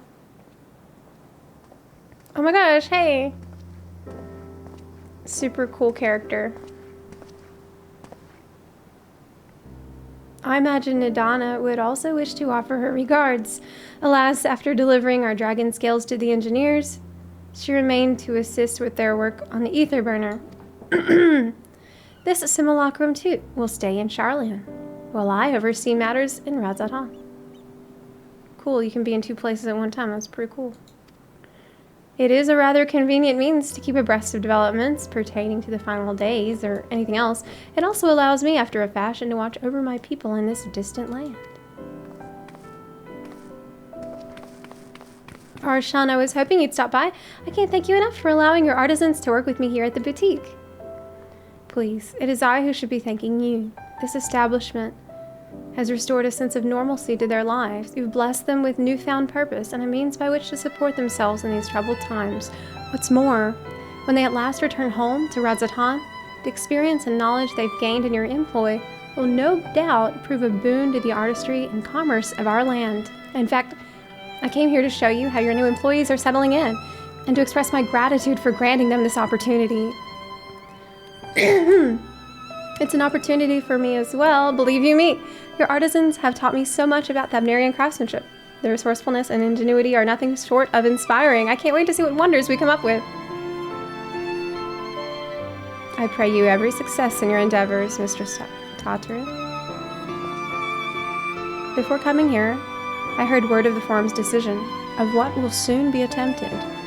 It was only then that I finally understood why my father called this star the last bastion of hope. Indeed, it was the last bastion, for the flame of every other star he encountered had likely been extinguished. In the boundless dark, the light of brimming life must have been blinding in its splendor. Splendor.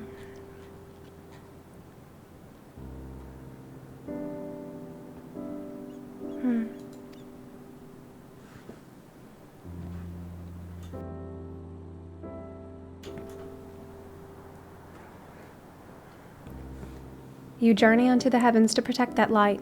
May the scales of my kin serve you well. I have faith you will prevail and restore peace and tranquility to this star.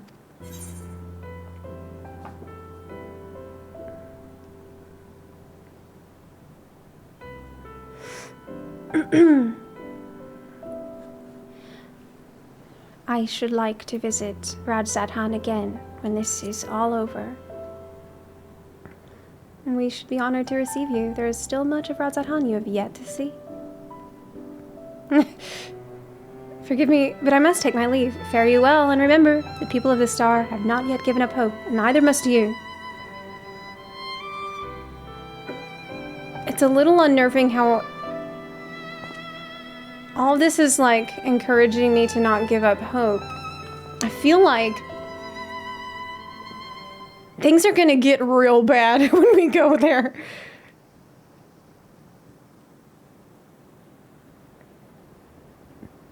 To the edge.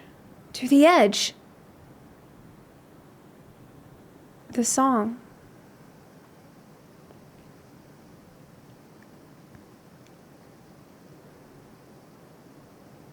I remember I was thinking about To the Edge a second ago when he said splendor, when he mentioned the word splendor, because I remember in the first verse it's like, all our splendor, bathed black in silence.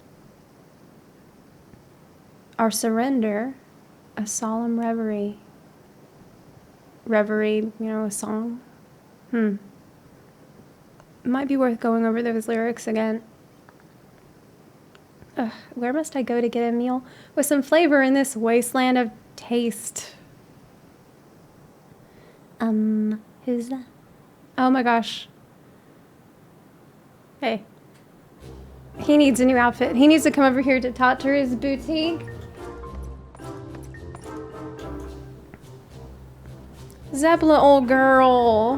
Why, whatever are you doing here? Gosh, it's so annoying how he calls me that. A new boutique, you say? I had been meaning to expand my wardrobe. Yes, something with a little more flair, perhaps. Befitting a man of my station. You really need a new outfit. Though I have nowhere to flaunt said raiment, so long as my confinement continues indefinitely. I, the young Lord for Tom, insists is that so long as there is work to be done, no matter how trivial, I must abide here in Sharlayan. He looks pissed. Thus do I toil, though every fiber of my being rails against it. Why, I've even suffered the company of that brute Sicard to see supplies transported in a timely fashion. Yet he was the one granted leave this morning to participate in some supposed covert operation. So I suffer instead for his otherwise welcome absence, now burdened with extra busy work. And without Honoroi here, there's no one to prepare my meals. Oh my god. He's a man-child. I came here in the hopes of finding a nice cafe, perhaps. Alas, the Sharlayan delicacies I've sampled were lacking in every respect.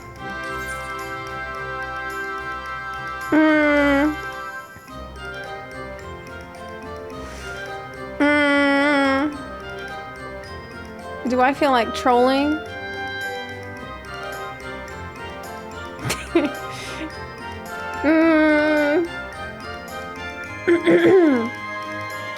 Have you tried Archon loaf? You can find it in all the shops. Archon loaf. It sounds sophisticated, like me. Yeah, he deserves this. I thank you for the suggestion. With a full belly, I dare say I can endure this purgatory if only a little while longer. Ta-da, old girl.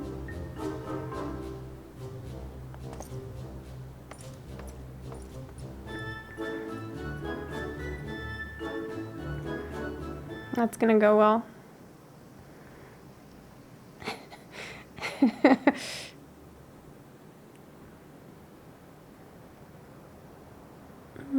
Well, is that Zepla and Tataru I spy? Who is it? Oh, hey! This dude. You see us opening a new shop? You want in on the little cut? Hancock, what are you still doing here? He said you were returning immediately after dropping off your cargo. Oh, he's already involved, of course. Yes, that was my original plan. After all, my expertise required, aside from the delivery of goods, is well beyond my purview. But what manner of entrepreneur would squander an opportunity to study the markets of the northern seas? Worry not, I'll return straight away to Kugane once I have finished. Of course you would find a way to turn this crisis to your advantage.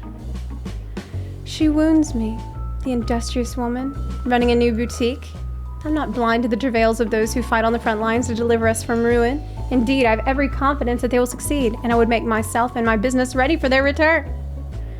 If you believe in them so devoutly, then why not put your money where your mouth is? Fair enough, Tataru. Fair enough. There is not more I can do to help ready the Ark and her heroes for their maiden voyage, but on your return I shall host a grand celebration in your honor at the Bocairo Inn. Accommodations are quite costly given the reputation of said establishment, but the East Aldenard Trading Company would be honored to foot the bill.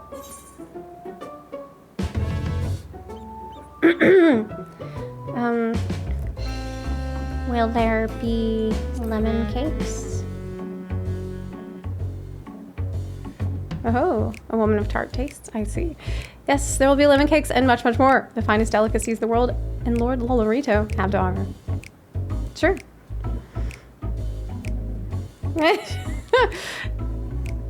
But let us speak more of this upon your return, lest I draw even more of Tataru's ire until next we meet. He's not gonna piss off Tataru. Okay, she's got a knife now.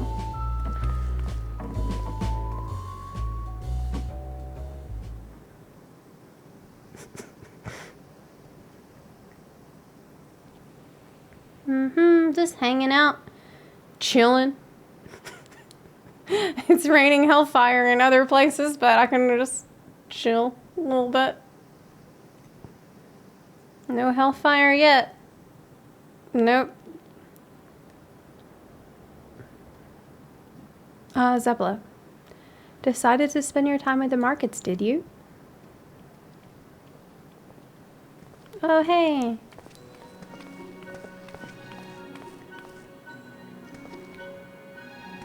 Big so much. Tataru. Big swedge. I take it work on the Ark proceeds apace? Aye, it does indeed. Collaborating with the greatest minds of Sharlayan and Razathan has been a rewarding experience, and that's to say nothing of what we learned from the Loporrits. The Ark is unlike anything we've ever had the pleasure to work on. Even Nero was rendered speechless on more than one occasion. Can't wait for you to see it. And you'll never guess who paid us a visit before we came to Sharlayan. Alpha.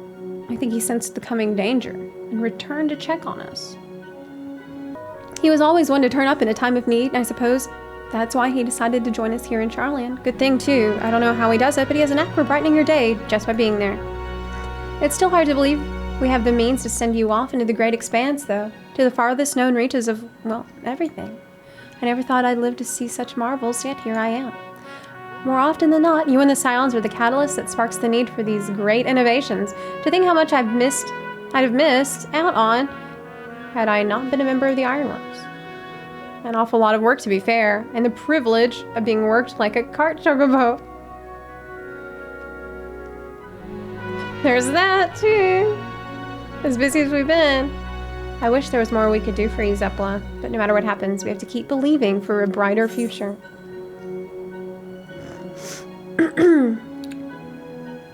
That we do, my friend. That we do.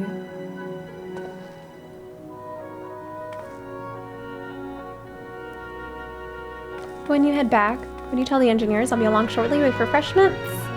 It's very kind of you, Tataru. They'll be glad to hear it. And on that note, Wedge and I should get going. Still have a few more supplies to gather before we return.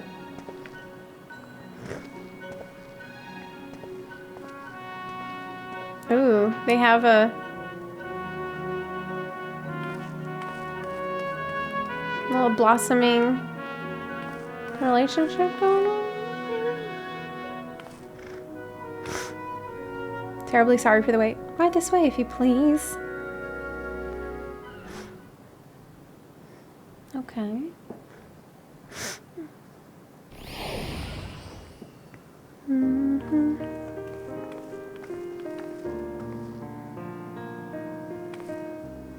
Right. I don't believe the two of you have been formally introduced. Is this Varsarud from Pakistan? Varsarud?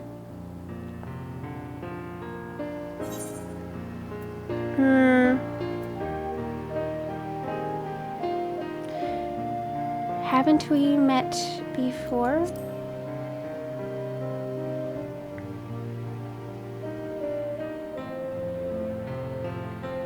Yes, it was you who helped us at Harusa, and again when crossing the ice fields, was it not? I doubt we exchanged little more than glances then, but it's kind of you to remember me. Thanks to Mrs. Tataru, I and many of my friends have found gainful employment in this foreign land. It's only natural to feel fear in the face of calamity. In such times we must look to one another for strength and succor. I know not whether we will come to call this place home or return to Thavnir, but we are here today and are glad to have contributed to the cause.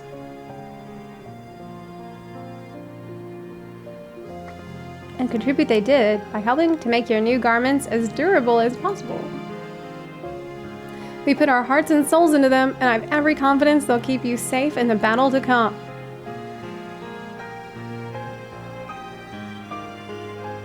Gods, to think how far we've come since our humble beginnings at the waking sands. From the rising stones to the falling snows. And even a certain insufferable someone's ruby bazaar. We were always fortunate to find friends along the way. Man, this feels really sad. Because it's like, this is wrapping it up. Like, the waking sands, rising stones, falling snows, like all this stuff. This journey. Even when you were swept away to the first, Grahatia was there to grant you sanctuary. I'll never forget the relief I felt when you all returned to us. I thought my heart would burst. Yours has been a long, long journey, and I've been privileged to watch, often with bated breath, as you persevered time and again. For all the joy we've shared, there's been much sorrow as well, but I've long since learned you can't have one without the other. God, this feels like a goodbye.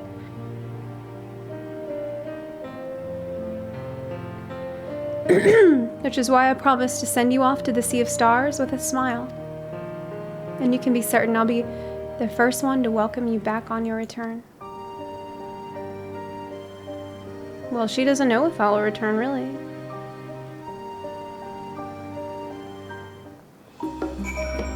I don't even know if I'll return. Like, maybe I'll have to make a new character. In addition to your new ensemble, we have raiments and weaponry for every need. So please, feel free to browse our stock. Okay. Let's see it. New outfit, you said?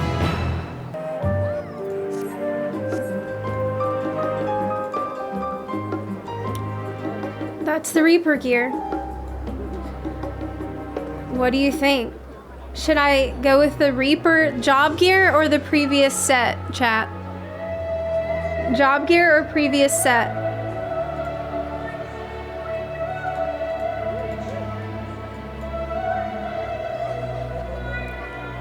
What do you think? Reaper gear. Okay. Okay. That's what chat thinks. You can see the hat. Oh, well, I don't really want the hat.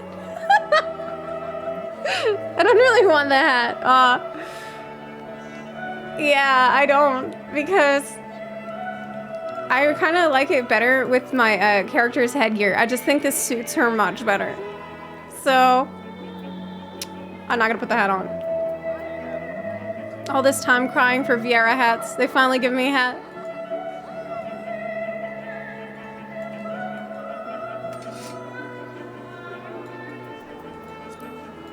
And I don't want. You're back. I take it you received your gift from Tataru? Yep.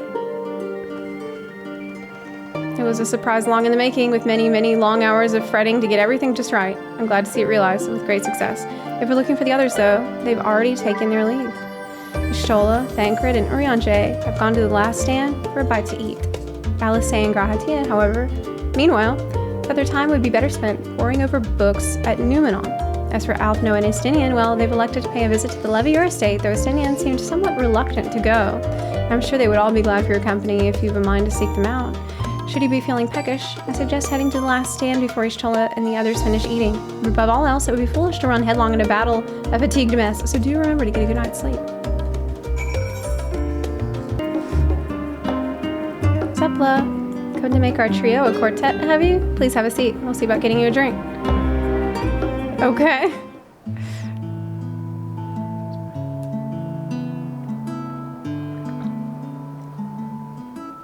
Your business with Tataru was finished. Getting drunk? All right. Let's do it. My, what a thoughtful surprise. Whatever would we do without her? Girl, are you tipsy? Indeed. And she's right, you know. It hasn't been all doom and gloom. Feels like a lifetime ago that Master Louis Soir gathered us together to form the Circle of Knowing. Since then, we have experienced much. But rather than feeling wiser, the more I learn, the more I find my knowledge lacking. Forsooth.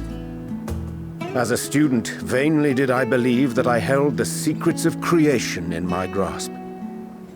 Yet that which I had seized was but an insignificant sliver of what awaited in the wider world. Every encounter, every experience hath served to open mine eyes, enlightening and humbling me in equal measure. Even from those whom I called enemies have I learned many a valuable lesson. What will we learn at the edge of the universe, I wonder? Nothing good.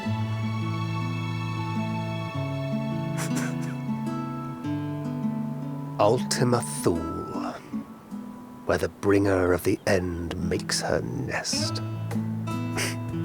I, for one, can't possibly imagine.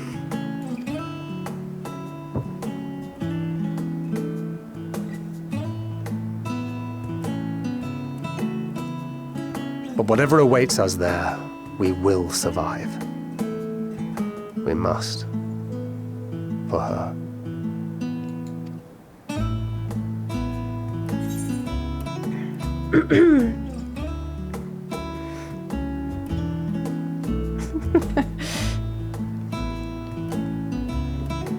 Just make sure you bring enough ammunition.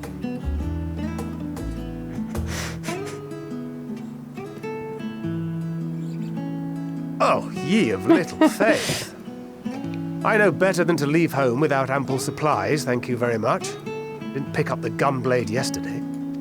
And to think I used to prefer fighting from the shadows. Gods, I really have changed.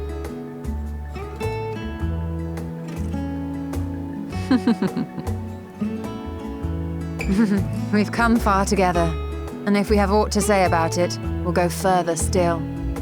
Aye, we will avert this calamity and return home, in preparation for which we must give thought to what we hope to achieve after the proverbial dust is settled. What with the primals and Ascians all but dealt with, I suppose we'll need to look for new hobbies. In all seriousness, though, in uniting to overcome a common foe, the disparate peoples of the world have found a way forward together. It's a truly gratifying sight to see. Indeed. Though it was many years in the making, we have successfully set in motion the gears of fundamental change. We've brought world peace, and we're gonna bring peace to the universe as well, and so there's not gonna be any problems anymore. No one will have any problems. We will figure it out how to make it so there's no more problems. With this, we have fulfilled our humble role as a symbol of hope. And I dare say it is time to bow out. Oh wait, that wasn't the message at all, was it? No, actually, now that we've created world peace, well, assuming we deal with the final days and everybody's happy, does it not then follow that we should be sure that there is also suffering? Because to live is to suffer. We must make sure that they are suffering enough. I'm just sticking around here. After all, there is no shortage of hands to bear the torch in our stead. Wait, what are you talking about? What do you mean bow out? Wait, what? No. Wait, what? What? You know, I never really considered I might live long enough to see an after. But even if my time as a scion came to an end, Oh my I god. don't expect that much will change. Are we talking about the end of the Scions? That is what we're talking about. Traveling the world, going wherever the wind blows, lending a hand to those in need. A journey for journey's sake. It doth suit thee well. I must confess I too have yearned to see more of the world. If thou art amenable to the suggestion, I would accompany thee. Mine ability to affect an air of normalcy through artful disguise is much improved, thou must concede. He's like, I can act normal. That's literally what he just said. Aye. Well, improvement is relative. You still look suspicious no matter what you wear. Sus.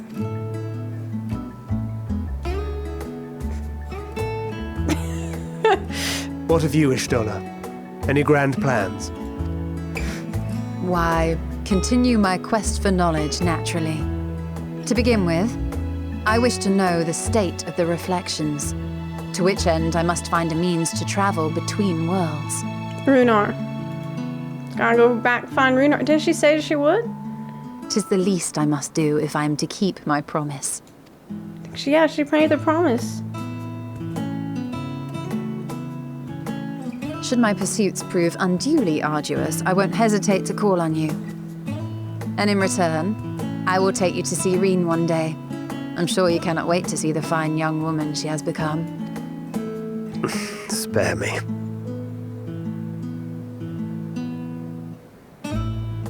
And what of thee? What wouldst thou pursue at duty's end?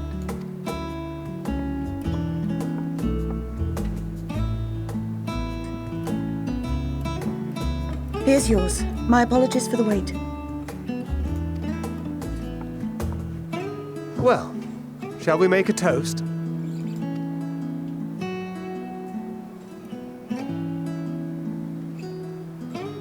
To victory.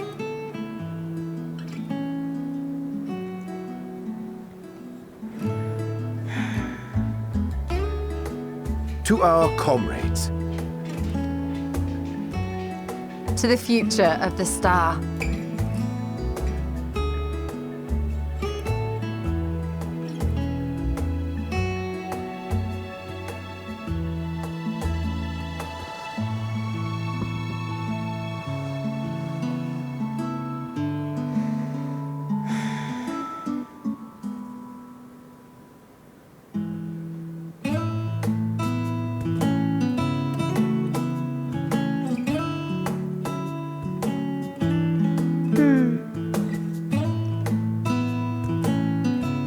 It does feel awfully conclusive, doesn't it? It's a little bit unnerving, even though I feel like this is a cutscene meant to chill you out a little bit. Nothing can chill me out at this point. I said, Zepla, whence came this simulacrum? This stain is besides thee. Oh my gosh, he's wasted. He's hammered. I see falsely. But Y'shtola and Thancred but moments ago employed this self-same doubling magic. What's in this beer? You drinking Everclear? That's not a beer. How much have you had? You can always count on your friends to help you maintain perspective. A pity mine. Take a perverse pleasure in it. I'd like to think I give as good as I get, though I fare better with the occasional assist from our consummate nodder. But it's all in good fun. And I wouldn't have it any other way. Did you just call me the nodder? Leaving so soon? I suppose it's for the best. If you'd rather not explore the bottom of a bottle with Urianger. I don't know, I think I'll stick around with Urianger. He looks like he's having a pretty good time. I dare say the others would welcome your company as well, if you can find them it is. In any case, as long as you make the most of your time, then that is all that matters.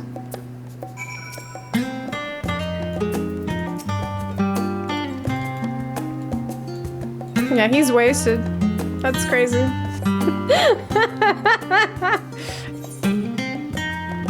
Smashed. Okay. We need to check up on Alisaie and Alfie and prepare ourselves, steel ourselves for the horrors that await. Something bad enough that in every cutscene so far, people are like, you have to hold on to hope. You have to remember your reason to continue living.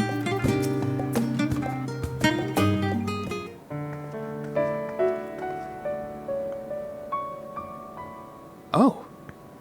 What brings you here?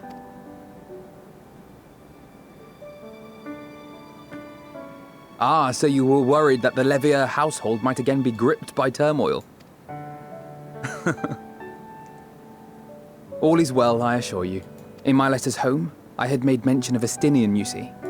My mother wished to meet the legend in person, and so we arranged to have a spot of tea together. Where were you in my hour of need? Fell beasts I can face, but I'm not made for idle chit-chat with lords and ladies. Ooh, Well, casual I for one Estinian? thought you held your own. Mother was the picture of delight. I might have been delighted myself, were we in a tavern with more agreeable drink. Estinian, you come with me. We're gonna go party with Urianger. Like, The thought of fleeing crossed my mind, but what then? I'd never hear the end of it, least of all from Tataru. Tataru. I'm sorry. 'Twas not my intent to cause you such distress. It's just... It was one of the things I didn't want to leave undone ere we set forth. Oh God, here we go again. Here we go again. Oh man. Like, That's not to say I think we won't be returning. everybody sure is talking that way.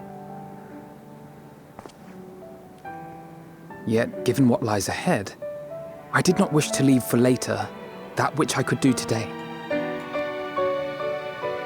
After all, tomorrow is never promised.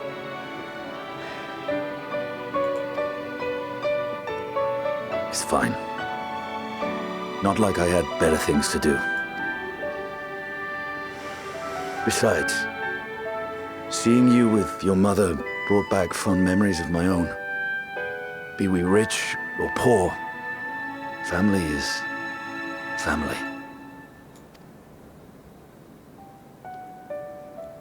Well, it's past time we were on our way.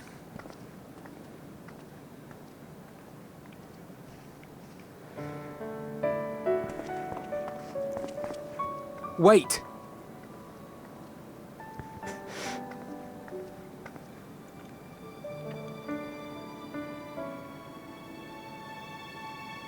Since I left home, I've made a great many mistakes.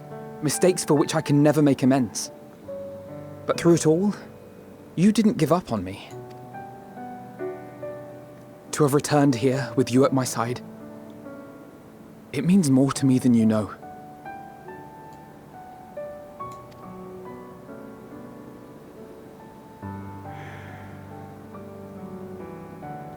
Thank you. From the bottom of my heart. Will he be okay? Dunno. Forgive me, but it needed to be said. I'm the one who owes you thanks. Were it not for you, I would not be alive today, nor come to terms with Nidhogg's spirit. I am ever grateful.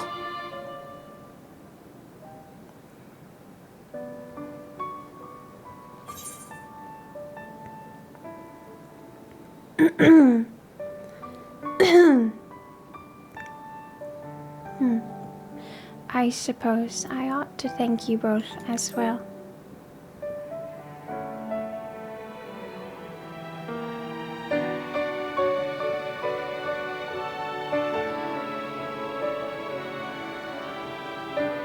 Well, we needn't make it a competition.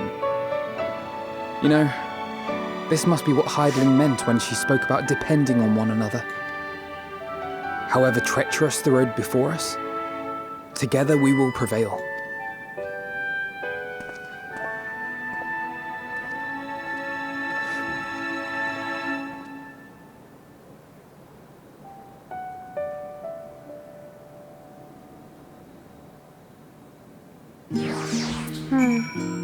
Okay.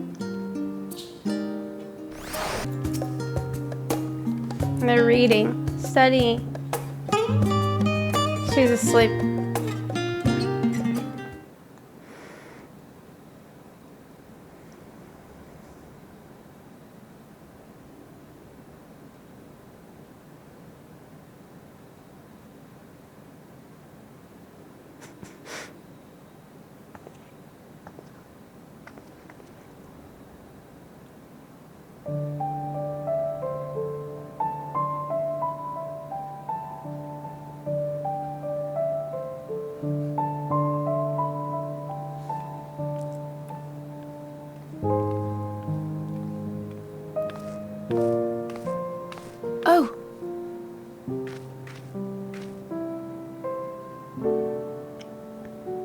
also nap.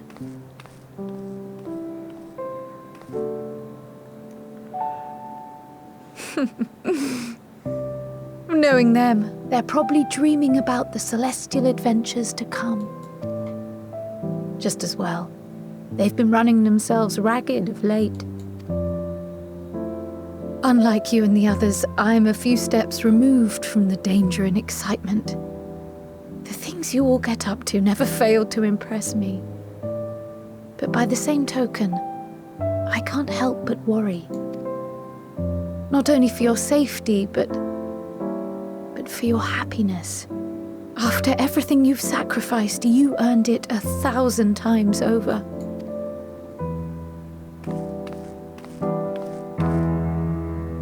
From the simple pleasures of tucking into a hearty meal or collapsing into a comfortable bed, to the grand triumphs of visiting legendary lands or finding true love, you deserve all the joy in the world. There is so much that life has to offer, so much to be treasured and shared with those we hold dear. So promise me this. Come what may, you won't give up on your own happiness. When you're out there fighting tooth and nail, it's all too easy to forget. But in the end, your passions will be your greatest strength of all. Remember that. In passion there is strength.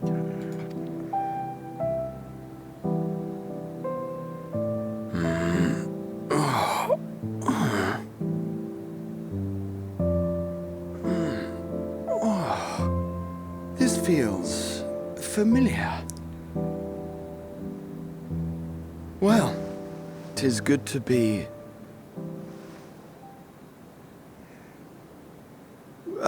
wait. What am I...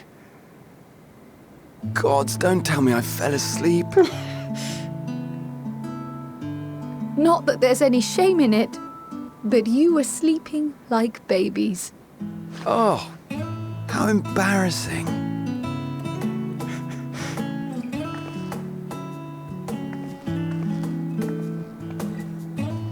Not a word to anyone.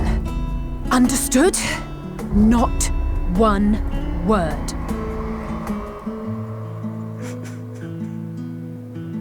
I'm told that sleeping in proper beds of your own choosing is a much more effective way to prepare for battle.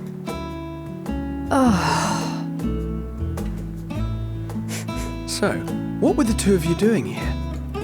Watching you sleep? I had a few books to return to the library. Thought I'd take care of it while I could. And you?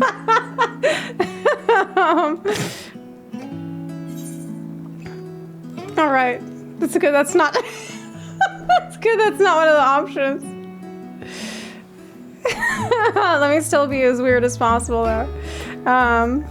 It's a secret.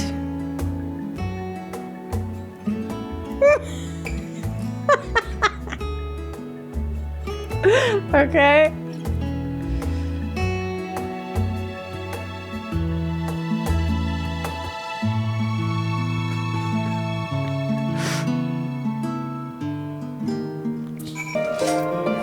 Welcome back, Zepla. Return to catch a few final winks before embarking on your mission.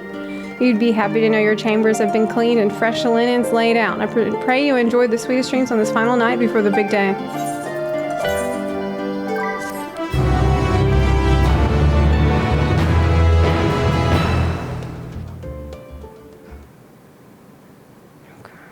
That night at the Royal Menagerie in Alamigo.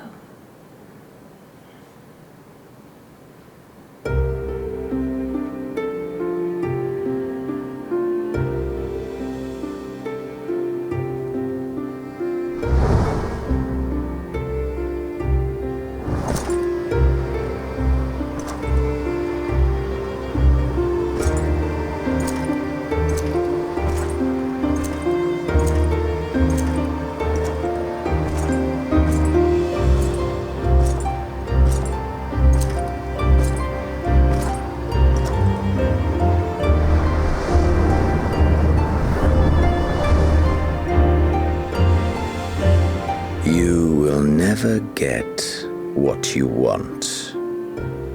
Not even the battle you pine for so dearly. It bothered him. It actually bothered him.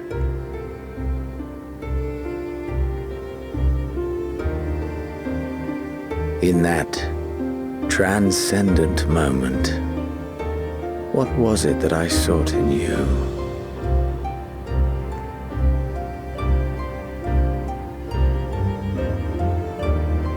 And what was it that you sought in me?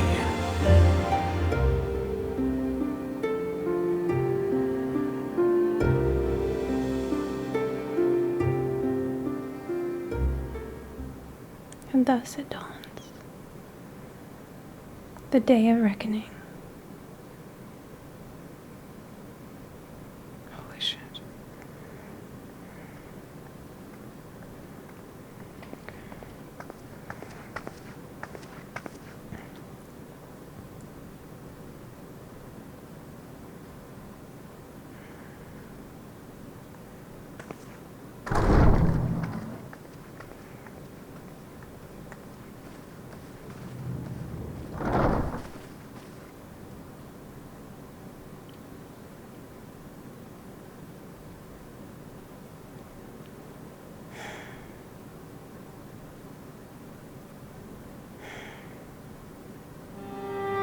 How often have we thus assembled? Is this gonna be the last? To combine our knowledge and seek solutions to the problems before us. Back at the Waking Sands, it was all we could do to address the most minor of troubles. Who could have realized what we'd find when we began to look to the sources of the realm's woes?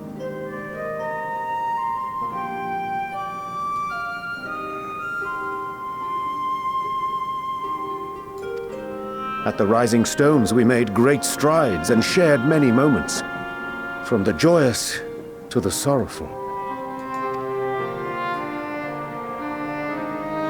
We've had occasion to call other places home too.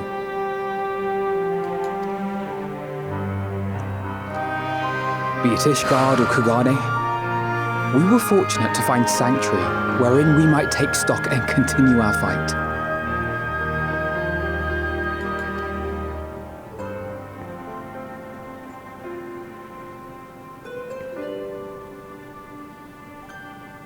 I was honored to host this company in the Crystarium, to stand with you all as we confronted the truth of the star itself.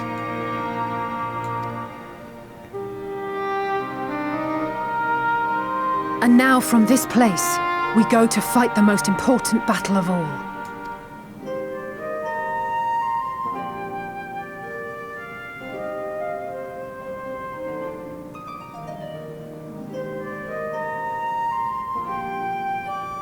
The Forum has sent word.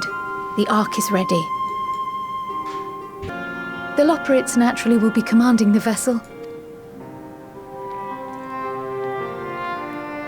They will see the 8 of you to Ultima Thule.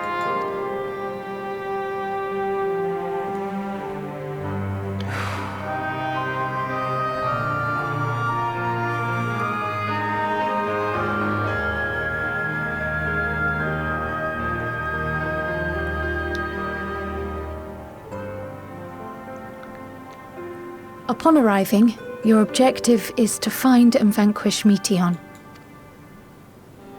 As a final formality, the Forum bade me ascertain your resolve. So, are you certain you wish to do this? It's the only way.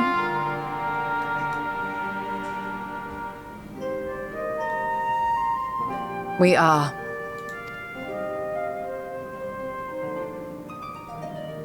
Then, ere you report to Thalmasane, I leave you with these words.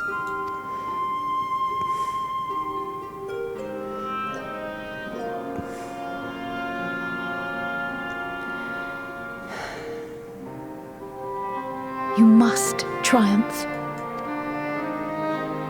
What that means will differ for each of you. To make it back home, or to simply avert doom, Or perhaps something else altogether.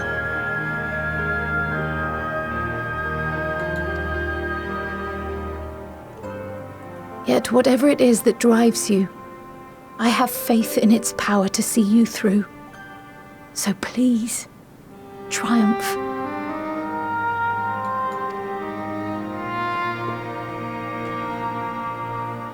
Triumph, as we who remain behind believe you will.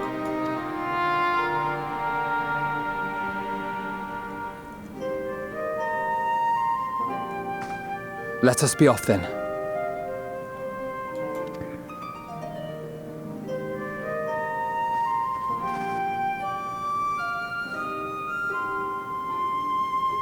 Wait!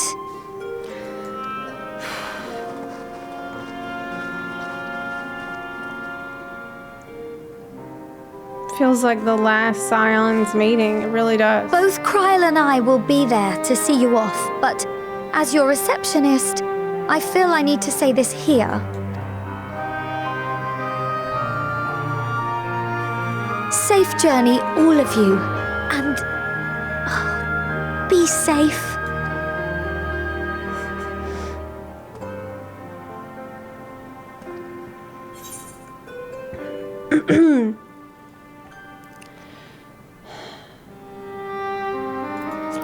You can count on it.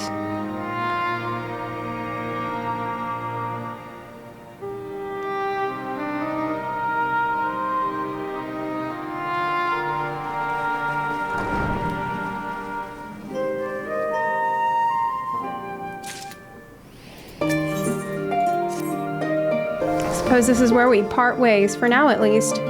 Would that I had sage words of wisdom to share ere you depart. Mayhap the teachings of Baldessian will suffice? Surrender not to anger or hatred, he said. Look beyond them, and there find true strength. What one sees beyond is open to interpretation, I think, but for me, it would be the things I cherish most in life, things I believe are worth fighting for. Something to consider as you venture unto the sea of stars. It's time. It is time to finish what was set in motion millennia ago.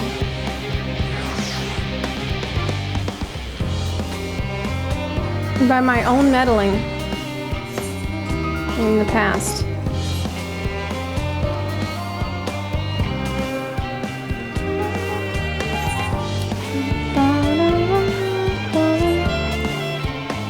There are some, well, Hydaelyn did explain it. She said that the rivers of time have converged.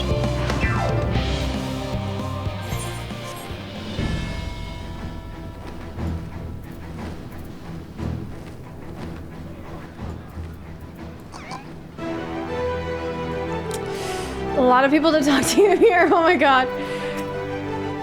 So this is the ship that will bear us to the Ultima Thule. This is the pinnacle of etherochemistry, a synthesis of modern innovation and the ancient wisdom of Alag. The Ark's engine appears to be capable of processing condensed ether in quantities I never thought possible. And even Wilson and Bloida should be in attendance is most unexpected, but I'm nonetheless heartened by their presence. From so many to see us off like this seems wholly unnecessary. Still, I'll not begrudge them for wishing us well. I wasn't expecting quite so many people to be seeing us off. Me neither.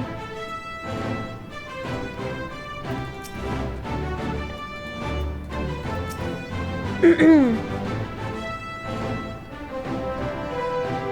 Alliance leaders couldn't be here. Quite the turnout. Archon, hey. Man is said to fear what he does not know. Yet you would venture unto the greatest of unknowns. I say to you, daughter of man, that you need not fear. So long as man shares a bond with dragonkind, so too does he share our kinship with the heavens, and our ancient home amidst the stars infinite. I pray you go forth, and prove this bond of ours, tempered and tested, shall endure unbroken for 1,000,000 years. That was awesome. That was incredible. Words of wisdom from Virtra. First the Great Exodus, and now this. It seems there's no end to our work. In truth, more than a few gleaners were distressed to learn that their earlier efforts were for nothing. It was no easy task convincing them that the new plan was for the best, I can tell you that. I can't tell you every man believes this. This is the wisest course. But I can say that all will be forgiven if you deliver us from the coming doom. And if you don't, well, at least you won't get the earful. I certainly will. It's troubling enough that the brute Sicard left without warning, leaving me to carry all those cumbersome containers, but that he failed to be present to send you off is absurd. What could possibly be more deserving of his attention at a time like this? Oh my god, they're best friends. It's no easy thing to say, leave the star to us, but we must, and we will. As proud members of the Scions, we have a duty to uphold, and we needn't do so alone. Those dark days when we were driven from the Rising Stones and hunted as traitors are a thing of the past. We have allies in abundance now, which is to say, you needn't worry about us. Go forth in the knowledge that the Scions will labor without rest in your absence. Though our fellow Scions couldn't be here, they wanted me to tell you that no matter what calamity may befall us, they will never give up, and neither should you. No matter how far you may go, we will be with you in spirit. No matter how dark it may seem, your light will shine and endure. Mistress Kryl tells me your investigation into my theories on Akasha and its relation to the final days has made clear the source of our woes. I'm elated to know my work was of some benefit, but I could not have shared it had you not rescued me from the tower that day. I yet owe you a great debt, one I may never fully repay, but I shall try nonetheless. Not only through my research, but through my desire to see you succeed, which I believe may influence the Akasha in our favor, small though the effect may be. Yes, so long as we have hope, there's a chance we may influence the outcome of this calamity.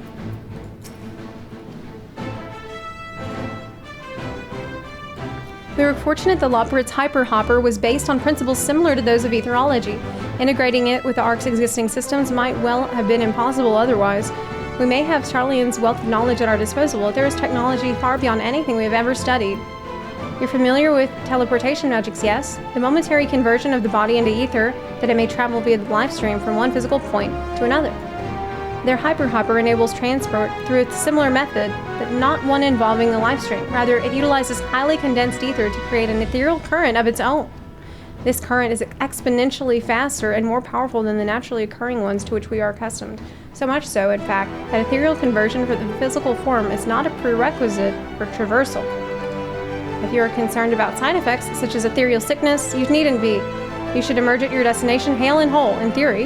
At the very least, I can assure it's safer than the experimental etherites you used to reach Razatan. Moenbryda has been on my mind more often of late. How different her life might have been, if not for our research into teleportation magics. Perhaps she would never have gained an interest in ethereological studies.